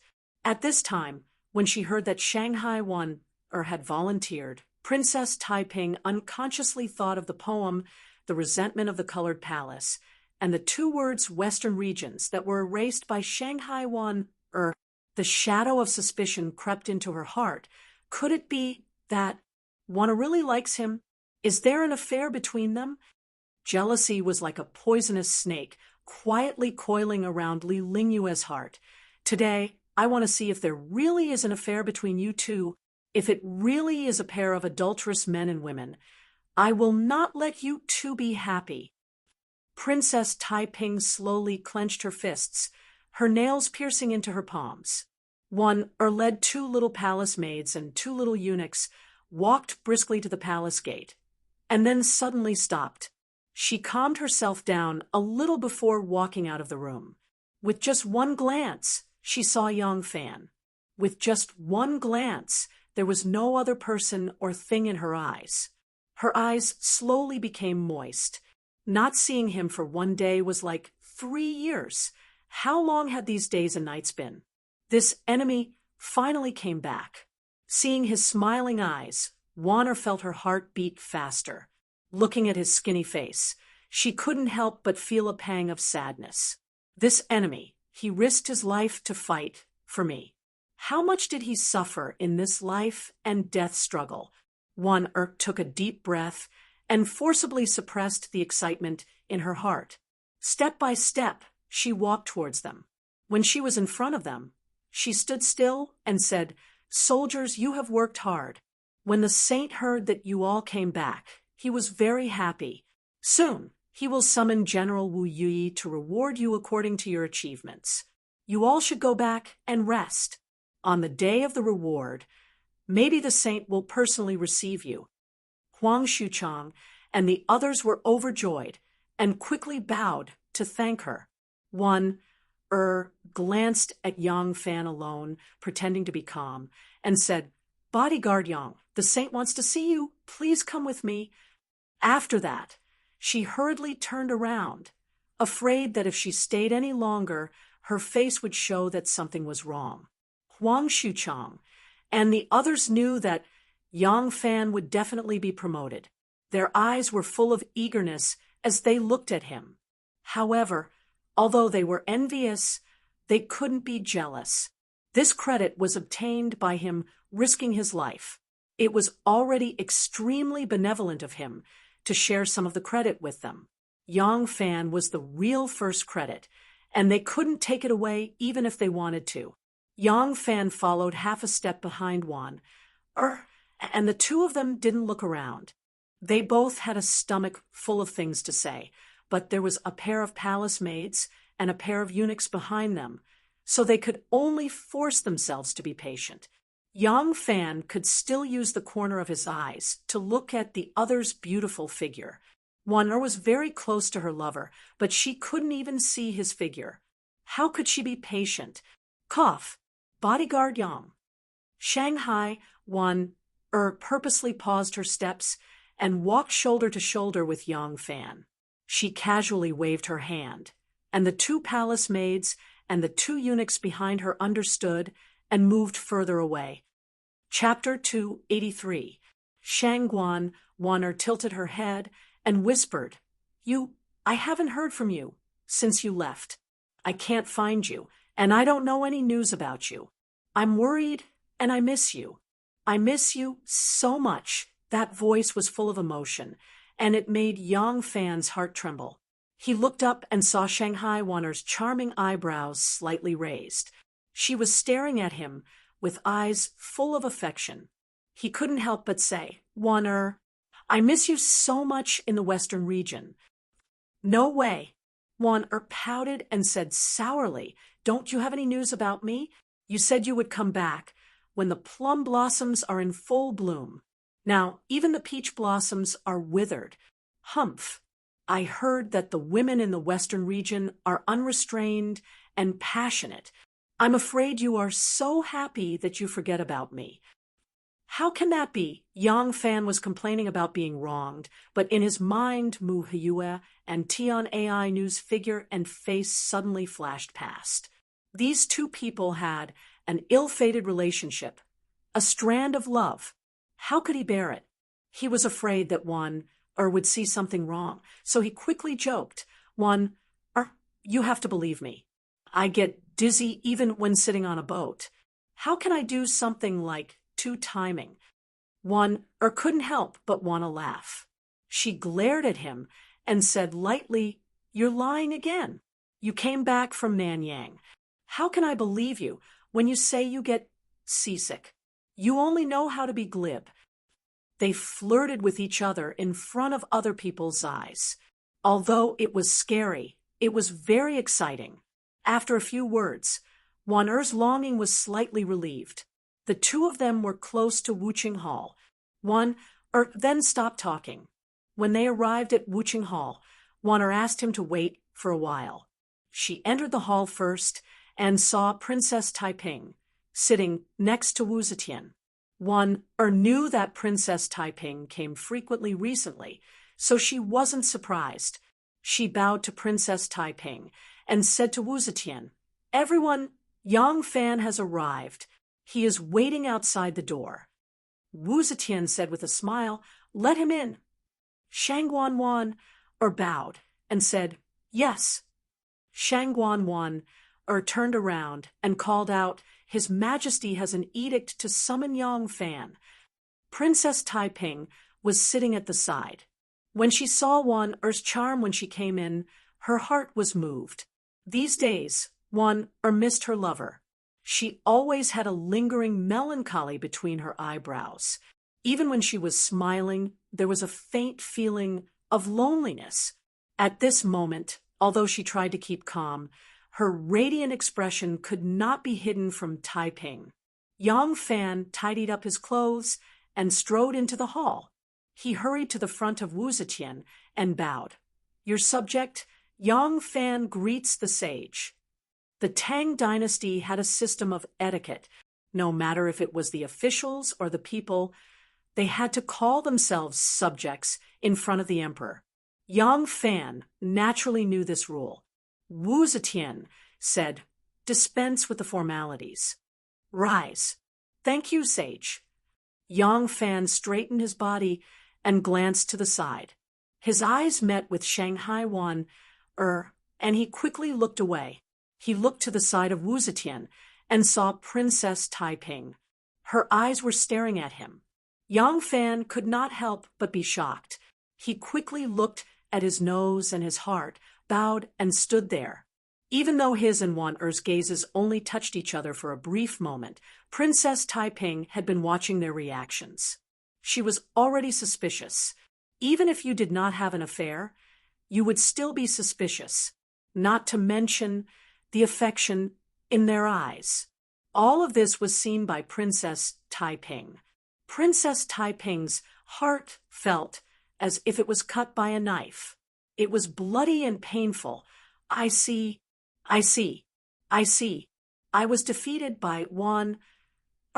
I see. The woman he likes is Wan.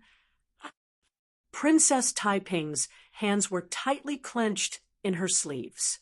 She suppressed her hatred and looked at Wan. She saw Shanghai. Wan-er's eyes were infatuated with Yang Fan. She did not look away at all. Princess Taiping's delicate body was stiff. She clenched her teeth. She was so angry that her hands and feet were cold. Her ears were ringing. She did not even hear half a word of the conversation between her mother and Yang Fan.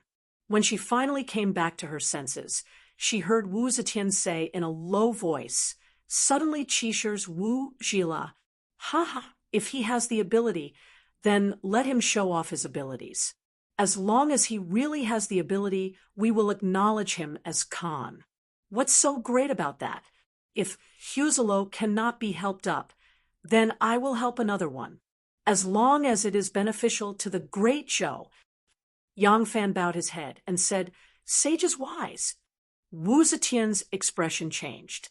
She said pleasantly, "Yang Fan, your trip to the west this time has made me proud, especially when you sneaked into the Tuju, tricked Mu Si, and defeated 100,000 soldiers. Your contributions cannot be buried. I have always rewarded people for their service. How do you want me to reward you?" Yang Fan's heart skipped a beat, and he almost blurted out, "Then please give one to me." The words were on the tip of his tongue. Shanghai Wan saw his expression. She immediately coughed and interrupted, "Everyone, Yang Fan is a general. If you want to reward him, you should naturally give him an official position. In Wan Er's opinion, Yang Fan has made such a great contribution. Everyone should give him the position of brigade marshal." Wu Zetian pointed at her and laughed. "Stingy. Wan, you are too stingy. If it were not for the fact that he is too young and it is not appropriate to give him a heavy responsibility, I think that with his contributions, he should even be rewarded with the position of lieutenant general." Wu Zetian lightly knocked on the table. She muttered to herself for a moment. She raised her eyebrows and said, "Yang Fan, I bestow you the position of Left Lieutenant General of the Yulin Guards. Do it well. You are still so young. As long as you work hard for me, your future will be limitless." This was conferring an official position. It was like a decree. Yang Fan had to salute. He knelt down on one knee and performed a military salute. He said respectfully, "This subject thanks your majesty." Princess Taiping saw the joy on Shanghai Wan Er's face and became even angrier. She rolled her eyes and suddenly grabbed Wu Zetian's arm. She said in a sweet voice, "Mother, you have conferred this position properly. Daughter looks at Yang Fan. He is probably not even 20 years old." Princess Taiping said. She turned to Yang Fan and asked, "Guard Yang, how old are you?" Yang Fan looked at her. He bowed and said, "This one is 19 years old. After my birthday in October, I will be 20. Princess Taiping smiled and said, "That's right. At 19 years old, he has already become a lieutenant general. If not for such a great merit, if not for Mother's appreciation, how could it be possible? Since the founding of our dynasty, it seems that there has never been such a young lieutenant general." Wu Zetian was happy. She patted her daughter's arm and said, "You can't say it like that. Yang Fan has indeed established a great merit for me. He should be rewarded. It's just that he is still young. If his position is too high, it will not be a good thing. At the very least, his colleagues in the army will inevitably cast sidelong glances at him. They will be jealous and hate him. I am doing this out of love and care for him, so I have wronged him a little." Princess Taiping smiled and said, "What Mother said is right. However, since Mother feels that this reward does not match his merit, and because of his age, it is not good for him to be promoted to a higher position, then why not give him some other compensation to show Mother's fairness?" As soon as Yang Fan heard this, he immediately became vigilant. He did not believe that Princess Taiping would have good intentions toward him and would help him ask for rewards. Wan did not know about the gratitude and resentment between him and Princess Taiping. As soon as she heard what Princess Taiping said, it was exactly what she wanted. If she could help her lover obtain more benefits, she would naturally do her best. She hurriedly said, "Princess words are reasonable. Since everyone feels that this reward is somewhat unfair to Yang Fan, why not reward him with some money and silk?" Wu Zetian listened to the two of them talking back and forth. She could not help but feel somewhat moved. She muttered, then what should I reward him with? Silk, cloth, gold and silver utensils, or a house? Princess Taiping covered her mouth and laughed. Mother, these rewards are a bit tacky. Besides, guard Yang. Ah, now he should be called Yang Lang Jiang. Princess Taiping glanced at Yang Fan. Her gaze was like a knife. Yang Lang Jiang does not have a family, right? Yang Fan bowed and said, yes. Princess Taiping smiled like a flower. Yang Lang Jiang does not have a family. Mother, what is the use of giving him these things? Actually, with his age, he is too young to be a Lang Jiang. Mother, why not bestow him a wife? He is a man. Once he has a family, he will appear mature. Marriage bestowed by the Son of Heaven is a good story in our dynasty. Yang Fan and Wan were startled at the same time. Yang Fan was about to open his mouth to speak when Wan gave him a stern look and stopped him. Accompanying the emperor was like accompanying a tiger. Wan often accompanied the emperor and knew Wu Zetian's temperament. She did not dare to let Yang Fan interrupt at this time. Princess Taiping quickly glanced at Yang Fan, and Wan seeing their expressions, she sneered in her heart. She was sure that Wan would not dare to tell her mother about her private affairs at this time. Looking at their dumbstruck expressions, an inexplicable pleasure rose in her heart. She turned her head and gave Wei Tuaner a look. Although Wei Tuaner did not understand why she was so keen to help this newly promoted general choose a wife, she knew that she wanted her to help when she saw the look she gave her. She quickly clapped her hands and said, Princess is right. Yang Fan performed meritorious deeds in the Western region. The Son of Heaven personally bestowed a beautiful wife. This is a good story that will go down in history. A smile appeared on Wu Zetian's face.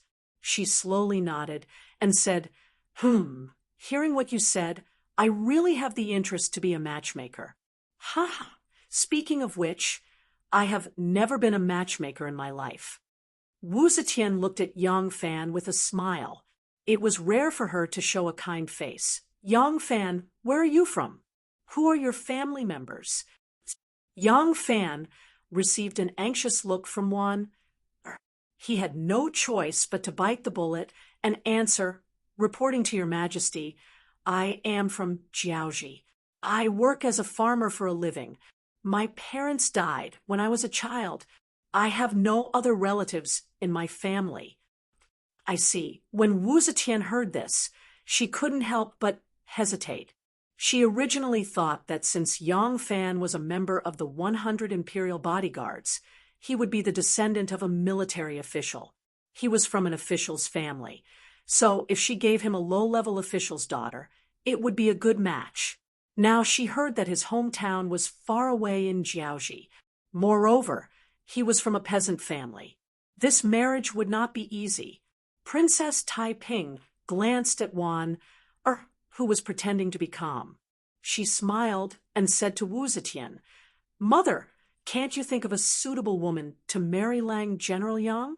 I have the best candidate here. I just don't know what Mother thinks. Chapter 284.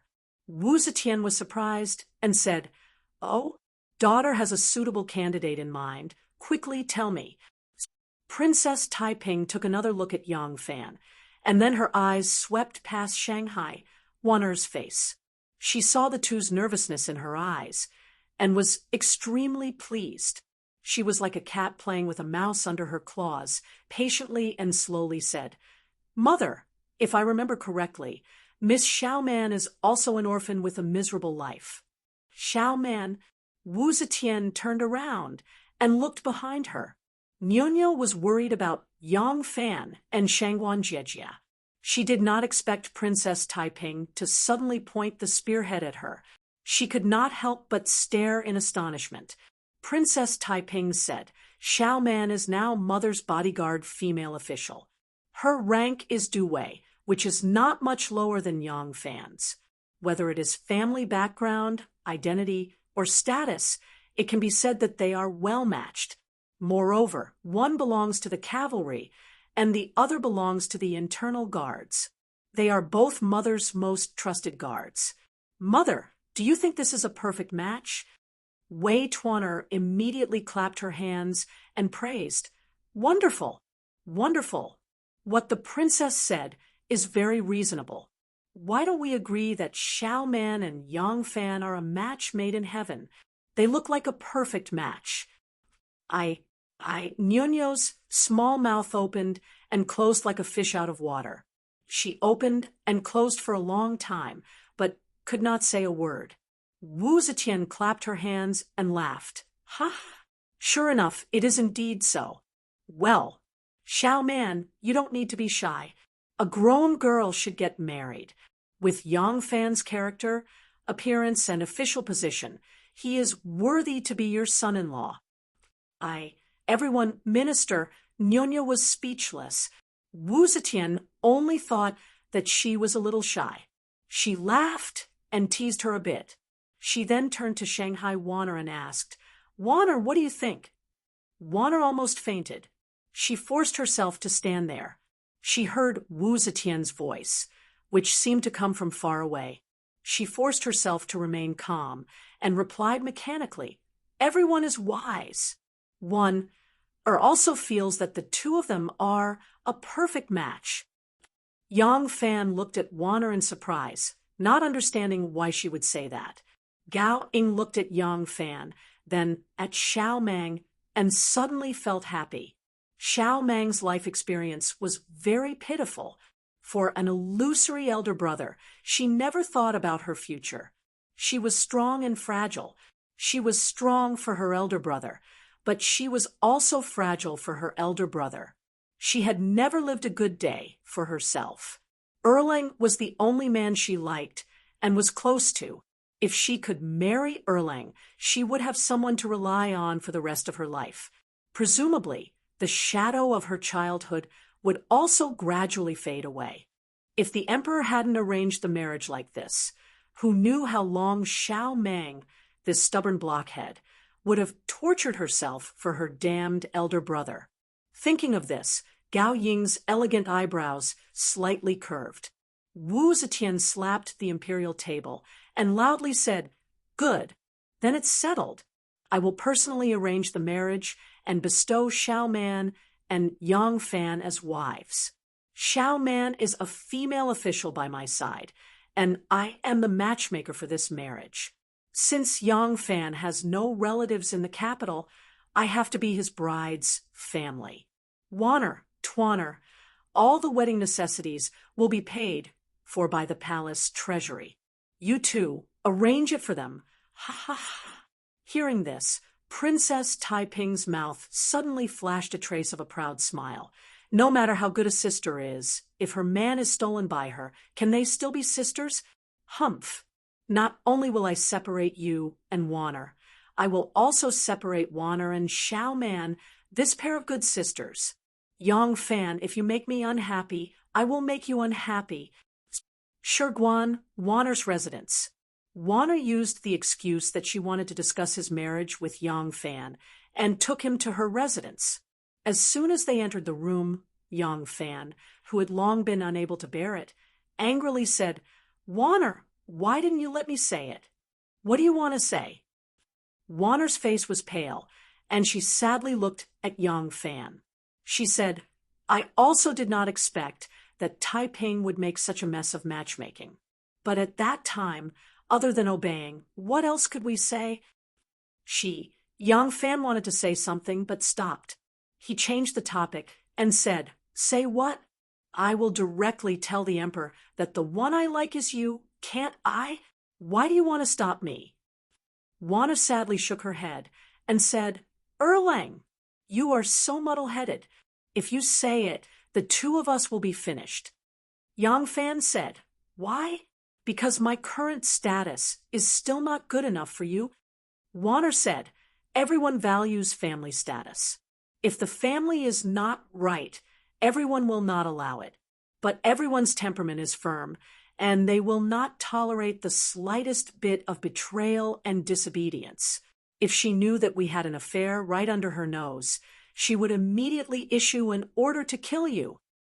Yang Fan said, "Then what should we do now?" Wana lowered her head and quietly said, "Xiaoman is a good girl.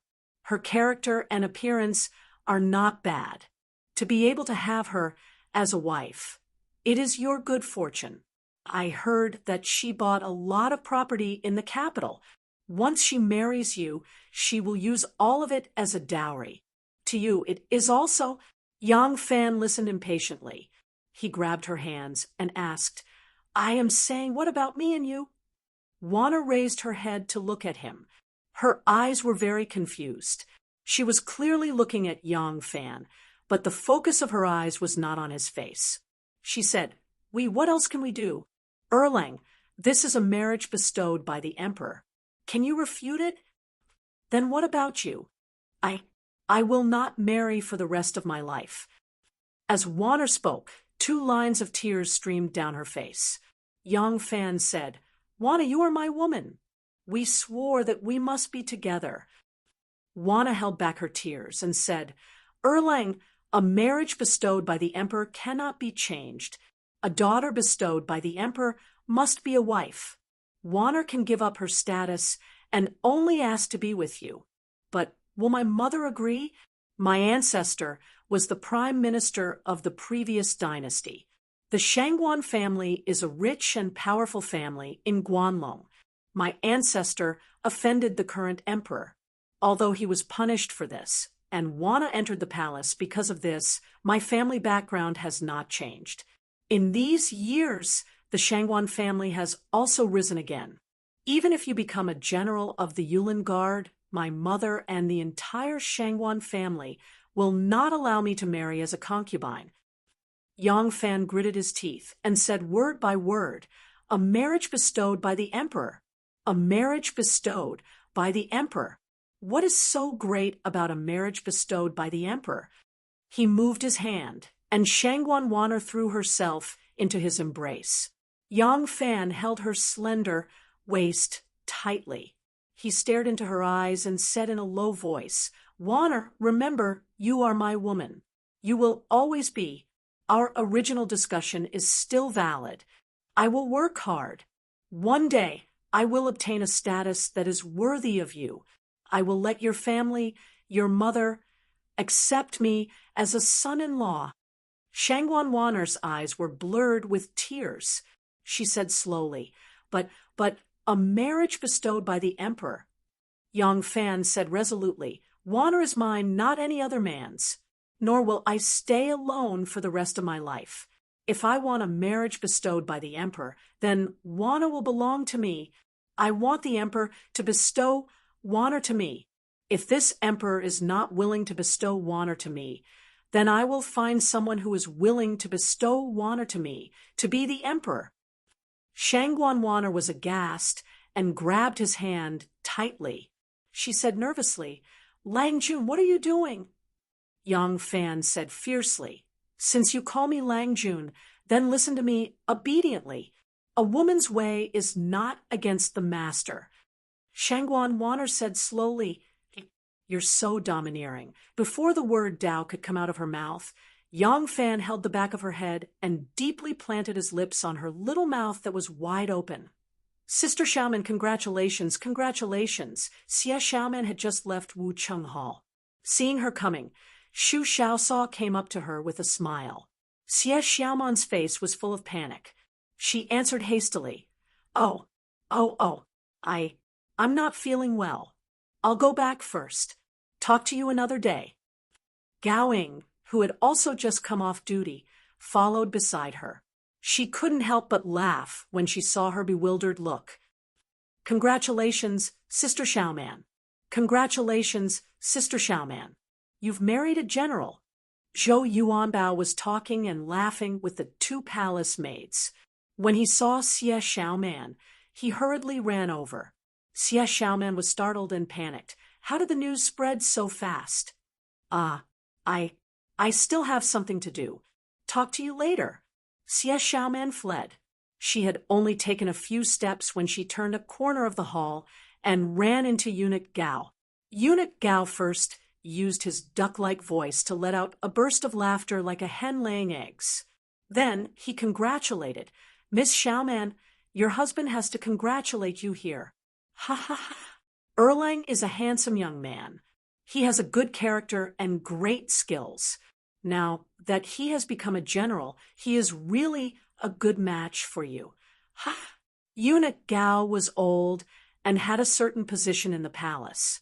Xiaoman couldn't just say a few perfunctory words and leave, so she had to bite the bullet and stand still. Eunuch Gao beamed with joy. It's rare for your husband to encounter such a thing in this palace. Ha ha ha ha. A marriage arranged by the emperor. How glorious! How glorious! Ha ha ha. Both of you are your husband's acquaintances. I will definitely accept this gift. Ha ha ha.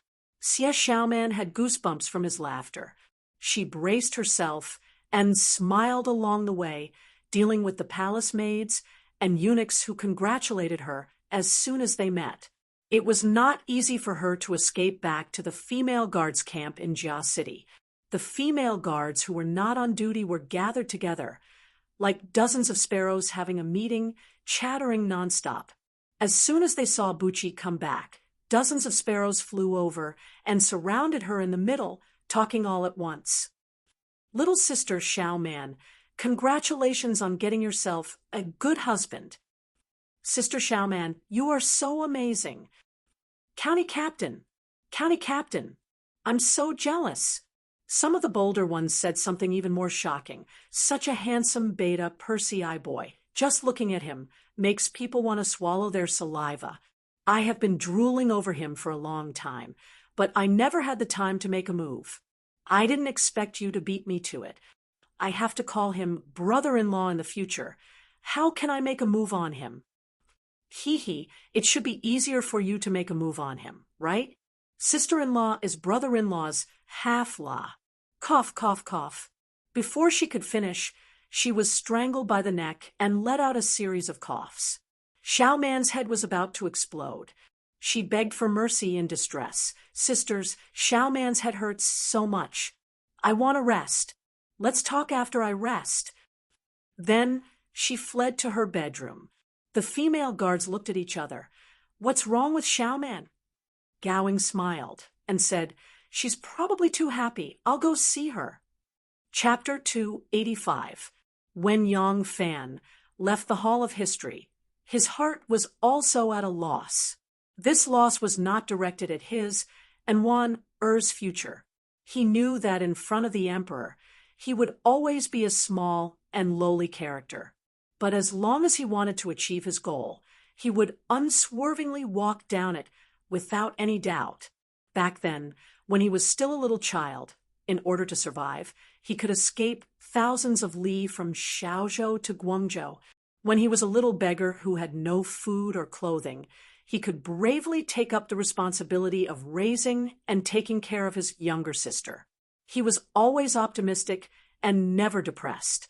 When he returned to Luoyang, even though he knew that he had to fight against those enemies who had no trace of them and who had great power, he had never been depressed. Today, how could he give up on his own woman because of a word from the emperor?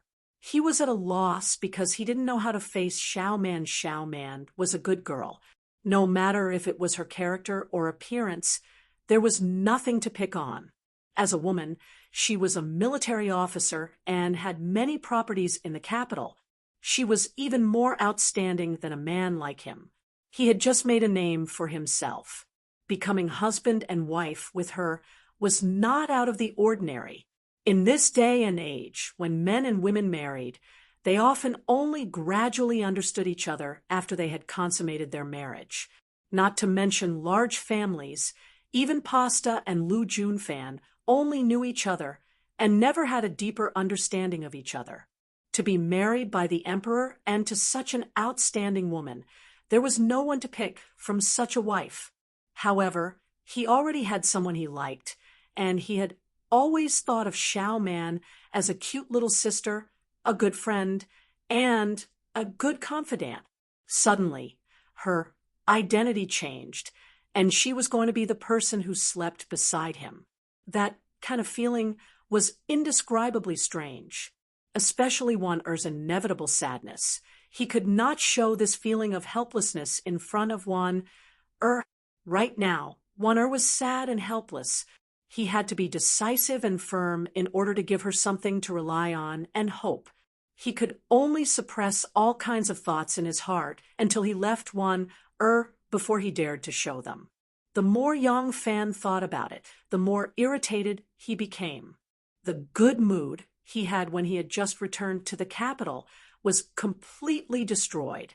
Wan-Er thought that Princess Taiping was just making fun of him, but he knew that this was Princess Taiping's revenge against him, and he could not fight back. Even if he fought back, he had already hurt two people. One was Wan-Er, and the other was Xiaoman. Yang Fan was walking with a heavy heart. Suddenly, several halberd-wielding warriors walked towards him. There was a person in the middle. Seeing him, that person said in a strange tone, "Oh, isn't this Guard Yang? Oh, I'm wrong. It should be General Yang." He, congratulations, General Yang." Yang Fan raised his head and saw that it was the commandant of the Golden Guards, Zhu Bin. When he first joined the army, he was no longer under the command, and they no longer had any contact. At that time, they no longer had any contact. Zhu of Yang Fan, and they know. Later, when Yang Fan joined the army, he was no longer under the command of Zhu of Jinwu, and they no longer had any contact. Occasionally in the palace, when he saw this old superior who had made things difficult for him, he would just nod his head and never say much. Unexpectedly, today, he took the initiative to strike up a conversation. Yang Fan thought that the other wanted to repair their relationship after seeing that he had been promoted, so he stopped and nodded. "So it's General Zhu. It's been a long time." Zhu Bin laughed coldly and said with a face full of jealousy, "Second Lang is so young and has already been promoted to General of the Imperial Army. Your future is limitless. When we old colleagues talk about you, we are all very envious. It's a pity that we are all big and burly and not handsome enough.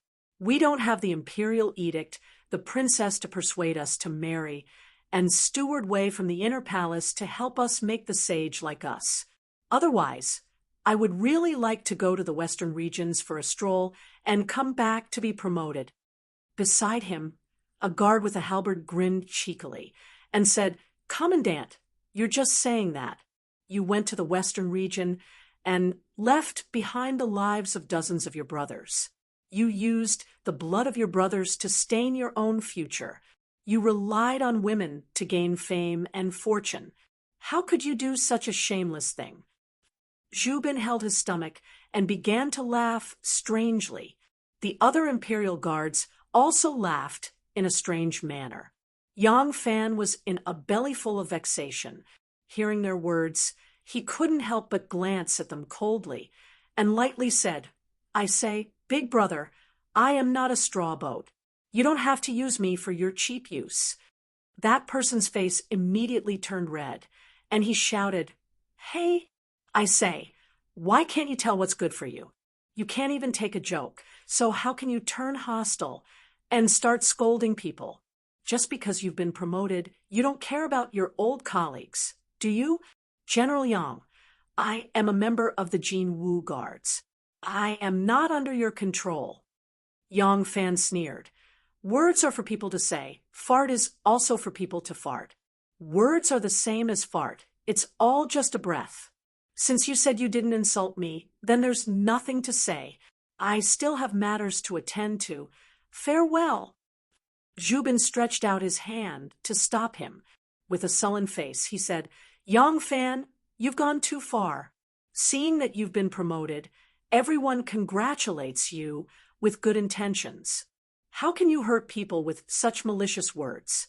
Aren't you looking down on me, Zhu Bin?" Yang Fan took a step forward and stood face to face with him. Bending down slightly, he stared into his eyes and said word by word, "That's right. I am looking down on you. This young only cares about the people I care about, and you have never been in this range." With that, Yang Fan turned around and left. Zhu Bin was so angry that his face turned purple. Trembling all over, he said, how can this person be so shameless, so ungentlemanly?" Yang Fan swaggered off. When he was already far away, Zhu Bin stretched his neck and roared at his back, "Surnamed Yang, don't get cocky too early." After saying that, Zhu Bin said to the people around him, "This person really has a bad temper after being promoted. I congratulated him with kind words, but he scolded me instead. All of you have seen how this surnamed Yang is intoxicated by success. This is too outrageous." Several soldiers carrying large halberds said in unison, "That's right, that's right.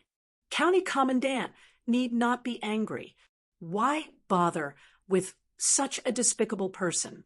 Justice is in the hearts of the people." Normally, Yang Fan did not have such a bad temper. Now that he was agitated and uneasy, how could he restrain himself after hearing Zhu Bin's sarcastic words? He could not be bothered with what Zhu Bin said and strode straight to the Xuanwu gate of the palace. Halfway there, he ran into Eunuch Gao again. When Eunuch Gao saw Yang Fan, he said with a face full of smiles, "Congratulations, Erlang." Yang Fan smiled bitterly in his heart. He had no choice but to stop and return the greeting. "Eunuch Gao." Eunuch Gao chuckled and said, "First a high official, then a beautiful wife. Life is beautiful. Once your wish comes true, your husband is also very happy for you." Yang Fan was about to reply with a few words and leave when Eunuch Gao suddenly stepped forward and said in a low voice, "Someone is waiting for you in the golden hairpin drunken private room." Yang Fan was startled and looked at Eunuch Gao in surprise. Eunuch Gao smiled and said, "Young Master Shin sends his regards to Erlang." After saying that, he took a step back and cupped his hands towards Yang Fan. He said in a loud voice, "Erlang, don't worry about it. On the big day, your husband will have to send a generous gift to celebrate." When he cupped his hands, he gently tapped the back of his palm 3 times with the little finger of his left hand, which was holding his right fist. Then he slightly tilted it outwards and tapped it twice. This was the secret signal that Shun Mu and Yang Fan had agreed on. Yang Fan could not help but be surprised. "So this Eunuch Gao is Shun Mu's man. Is Erlang not handsome enough? His eyebrows are fierce and his eyes are ugly. No, he's quite handsome. Erlang's character is not good. He eats, drinks, gambles, and does not engage in honest work." "That's not true either. He has a very good character. Erlang is incompetent and has no ability." "Look at what you're saying. His skills are something that even you and I cannot compare to. Without true ability, how could he have made such a great contribution in the Western regions?" Gowing spread her hands and said, "That's strange. He is handsome, has a good character, and has true ability. Now he's even a general. Such a good husband is hard to find. Everyone has arranged for you to marry. You don't know how many girls in the palace are sad and envious. I'm drooling over it, and you're still unwilling." Xiaoman rolled her eyes at her. She slightly bent her legs and hugged her knees. She rested her chin on her knees and thought for a long time. Then she faintly said, "I've thought about it, but I can't think of anything bad about him. I just have a very strange feeling that makes me feel uncomfortable." Gowing could not help but be angry. "What do you feel uncomfortable about? He's not married, you're not married, and he's a good man who can't be faulted. What else do you want?" Xiaoman shook her head blankly and said, "I don't know, I just feel that kind of feeling." She suddenly raised her eyes and looked at Gowing. "If everyone arranges for you to be married," Gowing beamed and said, Okay, I couldn't ask for more. You also know that I've been drooling over Erlang for a long time.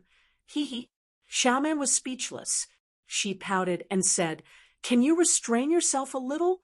You're saying in front of me that you like my husband, aren't you?" Gowing rolled her eyes at her and said, "Didn't you say you didn't want it?" Xiaoman said angrily, "Is it up to me to decide whether I want it or not? I feel a little uncomfortable in my heart, but I can't tell what's so uncomfortable about it. I mean, if everyone arranges for you to be married to Gao Chu, how would you feel?" Gao Ing was stunned and said blankly, "What nonsense are you talking about? Gao Chu? That stupid guy is my brother, okay? How can this be compared?" Xiaoman said seriously, "Yes, that's how I feel. Well, I can't tell you. Let me put it this way. For example, if everyone arranges for me to be married to you, how would you feel?" Gowing laughed and said, "You and I are both women. How can we get married? You're getting more and more ridiculous." But she hooked Xiaoman's chin and pretended to be lecherous.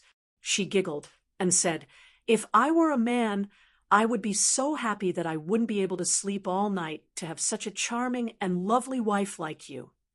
As she said that, she even raised her eyebrows very wickedly. Xiaoman hid her hand away and said listlessly, "That's how I feel. I've always treated him as a brother and a friend, and suddenly he's my man. It's really so awkward." Gowing turned around and sat down next to her. She said earnestly, "It's better than marrying a stranger you've only met once and you don't know anything about his temperament and behavior, right? Xiaoman, don't worry about it. You know how lucky you are?" Xiaoman raised her head and stared at Gowing. She asked, "Am I very lucky?" Gowing nodded very hard, and a touch of sadness and melancholy floated in her eyes. She really liked Erlang, but the falling flowers yearned, but the heartless water flowed.